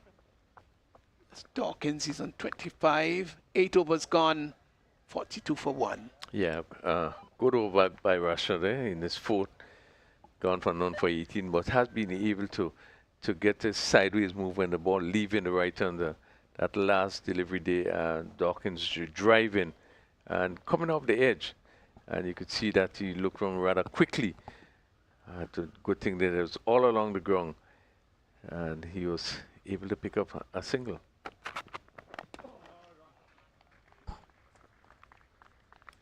Yeah, good reply here by England on the 19, especially as they lost the wicket early with Mohammed going without scoring. So they've redeemed themselves pretty well so far.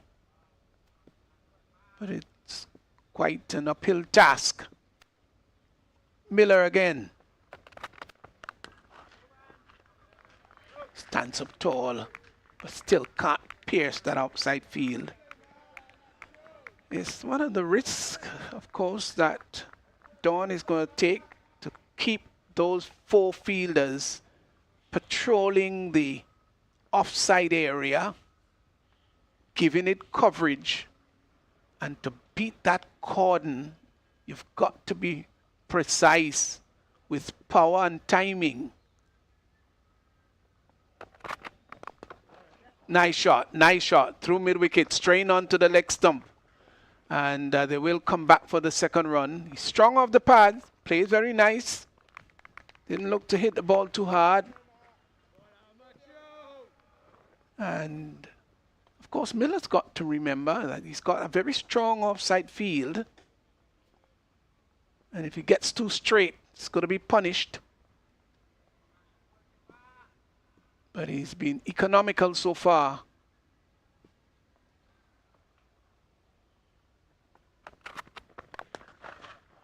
Driving, that's what he wanted to do.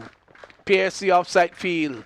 He does so well. Goes over the boundary line. Squarish cover, 4 runs. Yeah, lovely shot by Dawkins. Given the room outside the off stump, and you had played several drives and not been able to pierce the gap. But this one was given room, and it was wide out the off stump and hit it square and went down to the boundary for 4. Really a good looking shot.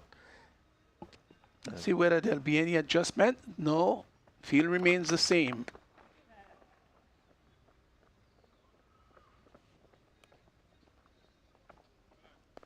Yeah, it's one of the things that captain will have to make a decision about as the over comes to an end.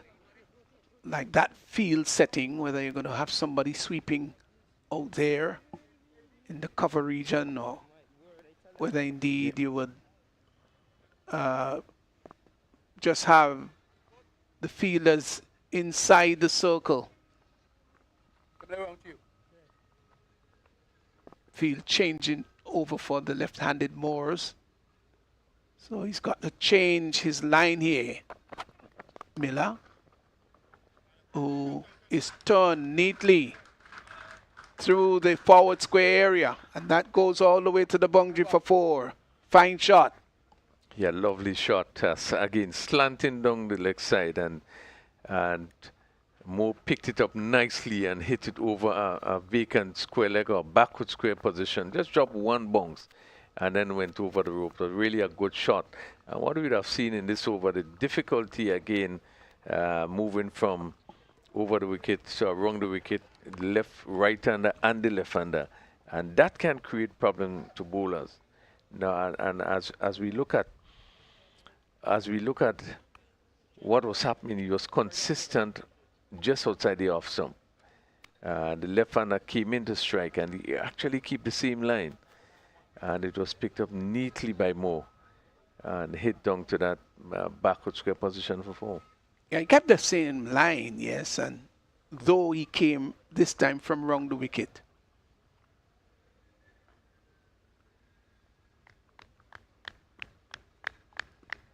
So the 50 having been posted, 53 now for 1 from that previous boundary. Gets inside and pulls that ball down to mid-wicket. Cleaned up down there as they come back for the second run.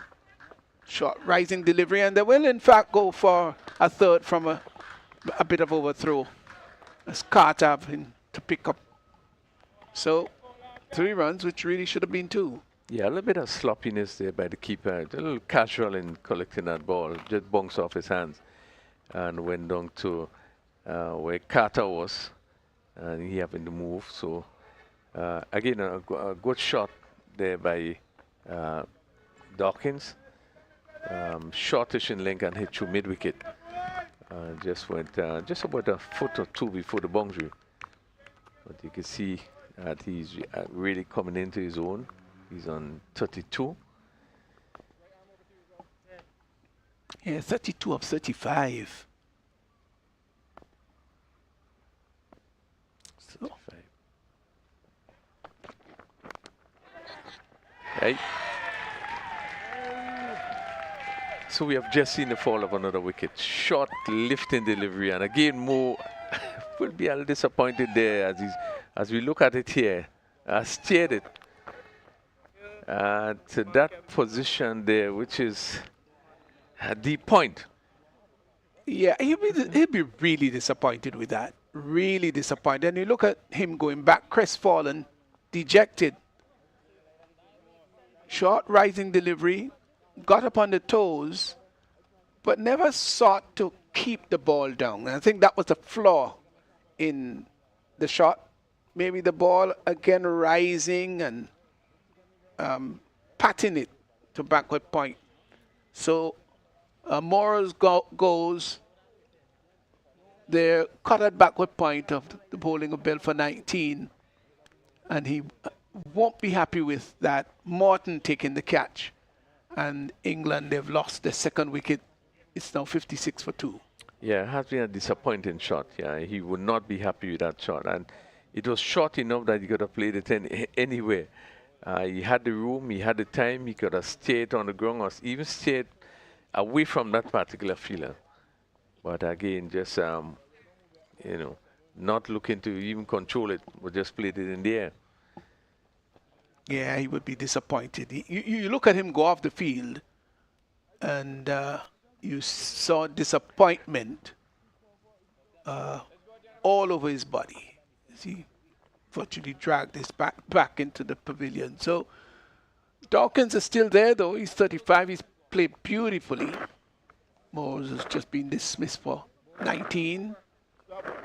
And an opportunity now for Mayers to join Dawkins and bring back respectability to England. The West Indies, they've made a very important breakthrough. So the English under 19 can't be faulted for the run rate. They're going at 6.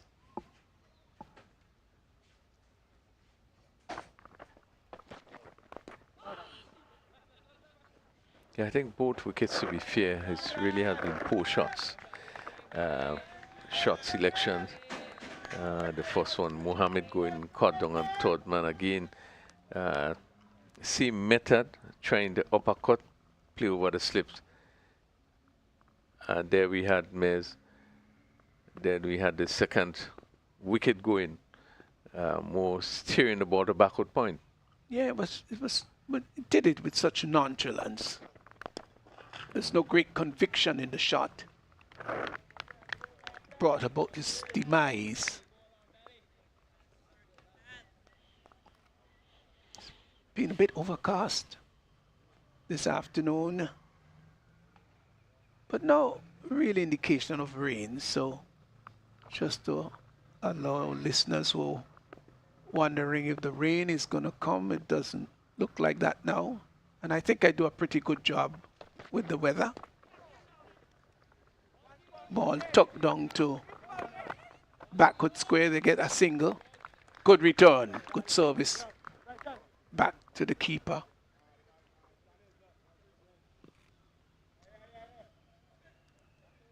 Mays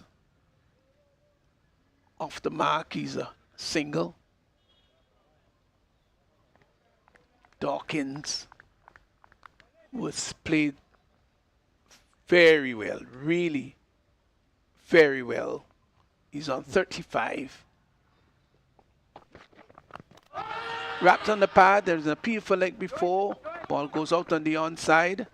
And we get a single. Leg by. Confirmed by umpire Greg Brackett. Standing on one leg and standing on the left leg and patting the right. Called for a... That was obviously going down the leg side. So Dawkins will need Mayers to stay with him here. Yeah, 10 overs gone, 58 for 2. Yeah, England would require sort of partnership. They really need a foundation really to go at that score. 58 for 2. We had 10 completed overs, and Dawkins 35. They would be really hoping that this pair is going to, stay together for a while. 3 minutes down. Really try to revive the England batting. West Indies, on the other hand, picked up 2 wickets so far. Really would be looking to dig a deeper hole for England in trying to pick up particularly the important wicket of Ben Dawkins. Well, he's taking strike and turns it down to backward square, gets a single. So with the power play overs gone, we're now in over number 11. And the sweeper has been pushed back on the boundary. 5 to come. So now Don will decide whether he's going to still maintain that level of aggression and say to the Englishman, go over the top. He's not going to spread it, not much of a difference. So it's always an interesting tactic, Raphael, when, of course, the power play comes to an end. The captain can now spread his field a bit more, and there is a decision to spread or not to spread. Yeah, you have the option after 10 overs, but then based on the state of the game, you have to know whether you want to keep things going as tightly as they have been going, or whether or not you need to put your field out. And decision all been made based on the condition of the game, what is happening. Whether you have 2 batters that is striking, that is hitting consistently over the top, that's doing, pushing the fielders back. Then you have the option now that you could sort of block that. But if things are tight and there's no need to spread the field, you certainly wouldn't spread it, but continue to keep the pressure on. Don has opted not to spread, so there is the slip. The third man is pushed back on the boundary, but the backward point is there, cover square, extra cover, mid off, right on the circle, mid on, and then there's a really big gap. Long leg push right back on the boundary. Interesting that.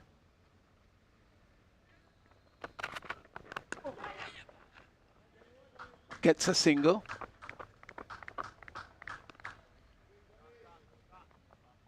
So there is a deep backward square, Raphael, but there's that huge gap between that mid-on, which would be plugged now to a short mid-wicket. The slip taken out, Carter, who's in a straightish mid-wicket.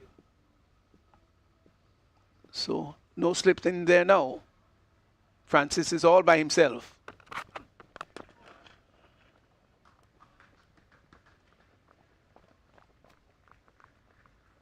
Dawkins gets a single as he pushes that ball up to the sweeper position on the boundary. He goes to 36. He's played well. 11 overs gone, 61 for 2. Yeah, and a good over bowled by Miller. They just 3 runs in the over. But you are seeing that the field is set more attacking for Mays than Dawkins. When Mays were in strike, it actually was 6-3 field with a slip in position. Now Dawkins come back into strike. They took out the slip and put him at mid-wicket. They're really trying to attack Mays a bit more, which is the right thing to do, just coming into the crease.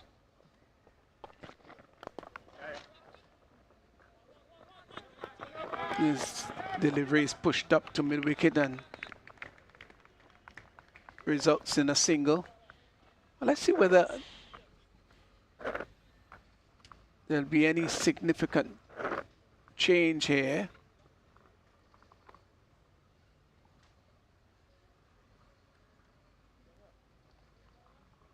Mares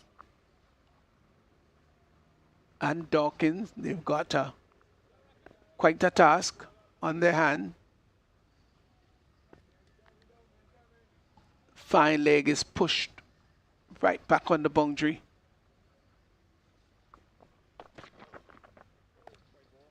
Down the leg side, wide signal by the umpire.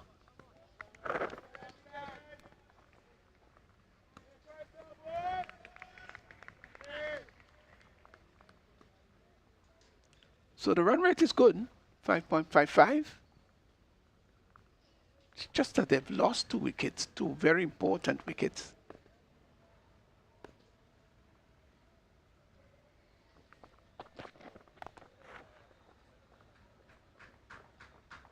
Single long to third man. Yes, someone will be required to play a big innings for England. Ben Dawkins on 38 and so far doing well, but they will require someone to get up to a big score. Whether it's a 90, 100, they will need that. In the West Indies batting, we had 2 persons getting 80 each, and which piloted them to that total of 280. Well, he's 38, is Dawkins, so he's got to be the first man to put his hands up and say, hey, I've got to show that this responsibility is mine. Can't afford to give his hands away. Not at 38. 38 is not a number to be dismissed. Raphael, you must be thinking about a half century. Yeah, when you get a start, you'll want to go on. You want to make it count. 38, you're in. You have a good feeling of what is happening outside the pitch and even the bowler that is coming to you. So you really would want to push on when you get a start. Mayers will have to play a very supportive role here to Dawkins, who's been flowing.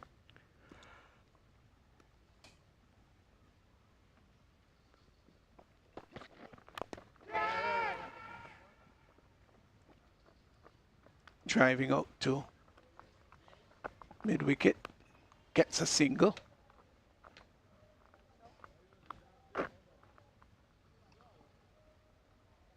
So both batsmen would have to understand their role here. One who is already set, that's Dawkins on 39, and Mayers who's on 3. He'll have to gradually get his eyes in. Eyes lit up with that delivery outside the off stump that he was looking to spank through the offside. So 12 overs gone, 65 for 2, Dawkins 39 and Mayers 3. Yes, and England would want to make sure that it does not lose another wicket here. At 65 for 2, it's really important that this pair continue to bat on. Dawkins, who have had a good start, he's on 39. Really should be looking to go all the way. Mayers probably will try to make a mark for himself.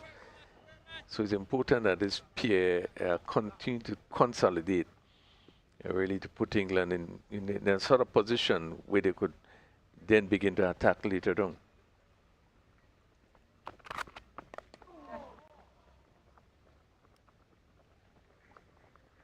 Ball peeling off the outside edge and getting knocked to third man for a single. Miller, whose first over was a maiden, still fairly economical. None for 14 of 3 before this.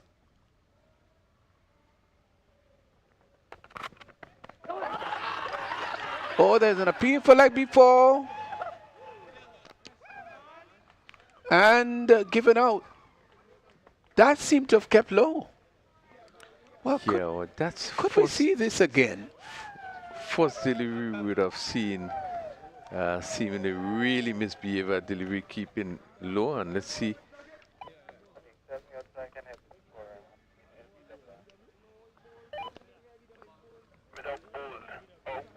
That's interesting. That was, the delivery was, I still would like to see it one more time. That was dropped short, wasn't it? Well, it seems as though the bail came off, so whether or not he would have touched it. Now let's look at it again. Let's get a closer look. It's dropped short. Kept on the low side though. Yeah, it seems as though it would have come off and maybe the ball would have touched the bail, or maybe it's, but the bail fell, and I think we will get it clear whether or not he was bowled or hit wicket, but it just seems as though the leg bail fell. We will confirm in terms of how we went, but another bat, good blow struck by the West Indies, picking up another wicket.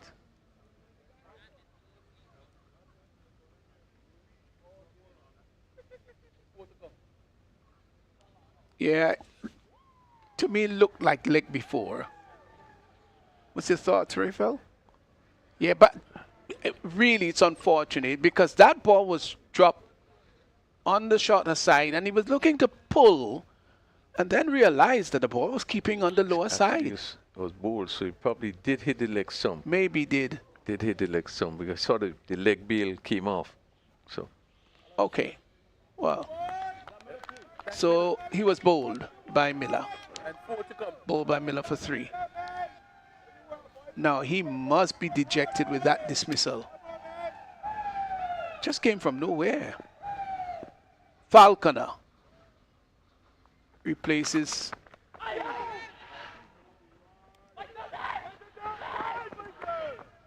short delivery that he tugs around, and the first ball he faces has gone to the boundary for 4. Shot down the leg side, and he was inside of it and played it nice, confidently down the long leg. The fielder was feeling in long legs, wide, and he played it more fine and really was not able to get across. But again, good confident start. Falconer, who you know had you know, couple good innings so far. Does look a good player. Yeah, 70 for 3 though. Just wondered where that delivery came from that brought about the dismissal of Ben Mayers. Well, it's sort of unfortunate dismissal. Sometimes you play a good shot, and when you turn on, you see the bail on the ground, and that sort of situation, because he pulled and you see he almost ended up sitting on the pitch, and apparently the ball coming off his body went into the stumps. Driving out to the sweeper and gets a single. So England under 19, they've lost 3. Their run rate has been good, no question about that. But 3 of the top players are gone. Mohammed went of the bowling of Bell without scoring. Bell picked up Moores, and Mayers was just bowled by Miller for 3.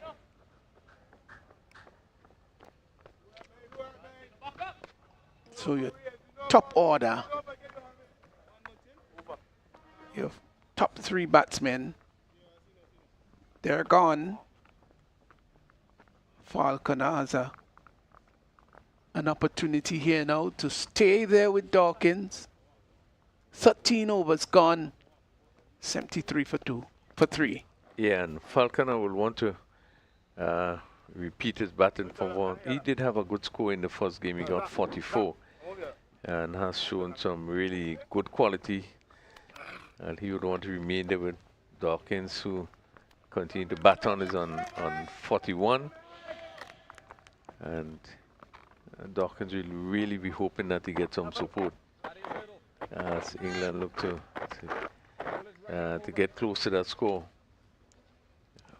of 280. Yeah, it's going to be an uphill task, still about 207 runs adrift.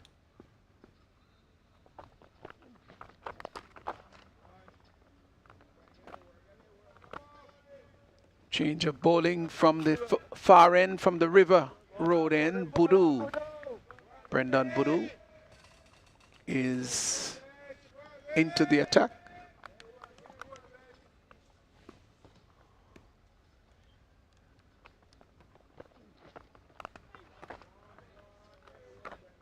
And just got to steady the ship here, these two. Dawkins and Falconer. Quite a bit of repair to be done.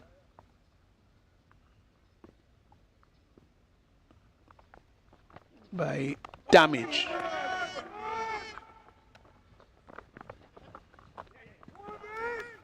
They will come back for the second run. Yeah, so the damage has been caused by Bell, who has picked up 2 for 32. A little bit expensive, of 5 overs. And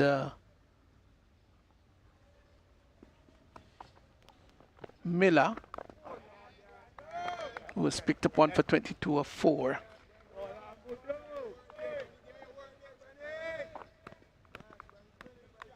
So we have lost the sun for a little while, just on the overcast side.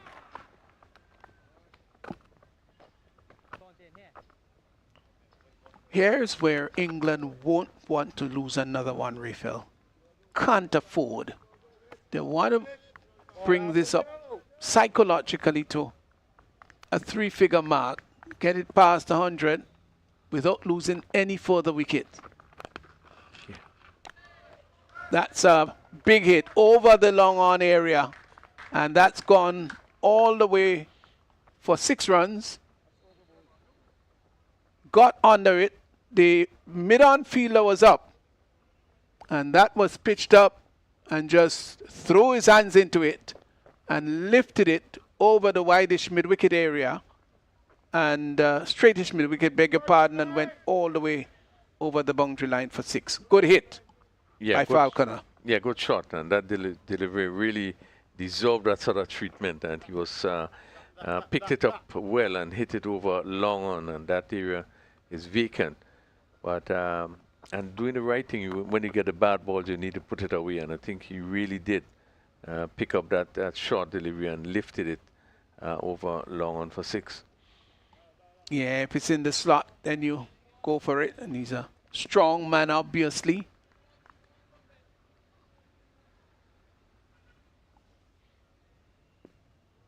So, Puru 1 for 11. Miller's bowled really well. Yeah, he has kept it tightly, getting the ball to cut back into the right-handed batter. And the line continued to be really outside the off stump. So if you, as we look at the field, there's 6 persons on the offside and just 3 on the onside. So it takes control not to be played through mid-wicket more regularly. Yeah, and he's getting the ball to jack back into the right-handed batsman. And it is so important that he gets the line right. Yeah. Now, you look at the field, he's got a gully, there's a backward point, extra cover and a mid-off. So he's got coverage, and of course the sweeper. If he's bringing the ball back into the right-handed batsman and he's sinking it onto the middle and leg, you know he can just be turned up into the mid-wicket area or behind square and can yield runs. So his control in ensuring that it's just maybe outside the off stump is so very important. Yes, very important. And he has been spot on so far. Not much has been played through mid-wicket. So that tells you that he understands and he's making every effort to make sure that his line is right.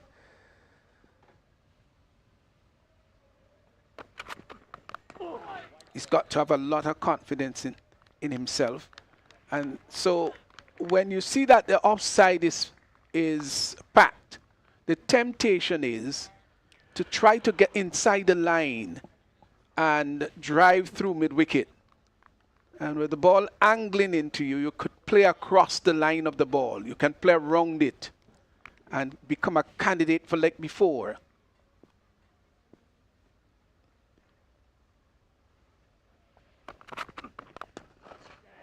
This time he's driving, and they won't come. Yes, they decide against it.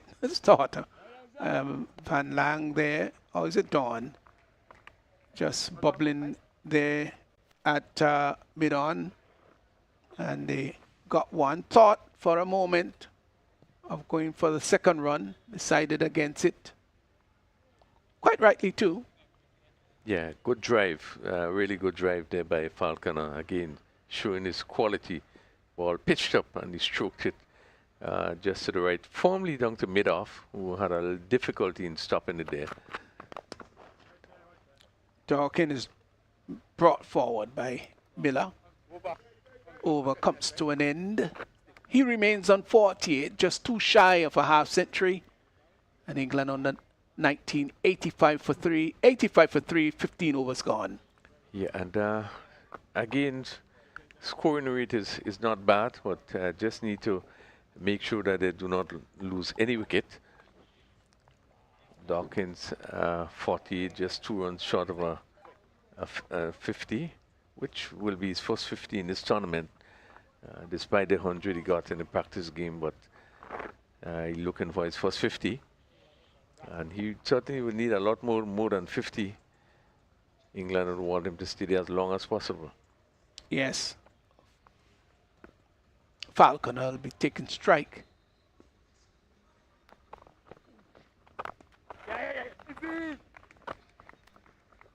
Just hits the ball up to squarish cover. Gets his 12th run. Boodoo into his second. Expensive. 11 runs coming off his first.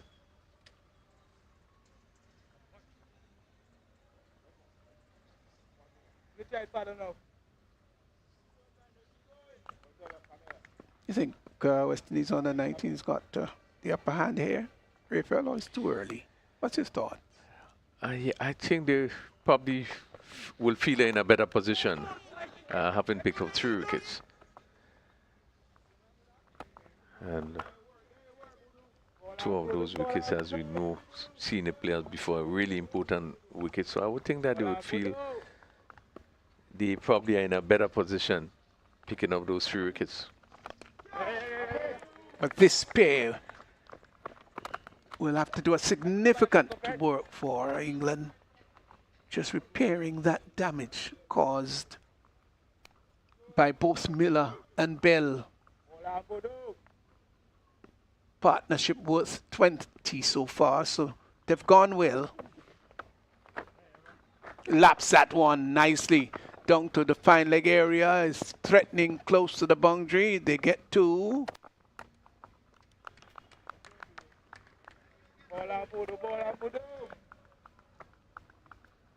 So the runs are coming, not thick and fast, but consistent.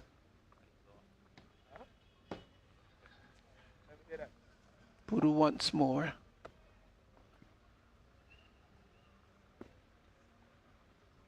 There's a slip in. Driven up to long off. Diving attempt on the part of Puru to stop that ball and his follow through with a firm drive. Couldn't prevent it. So Dawkins gets his 49th run.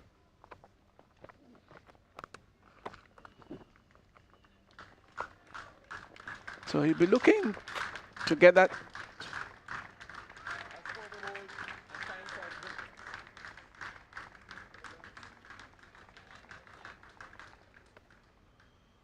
So England, with 16 overs gone, 90 for 3. Yeah, and as we have the first water break, Dawkins really continued to play well. He's now got his 50. England 91 for 3, 16 overs. Really, as I said before, the scoring rate continues to be good. There's no much of an issue with the scoring rate, but the fact that they have lost 3 wickets, I think that they will be concerned about that. But the batting of Dawkins, really, he looks the part. As we know, he's a player that has scored pretty heavy since here in Grenada. Falconer, he looks really good, playing really freely. He's quickly on to 15. So 91 for 3. I think that you know, you have to say that it's even at this point in time. But the West Indies will feel good that they would have picked up 3 important wickets. Agree with you. 91 for 3. Dawkins, 50. Well played. And his 50 of exactly 50 balls. So a runner ball being there at the crease at 1 hour and 10 minutes. 5 fours, 1 6. Moores, in case you've just joined us, was Scott Martin of the bowling of Bell for 19. Mohammed went for a duck. 1 ball. He was caught by Laws of the bowling of Bell without scoring. And Mayers, who was the last wicket to fall, bowled by Miller, one that kept low, was looking to pull to the offside. Short delivery, kept low, and he went for 3. Partnership so far has yielded 25. Bell, 5 overs, no miss. Picked up 2 for 32. Raja has none for 18, a 4. Miller, the other wicket taker, 1 for 23 or 5. And Budu, none for 17, expensive of 2. So we have seen the faster bowlers, medium pacers. Budu just coming on bowling 2 overs, 17 runs. But we've seen much easier from the slower bowlers, the spinners, singles being pushed around. And the batters seem to be more comfortable just batting against this spin. And certainly now we would probably see spin coming from both ends. It would be interesting to see in terms of how England would negotiate what they will try to do. But it looks much easier in terms of run scoring as spinners come on. Yes. And I would say contrasting to England, where the West Indian players just tended to score more heavily against the faster bowlers.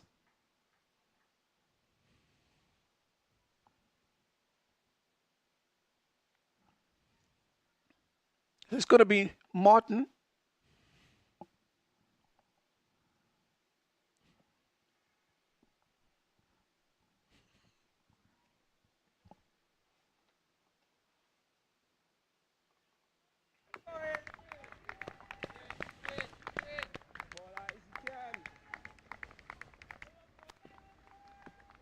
Left arm, wrong the wicket.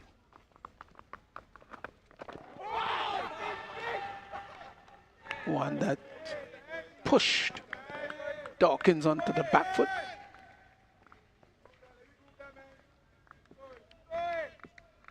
He seemed to be a busy cricketer, always getting back to his mark as quickly as possible. Morton brought in for his first game. Yeah, we have seen him for the first time. Left arm spin. And around the wicket to the right hander. Yeah. Just looking at his approach to the wicket, which is really minimal run up. Just a couple of paces.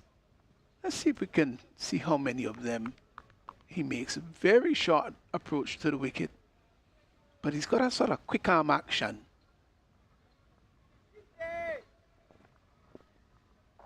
Spins the ball from hand to hand. Just about 4 paces in.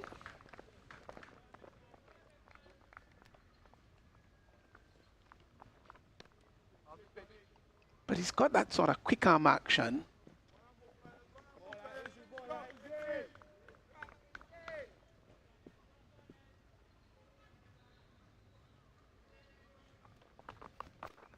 Yeah, just about 4 paces.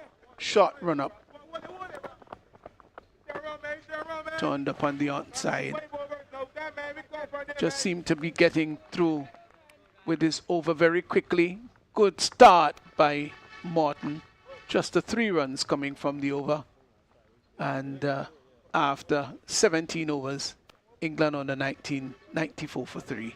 Yes, and I think West Indies would want to give all the players an opportunity. Seeing this left arm spinner for the first time, orthodox. Again, first delivery would have turned quite a bit. Just he seemed to be able to keep really a good line off stump again. The ball leaving the right hander. Really seemed to be a bowler that gives the ball a lot of air, just to give it time. But not a bad over, his first over. Seen him for the first time, 3 runs conceded. I think, Stevenson, this one would be the interesting one with loss coming in from that, from that sudden end. Yeah, it's so refreshing to see the left arm unorthodox. From the far end. Well bowled first up. Dawkins 52. How well he has played.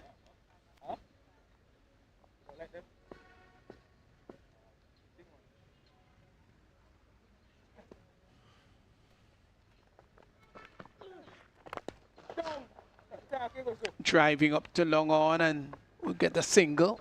It's Dawkins. It's so refreshing whenever you see the left arm unorthodox bowler. It's rather rare. Sweeping, down to backward square and gets a single. So Falconer on 17 swept that one well. Dawkins, who is 53 now, comes back into strike.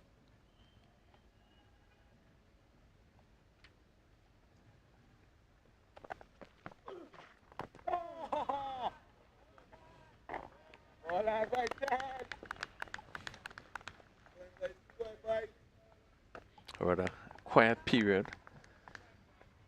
96 for 3 indeed. It'll be into the 18th over. Well, they are scoring faster than the West Indies, who got the 100 to the 100 in the 20th over.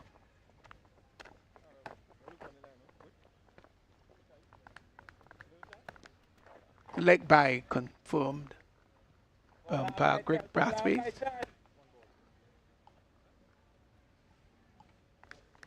So the 100, just 3 runs away. This match is turning out into a pretty competitive affair.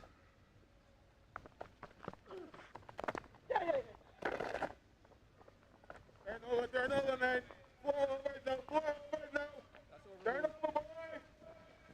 So that completes Laws's first over. 5 runs coming off it. 98 for 3. England need a further 183 runs. We still have 192 deliveries. So this game in this stage can go anyway. We have just had the completion there of 18 overs. And the spinners are now beginning to take effect. And pretty soon one will see the approach, whether or not you're going to go after the spinners or you're going to push it around and take the 1s and the 2s. And so far, just look at they are looking to pick up the singles. Yes, just rotating the strike. They're on course in regards to the run rate, so that's not a bother now. So they don't have to do anything rash, just keep rotating.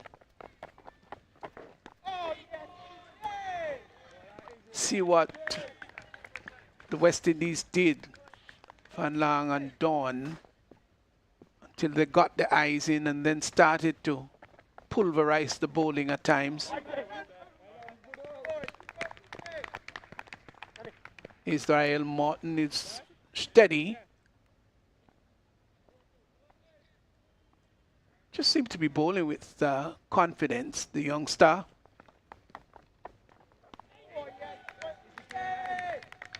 Seemed to got a bit of bounce and a bit of turn with that one.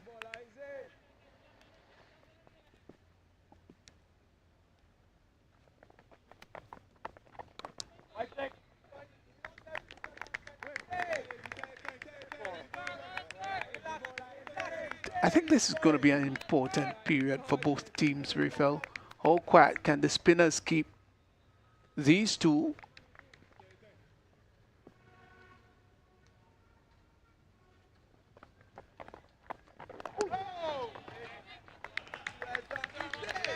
Yeah, but he's gotten off to a really good start here, Morton. Yeah, very good over. Have been able to get some turn and bounce. And the batsman, rather they had to be very watchful, and Ben Dawkins. But as you see, this is a period where you would want to, the team that win this particular period, where things seem to be sort of difficult in that you can't get off to the sort of scoring rate you want. In every inning there could be some trying periods. But if England can come out of this period well, then we could see a total change in terms of how they play. It could put them in a very good position. If West Indies could pick up a wicket or two, then they certainly will take the advantage. Just saw a bit of premeditation in that last shot there where Falconer was thinking about lapping that around the corner, but Lord saw and pitched it outside the off stump. Well bowled. not giving it a great deal of air, but the trajectory is good, allowing the batsman to use his feet.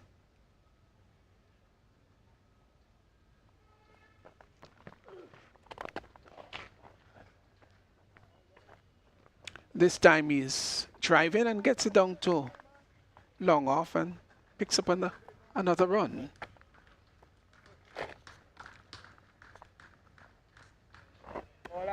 Brings Falconer into strike, goes on 19. Dawkins there, 53.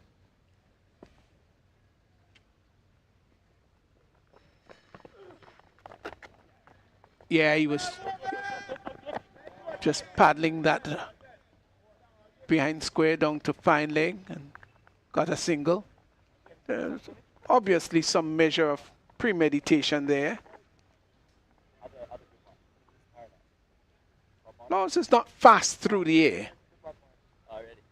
so you do have a bit of time to play him. He's going to learn, of course, as time goes on, how to get that ball to come through a little quicker without being necessarily flat. On beats Falconer outside the off stump, well bowled. Yeah, Falconer trying to pick the gaps that third man area. There's nobody in third man, and probably try to stay down to that third man area and made no contact.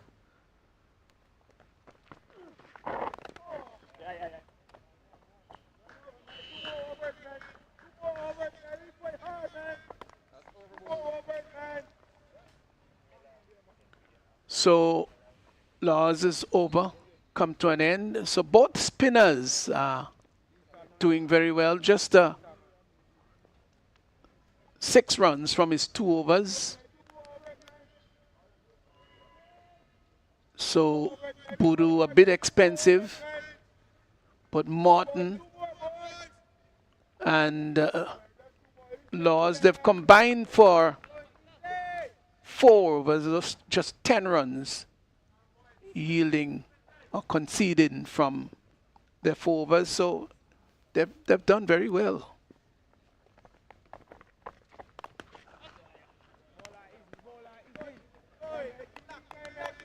I think this is a very interesting period with both spinners on.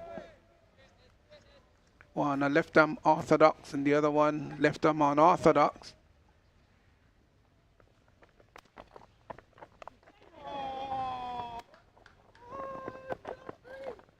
Going down to third man, off the back foot. Was looking to hit that straighter. See, the ball took more the outer portion of the bat and going down to third man.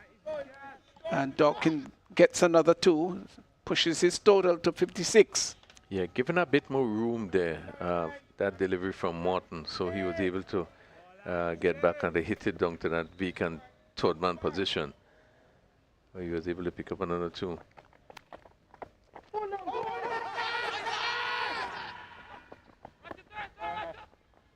Well, Dawkins just going inside and looking to lap it around. Struck him on the pad, maybe outside the leg stump. There's a appeal for leg before. Yeah, pretty interesting. Look, pretty close from here. Yeah, it did go inside the line. Ooh.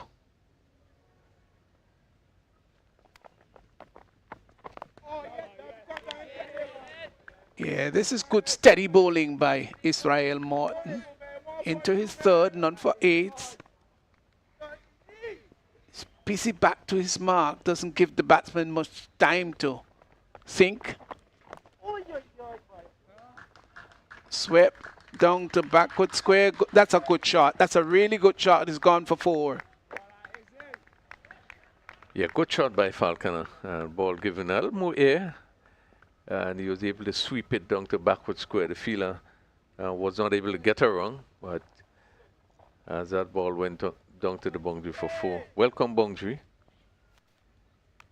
Yes, that was well struck from the meat of the bat. This time he's off the back foot and punches the ball down to long off. So that completes the over.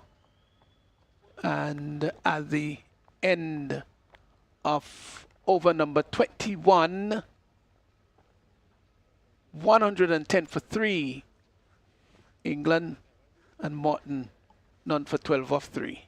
So both batters are really trying to look for the gaps. We have seen them trying the paddle. We have seen both of them trying to steer the ball in that third man area, looking for the gaps. As you know, even though they are comfortable picking up the ones and the twos, but really looking to make maximum uses of the gaps on the field. Here's Laws.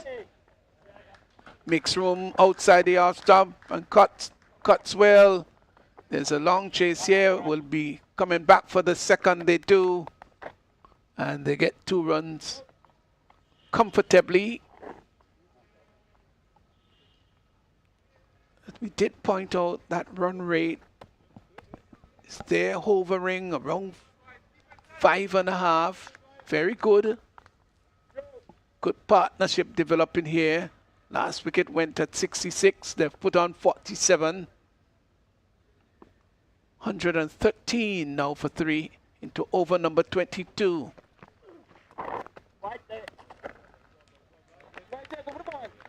Yeah, England would want to make sure that they have wickets in hand. So long as this pair bat get closer to the score, you want to make sure if you need to get maybe 18, 15 overs, but you have wicket in hand, you put you in a really good position to get what is necessary.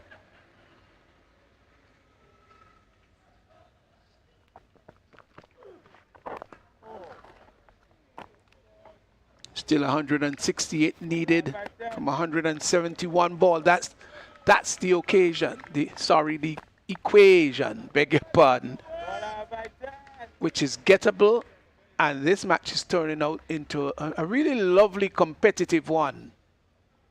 Where it's just about nicely balanced. Can go either way.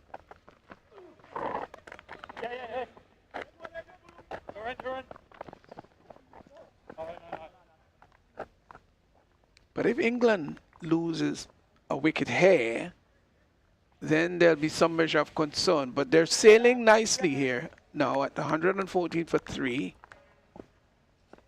And this pair hasn't looked bothered at all. Not good signs for the West Indies.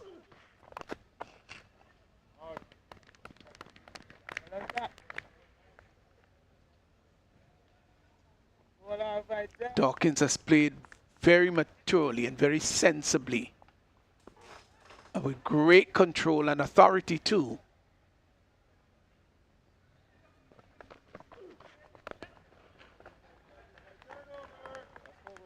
But Laws has also bowled well.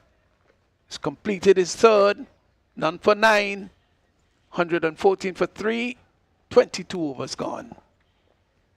Yes, England going ahead pretty well, 114 for 3. They would really want to make sure they doesn't lose another wicket here.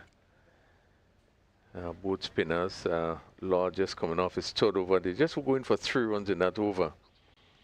But so far has been keeping things there fairly quiet, but there's no need for England to rush. The rate has been a good one, so they need to continue picking up the ones and the twos when the bad ball come to take advantage of it, as we have seen in that last over. Ball swept them to backward square for 4.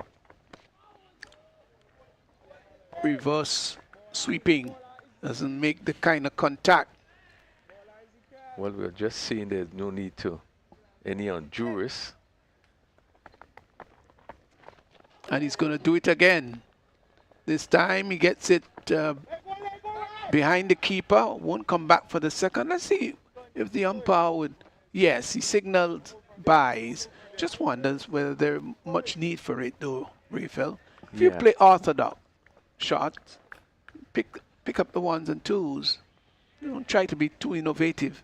Again, as I was saying, there's nobody down in third man area looking to pick the gap. Such looking to play the reverse sweep so that he could pick up that gap there. So no need at this point in time.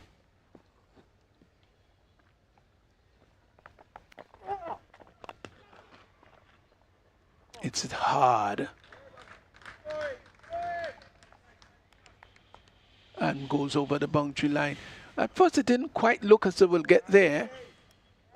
But good, nice, firm drive. Yeah, short delivery, and really was hit well. It was hard, and really the mid-off was straight, had no chances. And Another one that he pulls, and pulls well with equal result.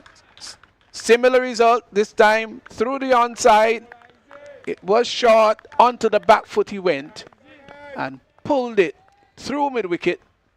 That's a fine shot by Dawkins. Now he's now motoring on. He's got to 65. It's 123 for 3. yeah, too short delivery that was really given the full treatment. Short, and he went back and pulled it through mid-wicket for 4. No, it's being lapped. And a single which is confirmed as a wide. Yes, ball way outside the leg stump. And the keeper didn't gather. So they did run through for a single too.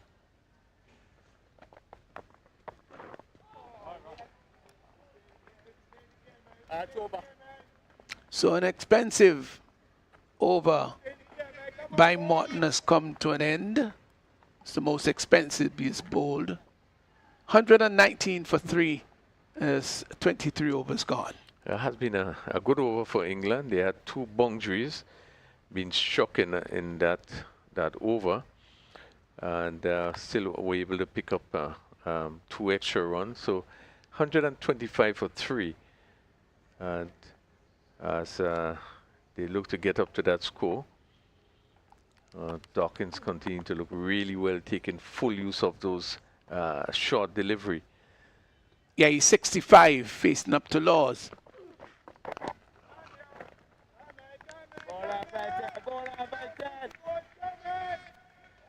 Good partnership here. 59 that they've put on.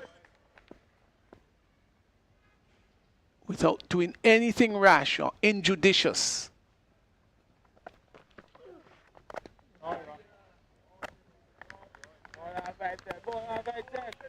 Laws continues to bowl very well. He's been economical. None for 9 so far into his 4th.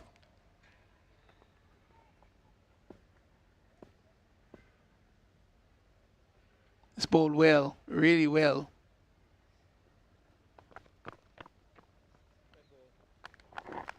May have just missed this run up. Goes all the way back. Seem to like bowling from the far end though, Richard.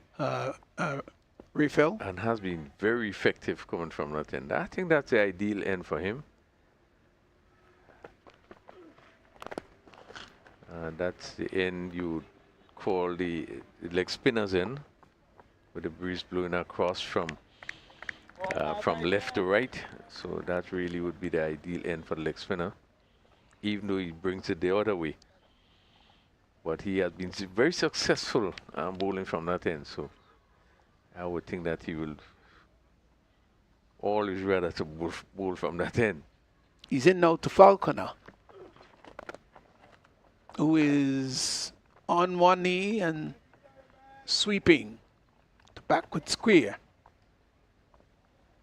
Yields him a single. Brings Dawkins back into strike. This is a very important partnership that has developed here.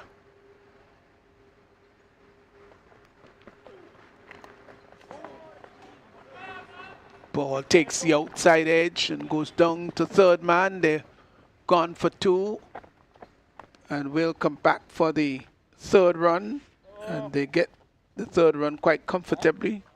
Yeah, good delivery there that just took the outside edge of Dawkins' bat as he came forward.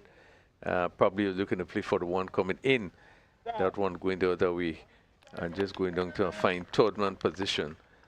And they was able to come back for 2.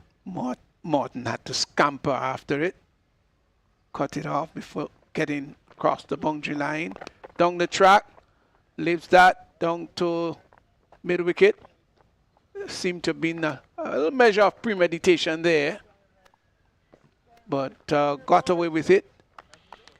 So Dawkins goes on to 69 at the end of the over. He'll be taking strike though. They got a single. And England on the 19 really motoring on very well here with a run rate of 5.42, 130 for 3. And don't forget the last wicket fell with a total of 66 when Mayers was bowled by Matthew Miller for 3. Yeah, England continued to play it well, 130.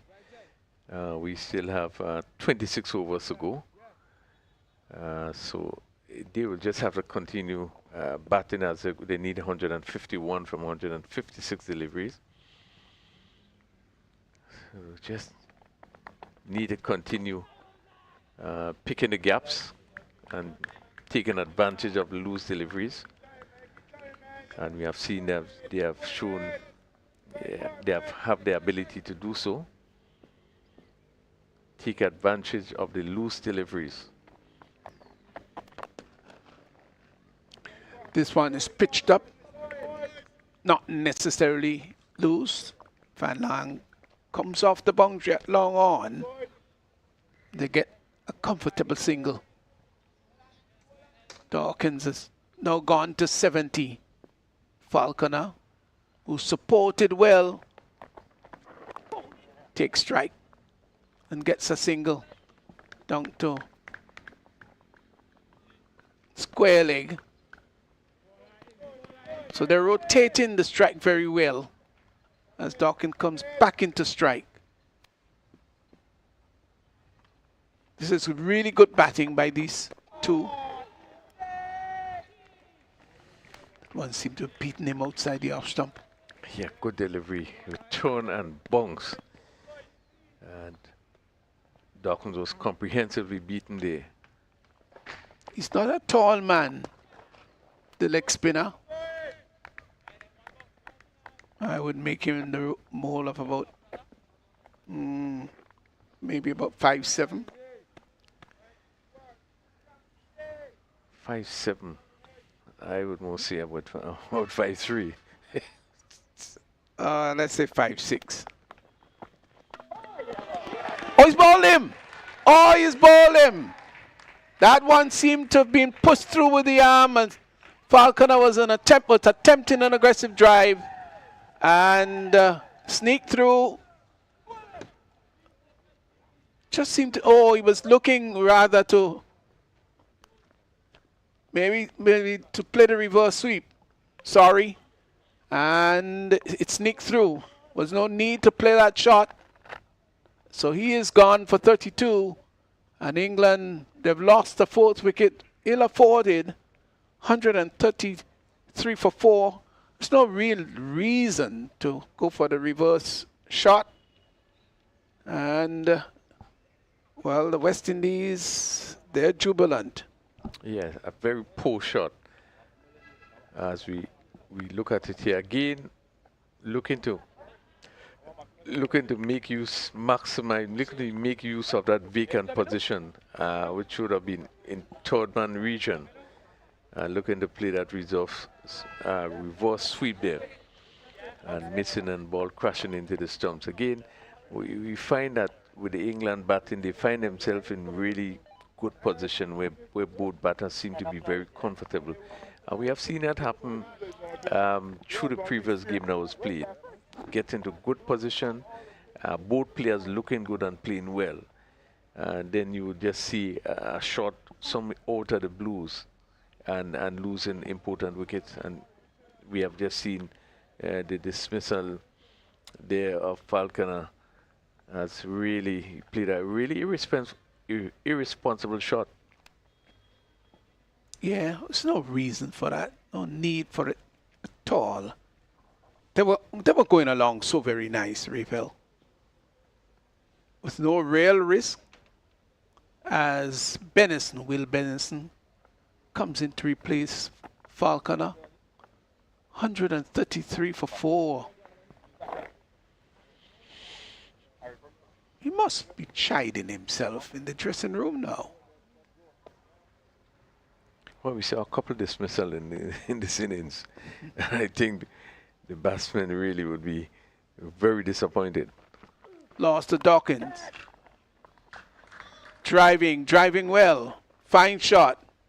And it's pulled up just inside the boundary as Van Lang cuts it off and they come for 2. Just look at how Dawkins has gone about his innings with consummate ease. He's been very selective and shown respect, but was always ready to capitalize on loose deliveries.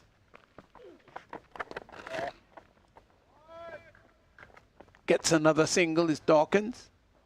Would bring Benison now into strike for his first delivery.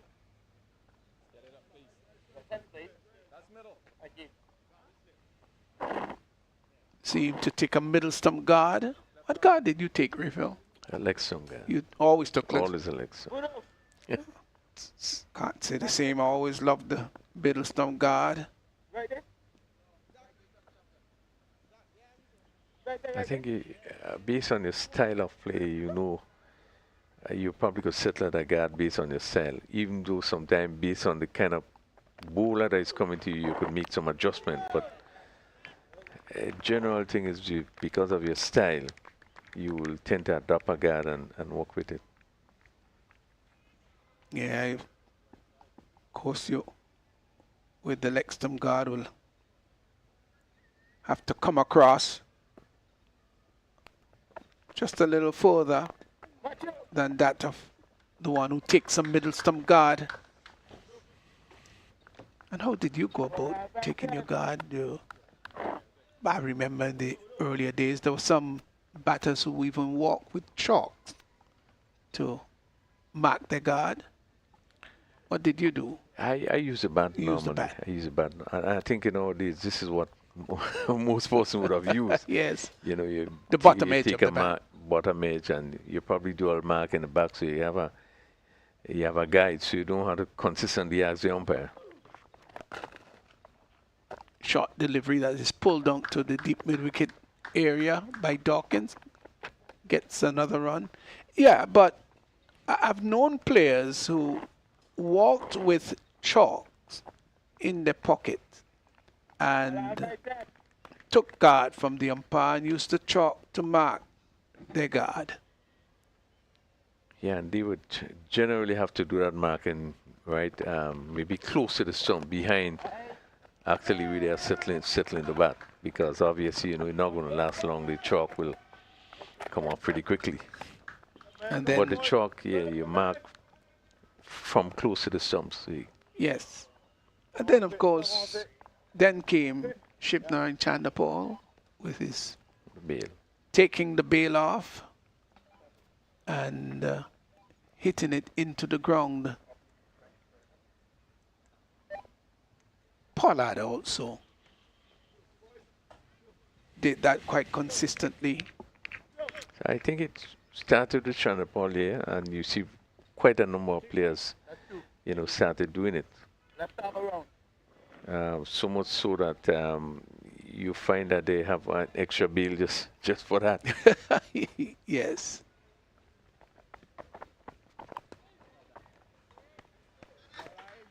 Benison is on 2.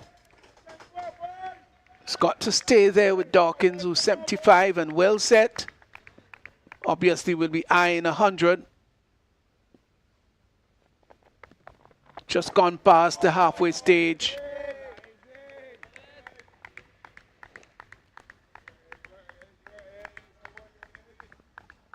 Martin has picked up 1 for 26. He's into his 6th.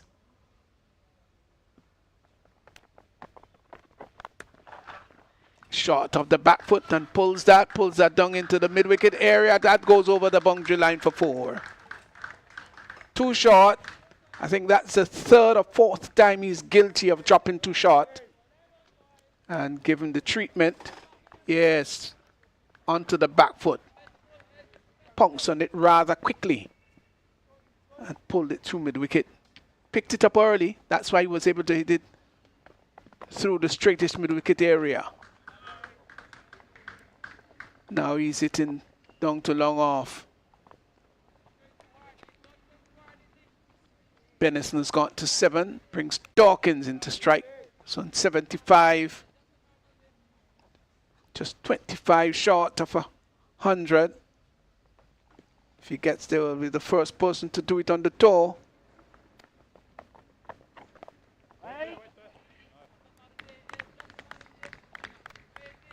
I think England could still feel comfortably placed here, Raphael. Well, I'm not so sure. They probably might be showing a bit of a concern. Losing 4 wickets. And at 144, the 4 wickets I think that they would have lost. They could have ill afford to do so. But it's not all over. With Dawkins playing the way he playing, and we still have the captain Ahmed to come in later on. So there's still some batting still. So you know, one expect that you know, they can still go on to get the score which is required, but it will take some disciplined batting from here on. Here's Laws. Is coming into the right-handed batsman. I'm really impressed though with his control. It's not always easy as a left-arm unorthodox bowler. Wraps him on the pad. There's an appeal for leg before. Given out, gone. Well, looking to pull the unorthodox leg spinner. That's Benison. Struck on the pad. The appeal went up. And the fatal finger of the umpire went up. Benison goes. Leg before for 7. And England, they've lost a 5th. And this one actually stayed on a bit, shortish delivery. And Benison looking to pull. They did turn. Just stayed on a bit and he hit over it. And the umpire hit in front. Umpire, I think, would have made the right decision. And England losing another wicket. So just put a little bit more pressure on the England team. Still have the captain Ahmed to bat. So West Indies will feel really that we're taking the advantage at this point, 144 for 5. Yeah, and Laws has captured his first wicket in his 6th over. He's persevered and has bowled well. So 144 for 5. Ralphie Albert now comes out to join Dawkins, who's on 75. So he's seen all of those batters fall apart around him. Can Albert now just stick around here with Dawkins, maybe put on another 25, 30 runs or beyond that?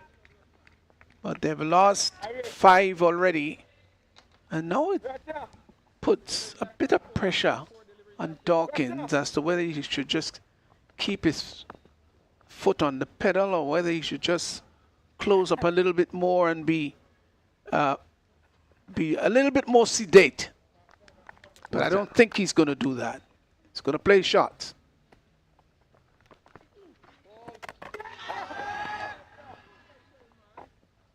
He's really into a good groove here, Laws. Into his 6, 1 for 20. Well, he's overstepped. No ball. This is a free hit. So, Albert, it's a good opportunity not just to get off the mark, but aim for the hills. Misses everything. Well kept by Francis behind the stumps, dislodging the bail in the process. Maybe Dawkins would have been happy to face because he's set. But I think he will have to refocus, restructure his innings with wickets falling around him. Short delivery. That he turns behind square on the leg side and will come back for the second run. So Albert has gone off the mark. He's now on 2. Yeah, we're just seeing it. Ben Dawkins will now have to, maybe look to take most of the strike. Take most of the strike and lead from in front as they have been doing. More responsibilities on his shoulder, and therefore it would even cause him to be more cautious in terms of maybe some of the shots that he would normally play. So yes, it's really extra pressure on him.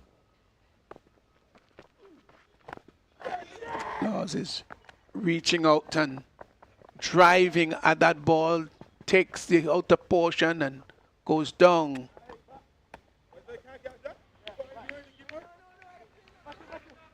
And they're able to run for 2. As Martin having to run back. Lone slipper there is Carter. Crouching now with the keeper.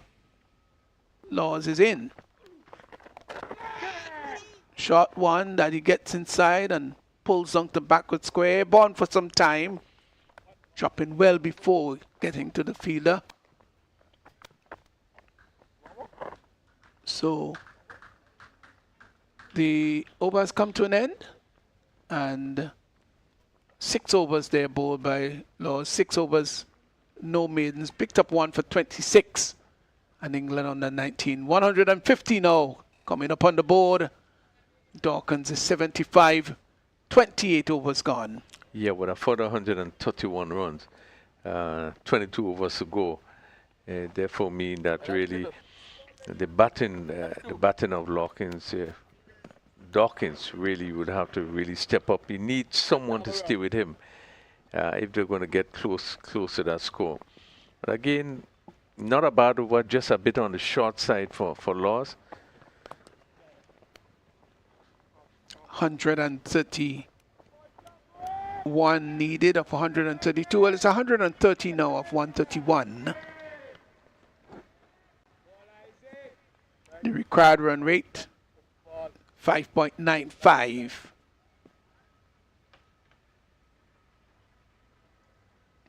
So the match is still even, in my humble opinion. Now, if the West Indies collects a wicket here, let's say within the next 20 runs, then it'll be nosed in their direction, or they've nosed ahead. Here's Martin. Pushes onto the back foot. They go through for a quick single and they get it in the end. Dawkins has played resplendently for his 76 runs. It's really batted well. Batted with great composure and great skill. Albert will have to play a supportive role. Shot delivery outside the off stump. I think he'll be disappointed with that. Should have at least got a single. Cut down to backward point.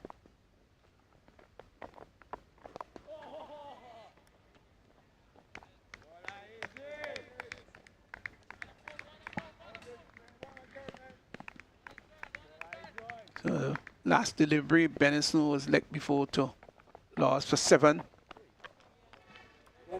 So that completes a good over there by Morton. It's completed 7, 1 for 33. Good economy rate of 4.71. It's bowled well. Yeah, good over by Morton. Only going for their 2 runs, keeping things tight. 152 for 5, England. And really would need some sort of partnership, really to, just to bring them back closer, just to push the runs along. I think they, Dawkins, as I say, would need someone to steer with him for a while, and they probably be looking to pick up the boundaries here and there. With the spinners bowling, overs, they're really running to the overs rather quickly. Laws into his 7th.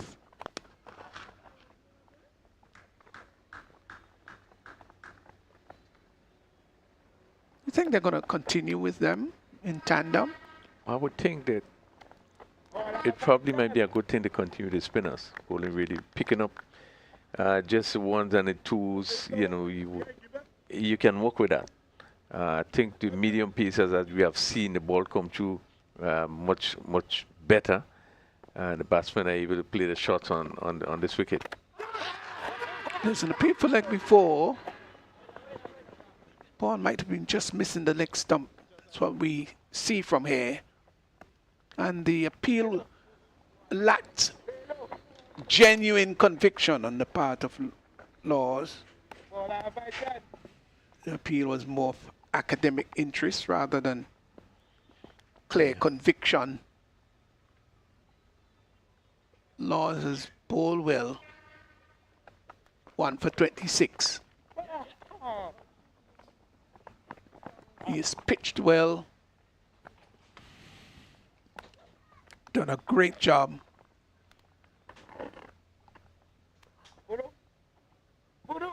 Good service for his team.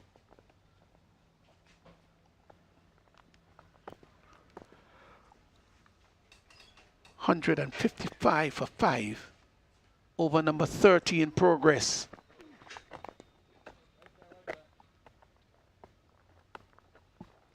But again, how challenging it is, Rafael, especially for the left arm unorthodox, to be bowling a lengthy spell and still be able to maintain composure and control. But that's the beauty of his bowling. I'm really impressed with the kind of control that he has been able to bowl with. You don't often see that from spinner, leg spinner in particular. Leg spinner orthodox, or he's unorthodox. We really don't see bowlers that nature bowling there with that kind of control. You really have good control, and as such, you'll make it more difficult for the batters trying to get after him. Yes, I'm really impressed and surprised too that his control has been so good. He's captured 1 for 29 of 7. And don't forget, he was also bowling to a set batsman too, and Dawkins, who's 78. Just seemed to held up on the pedal a little bit here.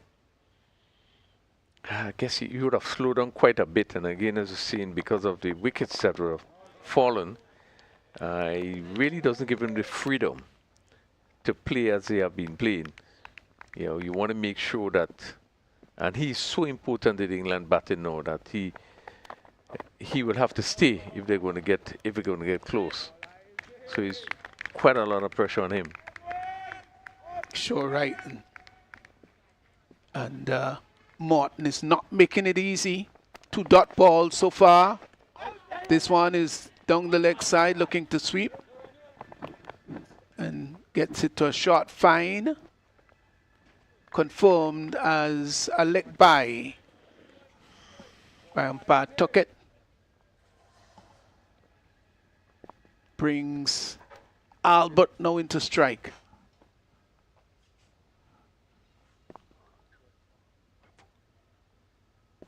Morton lives that. That's going to go all the way. That's a fine shot. That's a lovely shot by Albert. Just went down on one knee and lifted it high and handsome over the mid-wicket area.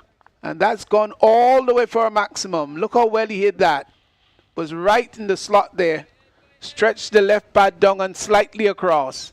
And lifted it over mid-wicket for 6. Yeah. Wonderful blow. Tremendous shot. Also a bold shot. He really picked that up well and hit it over mid-wicket for a big 6. This time he's off the back foot. And hits it down to the sweeper position.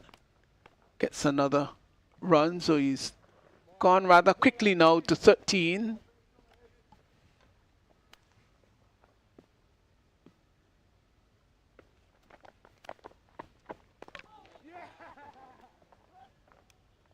That's over. So that completes the over by Morton. He was treated roughly with a huge 6 there by Albert. So the over comes to an end. 163 for 5. Dawkins is 78. Albert is 14. Extras 10. And after some 31 overs, England on the 19, 163 for 5. So England need another 118 runs of 114 deliveries. The 163 for 5. 31 overs completed. And we'll be looking to press on from here on. This one is hit straight to cover point, taking cover point. And Albert there looking to drive, first delivery, bowled by Laws, and hits straight to point as you look in the pierce the offside field. Yeah, giving some room just caused him to move away from the body in terms of playing that shot. So you really didn't have any control there, Albert, and managed just to get it to the fielder there. So a big breakthrough there. Hit a really beautiful shot a while ago, and I think he understands the urgency, but unfortunately he couldn't get it over that man there. Yeah, I was about to say that even when he hit that, when he struck that 6, it was a bold shot because it was not necessarily a bad delivery, but he picked it up well and hit it for 6. You know, I was about to say that would ease the pressure of Dawkins because, you know, Dawkins have been batting well, the wickets are around him, he puts more pressure on him. So you had to know think that you cannot out know because I'm the main person. So I have to steady and I have to score. You know, so it puts a lot more pressure, and with that 6 he hit there, you know, probably would have eased a bit. So then you don't have to take extra chances because the runs being scored from the other end. And but here that one was given some air, and you're looking probably to hit it over cover. And with the ball turning away, just taking probably the outside edge and going to the point fielder. Yeah, certainly a good breakthrough just to keep hands firmly on top of the English batters. The West Indians have bowled well. Laws in particular has pitched pretty well. He's into his 8th over and has gone just for 29 runs, picking up 2 wickets.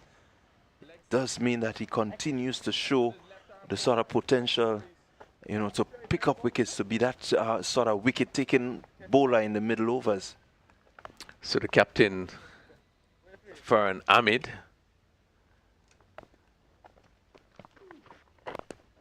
ball played back. If it's one time you need the captain to stick around his nose, push back to the bowler. Yeah, like this matchup here. Ahmed has been scoring well through the tournament.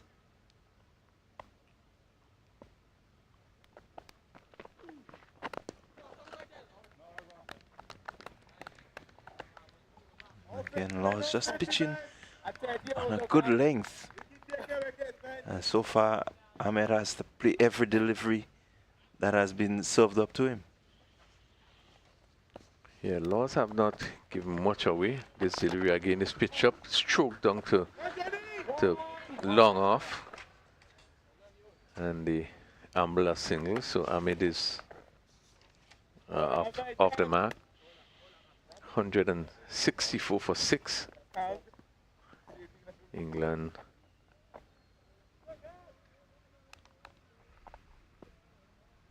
trying to get a 281 for victory. He's bowling to one slip in Carter. That point position. Square cover, cover and long off on the offside.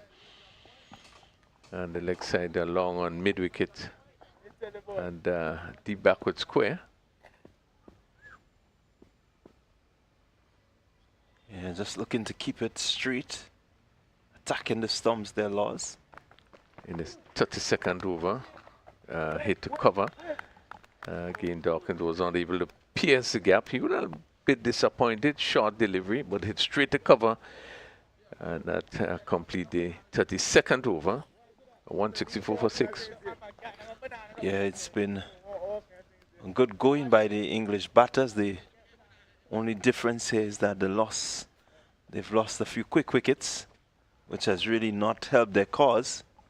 But the run rate up over 5 for most of the match says that, you know, they've been scoring at a good rate. West Indies have done well in terms of taking the wickets. Yeah, I don't think they would think that they had a problem in terms of the rate, but really the wickets that fell, and maybe the way that some of those wickets fell.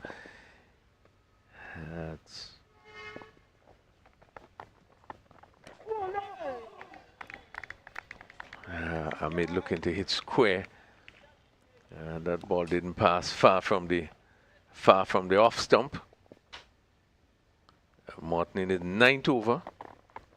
Another short delivery hit down to the cover field. They're probably going to look to come back for a second run here. The cover field on the boundary have some running to do.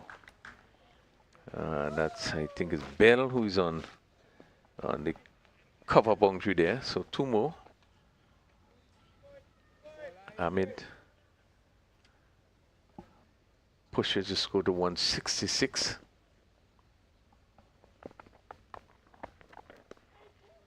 Turn and again bongs there from Morton. Yeah, Morton is he's looked good. Got 42 coming off his bowling so far. Play down to mid-off firmly. And this is his first outing, and on this pitch he's getting a good degree of turn.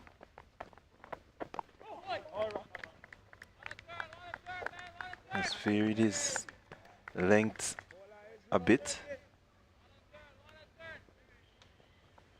His last couple over just had a couple short deliveries, but outside of that, yes, he have done well, cut down to cover.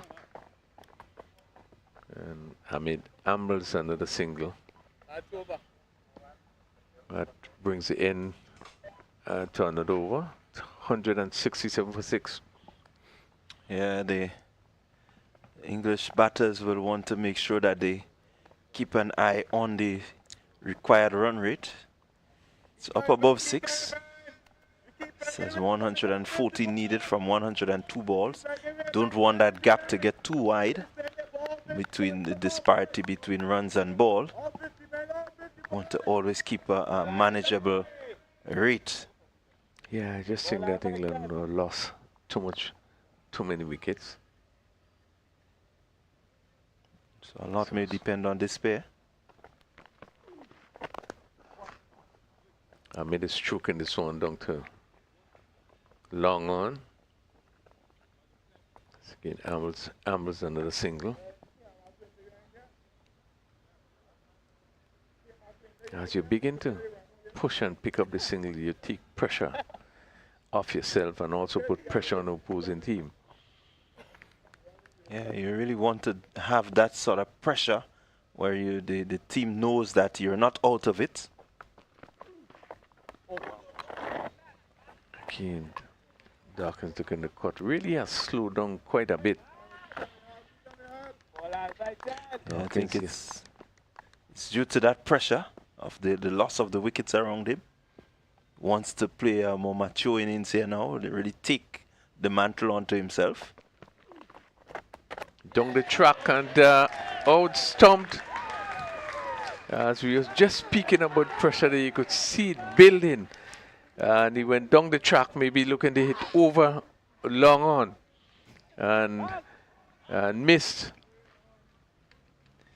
Tell you what, I love this youngster, Vital Laws.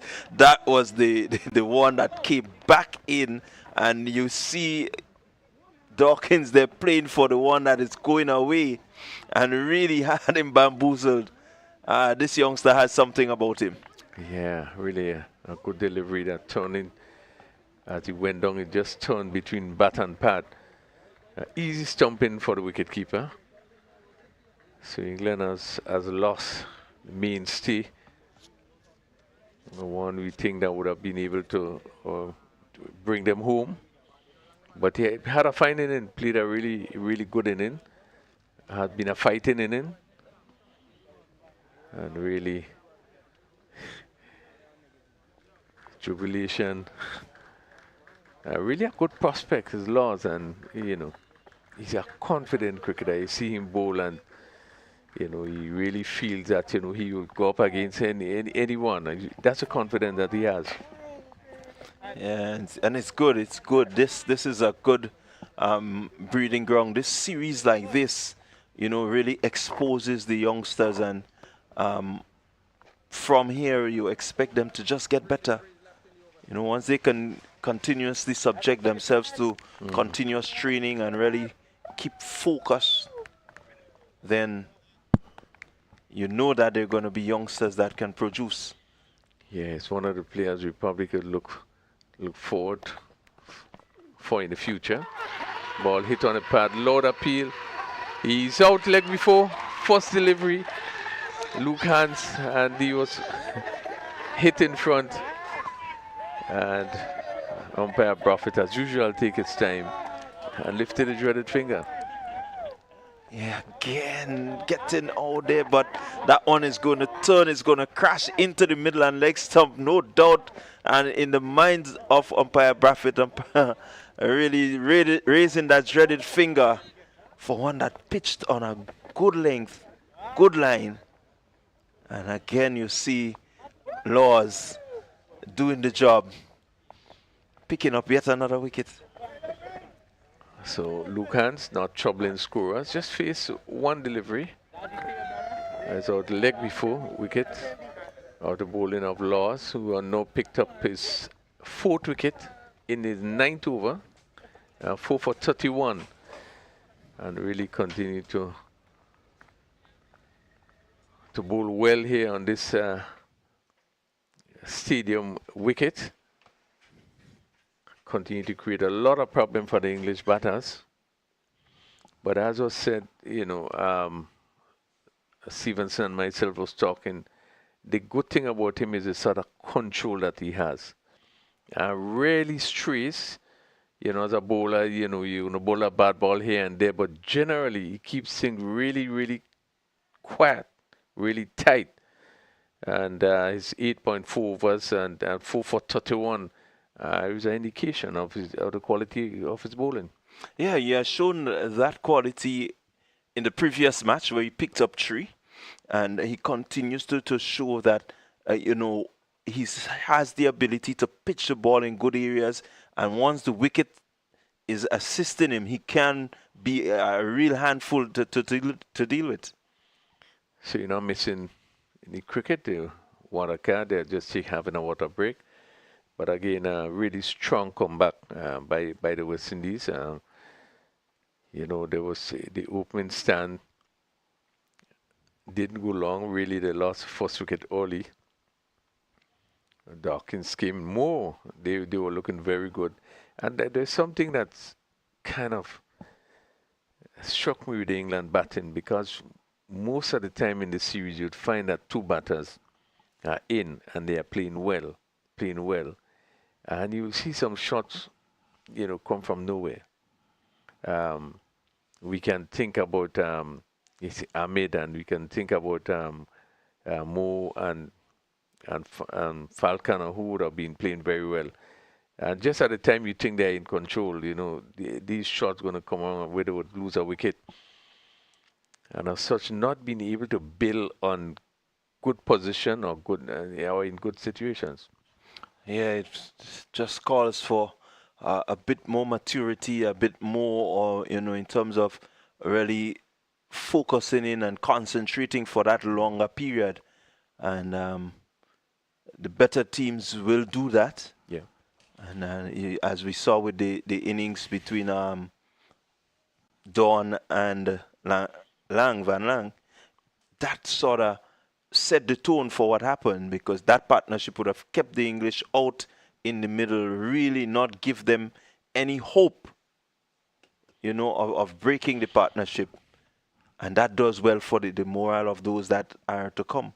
So James Minto is going to face with a really attacking field. Now there's a slip. There's a silly mid-off. There's a leg slip. There's also a silly mid-on fielders close to the bat. Ball outside the off stump. And would want to attack the batter as much as possible. That one just wide of the off stump. But we've seen very attacking field. Now the leg slip is being moved and pushed down to short fine leg, and a lot of changes. Now he's moved from that position and goes to a short mid wicket. Now there are two slips. The long on has come into mid on. So West Indies on the attack. And this ball is pushed to cover. And that completes a successful over by Laws. He has picked up 4 for 31 and 9, 168 for 8. Yeah, really toying with Minto there, just looking to push one in and then get one to leave the left-hander. And unfortunately, he got a little too close to him. He needed to just pull that length back a little bit and maybe just drift towards the off stump of Minto, just to make sure that you draw him from, that position that he's in and cause him to reach for the delivery. But nonetheless, they match on 168 for 8, a good position, just looking to maybe bring home victory in as soon time as possible. So Morton continued with his 10th over. First delivery. This comes off the edge there as the captain Farhan Ahmed looking to hit some to mid on. Bobbles out on the leg side. Yeah. Down the leg side again. Turn to that field at short backward square. And non-striker seen the danger. Yeah, good pressure being applied.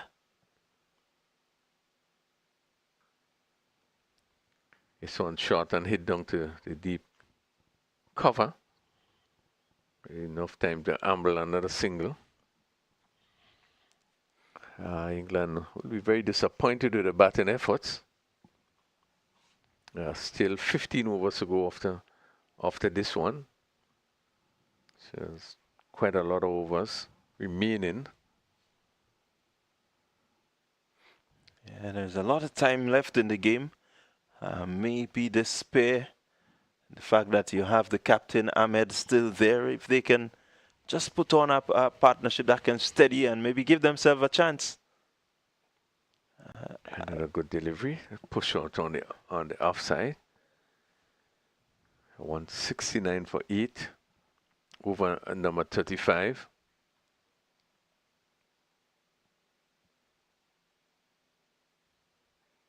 Minto's looking to drive, comes off the edge, goes down to third man. And they're going to come back for 2 runs. Yeah, I was a little disappointed there that there isn't a slip in for Minto. He's now come to the crease. You want to just keep that pressure. We saw it for Laws, and maybe just need to keep that pressure a little bit longer. Yeah, I don't think they have nothing to lose and to keep the pressure on now. Well, that completes the final over. Morton 10 overs, 1 for 46. It's 171 for 8. Yeah, good spell there by Morton. Picking up a very important wicket of Caleb Falconer rather. And he was set and he was looking good, Falconer, and so he would be happy with his day's work. Morton. For his first game in the series, he has done well.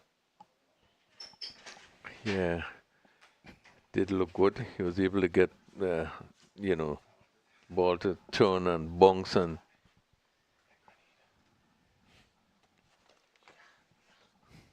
turn and bounce.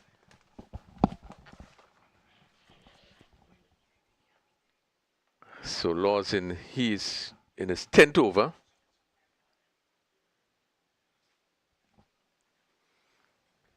Again, ball push out on the offside.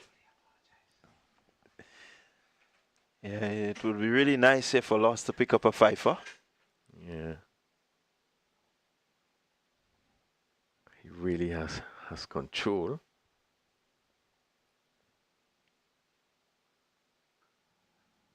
Hit through the cover. This one short. Pulled down a bit. But only able to pick up a single. And this would be a good result for Laws. The fact that this single, now he has 4 deliveries which he can really test the defense of Minto.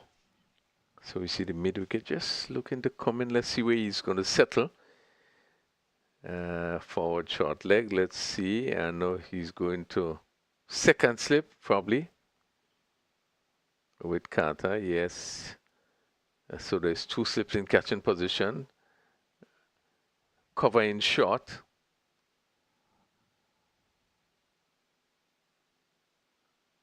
Cut down to backward point. Good shot.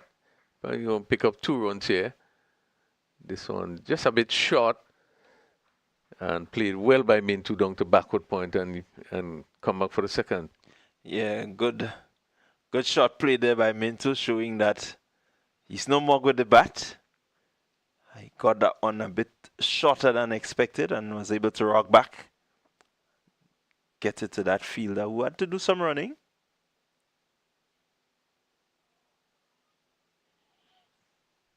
Again, comes off the edge, goes to the short gully. Yeah, just 2 deliveries remaining in the spell.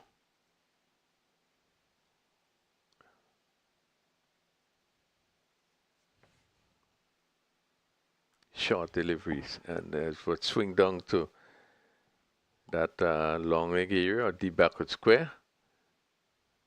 And you pick up another single. Yeah. Singles not really going to put too much pressure on the West Indian fielders, and they may be happy with that. Just want to be able to pick up the odd boundary just to remind them that it's not over until the fat lady sings. And push back to it. That's the complete spell of Laws. Once again, picking up another 4 for 35 at the end of 36 overs, 175 for 8. Yeah, the overs moving along, 36 overs gone. Have another 14 remaining. And so what is not in the favor of the English is that the run rate just continues to climb. It's required over 7 now, 7.5. And so they certainly need to clear the ropes in and between the singles that they may just may be on offer. The bowlers will want to make sure that they put the ball in areas to restrict the free scoring.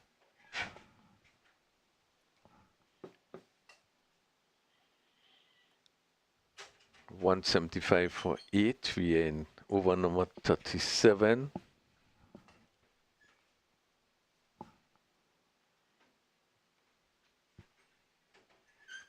Bell, who opened the bowling back into the attack. Ball pushed on the onside.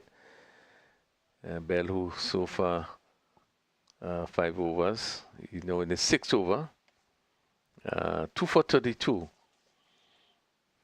Bell would have picked up wicket in the 4th over. A wicket of Mohammed. Mohammed looking to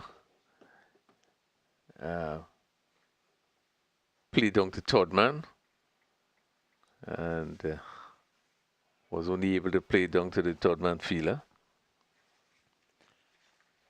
Yeah, Bell, not as economical as we saw him in the first 2 matches. I think he's really putting in the effort. He's getting the reward in terms of the wickets, but the economy just seemed to be going up slightly. But that happens when you're attacking a bit more. Good delivery again. Batsman forced to push it out on the offside. No form of aggression, just defense. As the condition remains overcast, quite a bit of clouds. You can see the scoreboard shining rather brightly. This one played a backward point. Again, and a shortish delivery, but straight to the fielder. Yeah, guys, just keeping Minto a bit earnest there, not really allowing him much room. The offside, just 2 fielders out on the offside boundary. The others are in the ring, so if he can just get that ball anywhere for a square through the offside, he will get some runs. Another short delivery push to backward point region, then there's no chance of a run. As we look at the field, we still have a mid-wicket on the boundary. One who thought he'd want to pull him in, put a little bit more pressure. You have a cover on the boundary.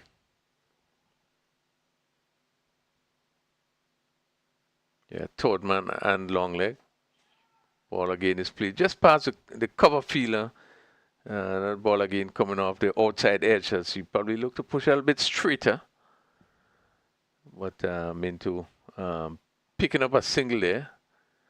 And that completes another over, 176 for 8. England still requiring another 105 runs, 78 deliveries. Yeah, the equation just running away from them. Really want to try and get things moving along. Don't want to give up as yet, the English.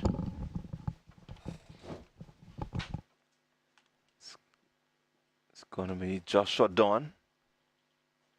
He's going to be bowling from the river end which has given Laws so much success.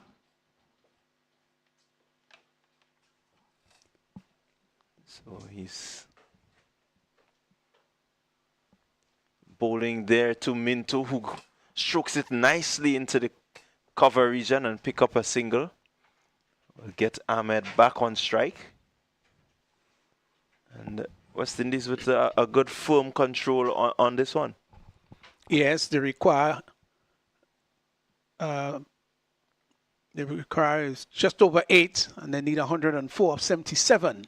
Tall asking. This one is it. The fielder moving in. It's going to take the catch. He takes it now. So Ahmed goes. Ahmed, who would have been the last hope for the English in terms of striking it around. He goes. He falls to a really good catch in the outfield. And West Indies continue on top. Yes, nicely flighted delivery from Dawn. Pitched just outside the off stump. And Ahmed looking to really hit that over the boundary line. I was not able to do so. and so they've lost another wicket. He goes back disconsolately and saying to himself, well, as the captain, maybe I should have been more responsible, but, you know, very difficult to be able to do much differently, knowing that 104 runs were needed of only 76. And you can't stay in there and just push and prod. You had to go on the attack, and that's what exactly he was seeking to do. Yeah, he had to attack, but Dawn and Voodoo in combination had a different idea. And so Ahmed perishes. And I think with him, the last hopes of the English in terms of getting anywhere close to that total set by the West Indies. It's a good catch by Voodoo in the end, because he had to come in and found that the ball was dipping on him and took a well-judged catch. So it was well bowled and well taken by Voodoo. So it's going to be done. Continue. And this one is stroked nicely by Green. And they're going to pick up 2. Really well placed there by Green. Was able to pierce the gap. Well, it's a good opportunity for Green and Min too to have a good time. Loud shot there. And the ball just seemed to have hit something. And well caught there by Carter in the slip. May have come off the pad.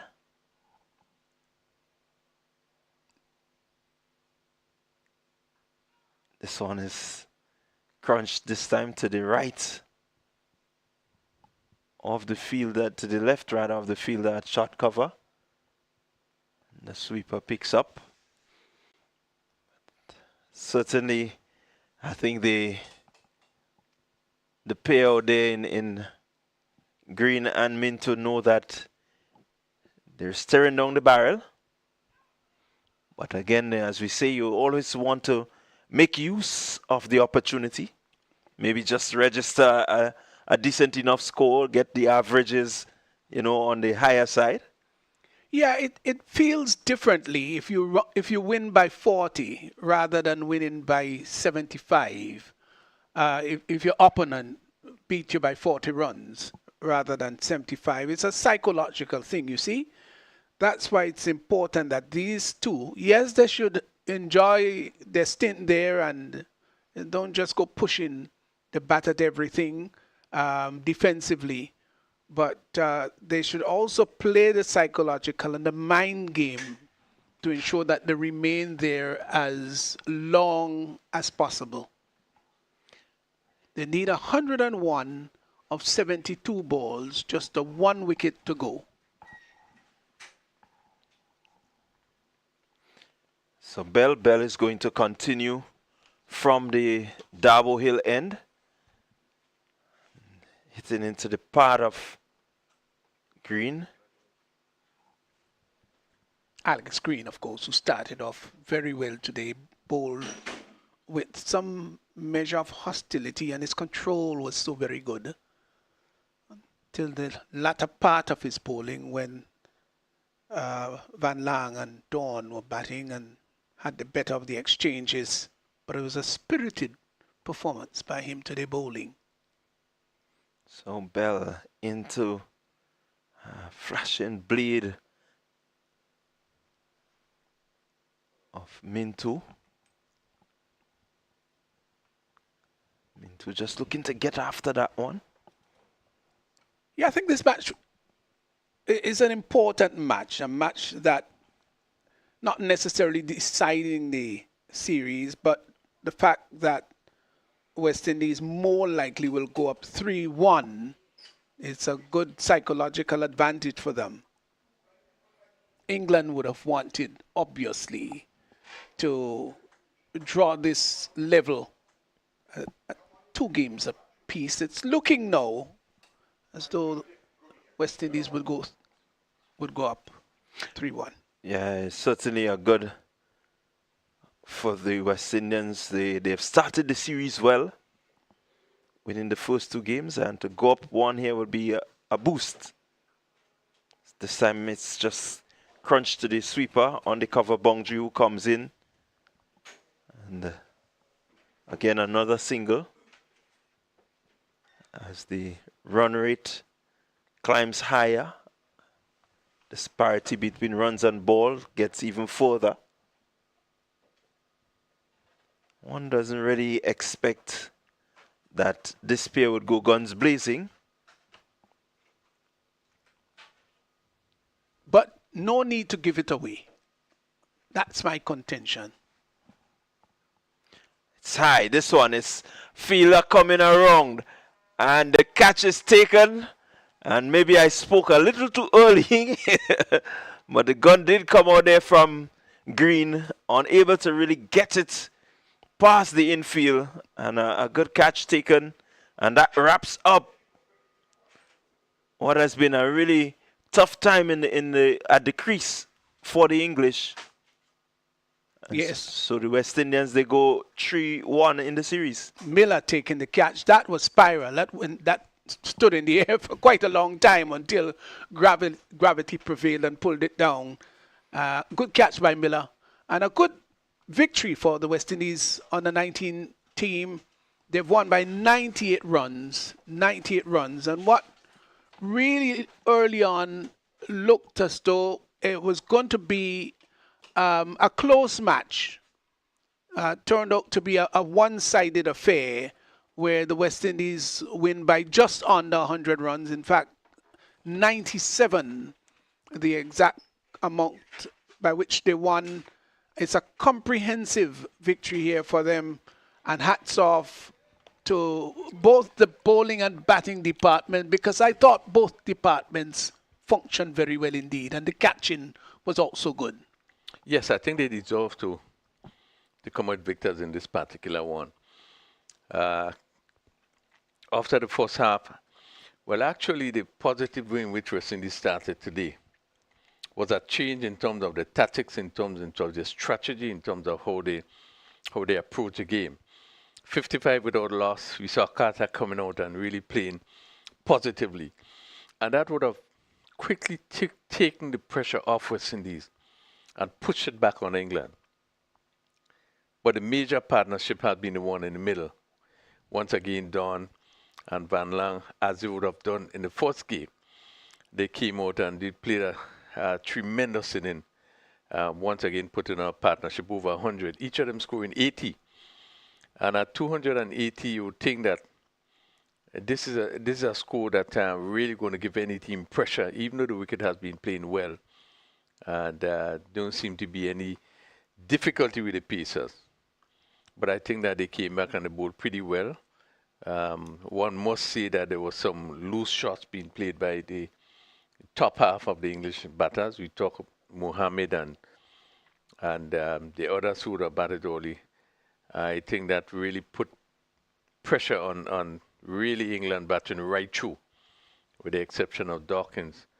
I think that West Indies would have played well enough to come home victors really by, a big margin. Yeah, margin of 98. That's said earlier on. It's a big margin of victory, and allowing them to go some 3-1 up in this series of 7 matches. I think England would be disappointed with this, in Dawkins getting 78 in 98 balls, batted very well, and after him came Falconer with a good 32 runs of 38 deliveries, and Morris had 19 of 20. Ralphie Albert had 14 of 16. Those were the main contributors. In fact, those were the ones that got into double figures. And so the bowling attack looked very good. Bell had 3 for 34 of 6.5. No wicket for Rasha. 1 for Miller, who had 1 for 23 of 5. There wasn't a wicket for Boodoo. 2 overs, a bit expensive, not for 17. Martin bowled very well. 1 for 46 of 10. and Laws bowled well, getting 4 for 35 of 10. It was a wonderful piece of bowling. Joshua Dawn picked up a lone wicket. So it was a tremendous bowling and batting display by the West Indies under 19, setting a big total of 280, pretty large size indeed for England to chase down.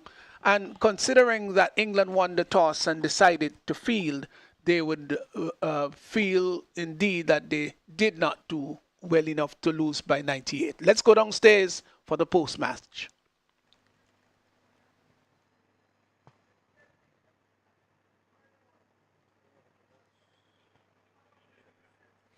Okay, so welcome to the post-match presentation, and this game being wrapped up by the West Indies. They take a 3-1 series lead, and to do the presentation, and we have the high-performance manager, Cricket West Indies, Mr. Dwayne Gill, and he's presenting to Vital Laws, a really good, outstanding bowling innings by him, and so congratulations to him.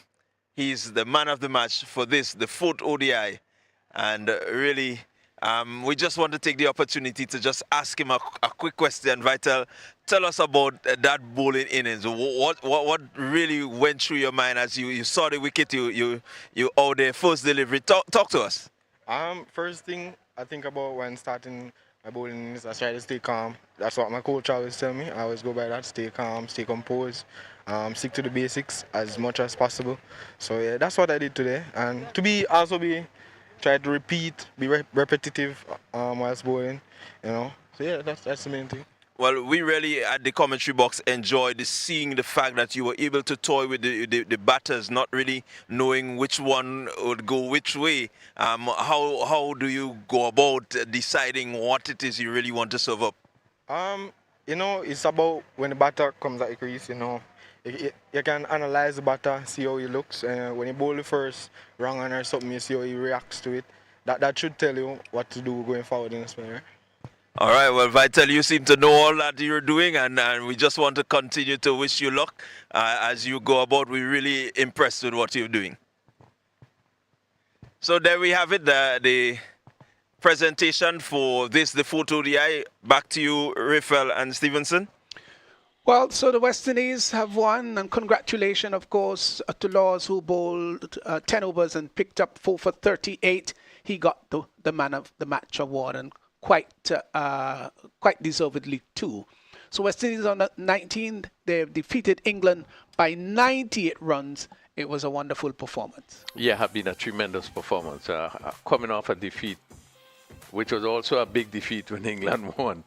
And I think they really came back here strongly, and with the batting display that they had, you know, it really would have had to be really good batting by England to get up to that 281, which was required for victory.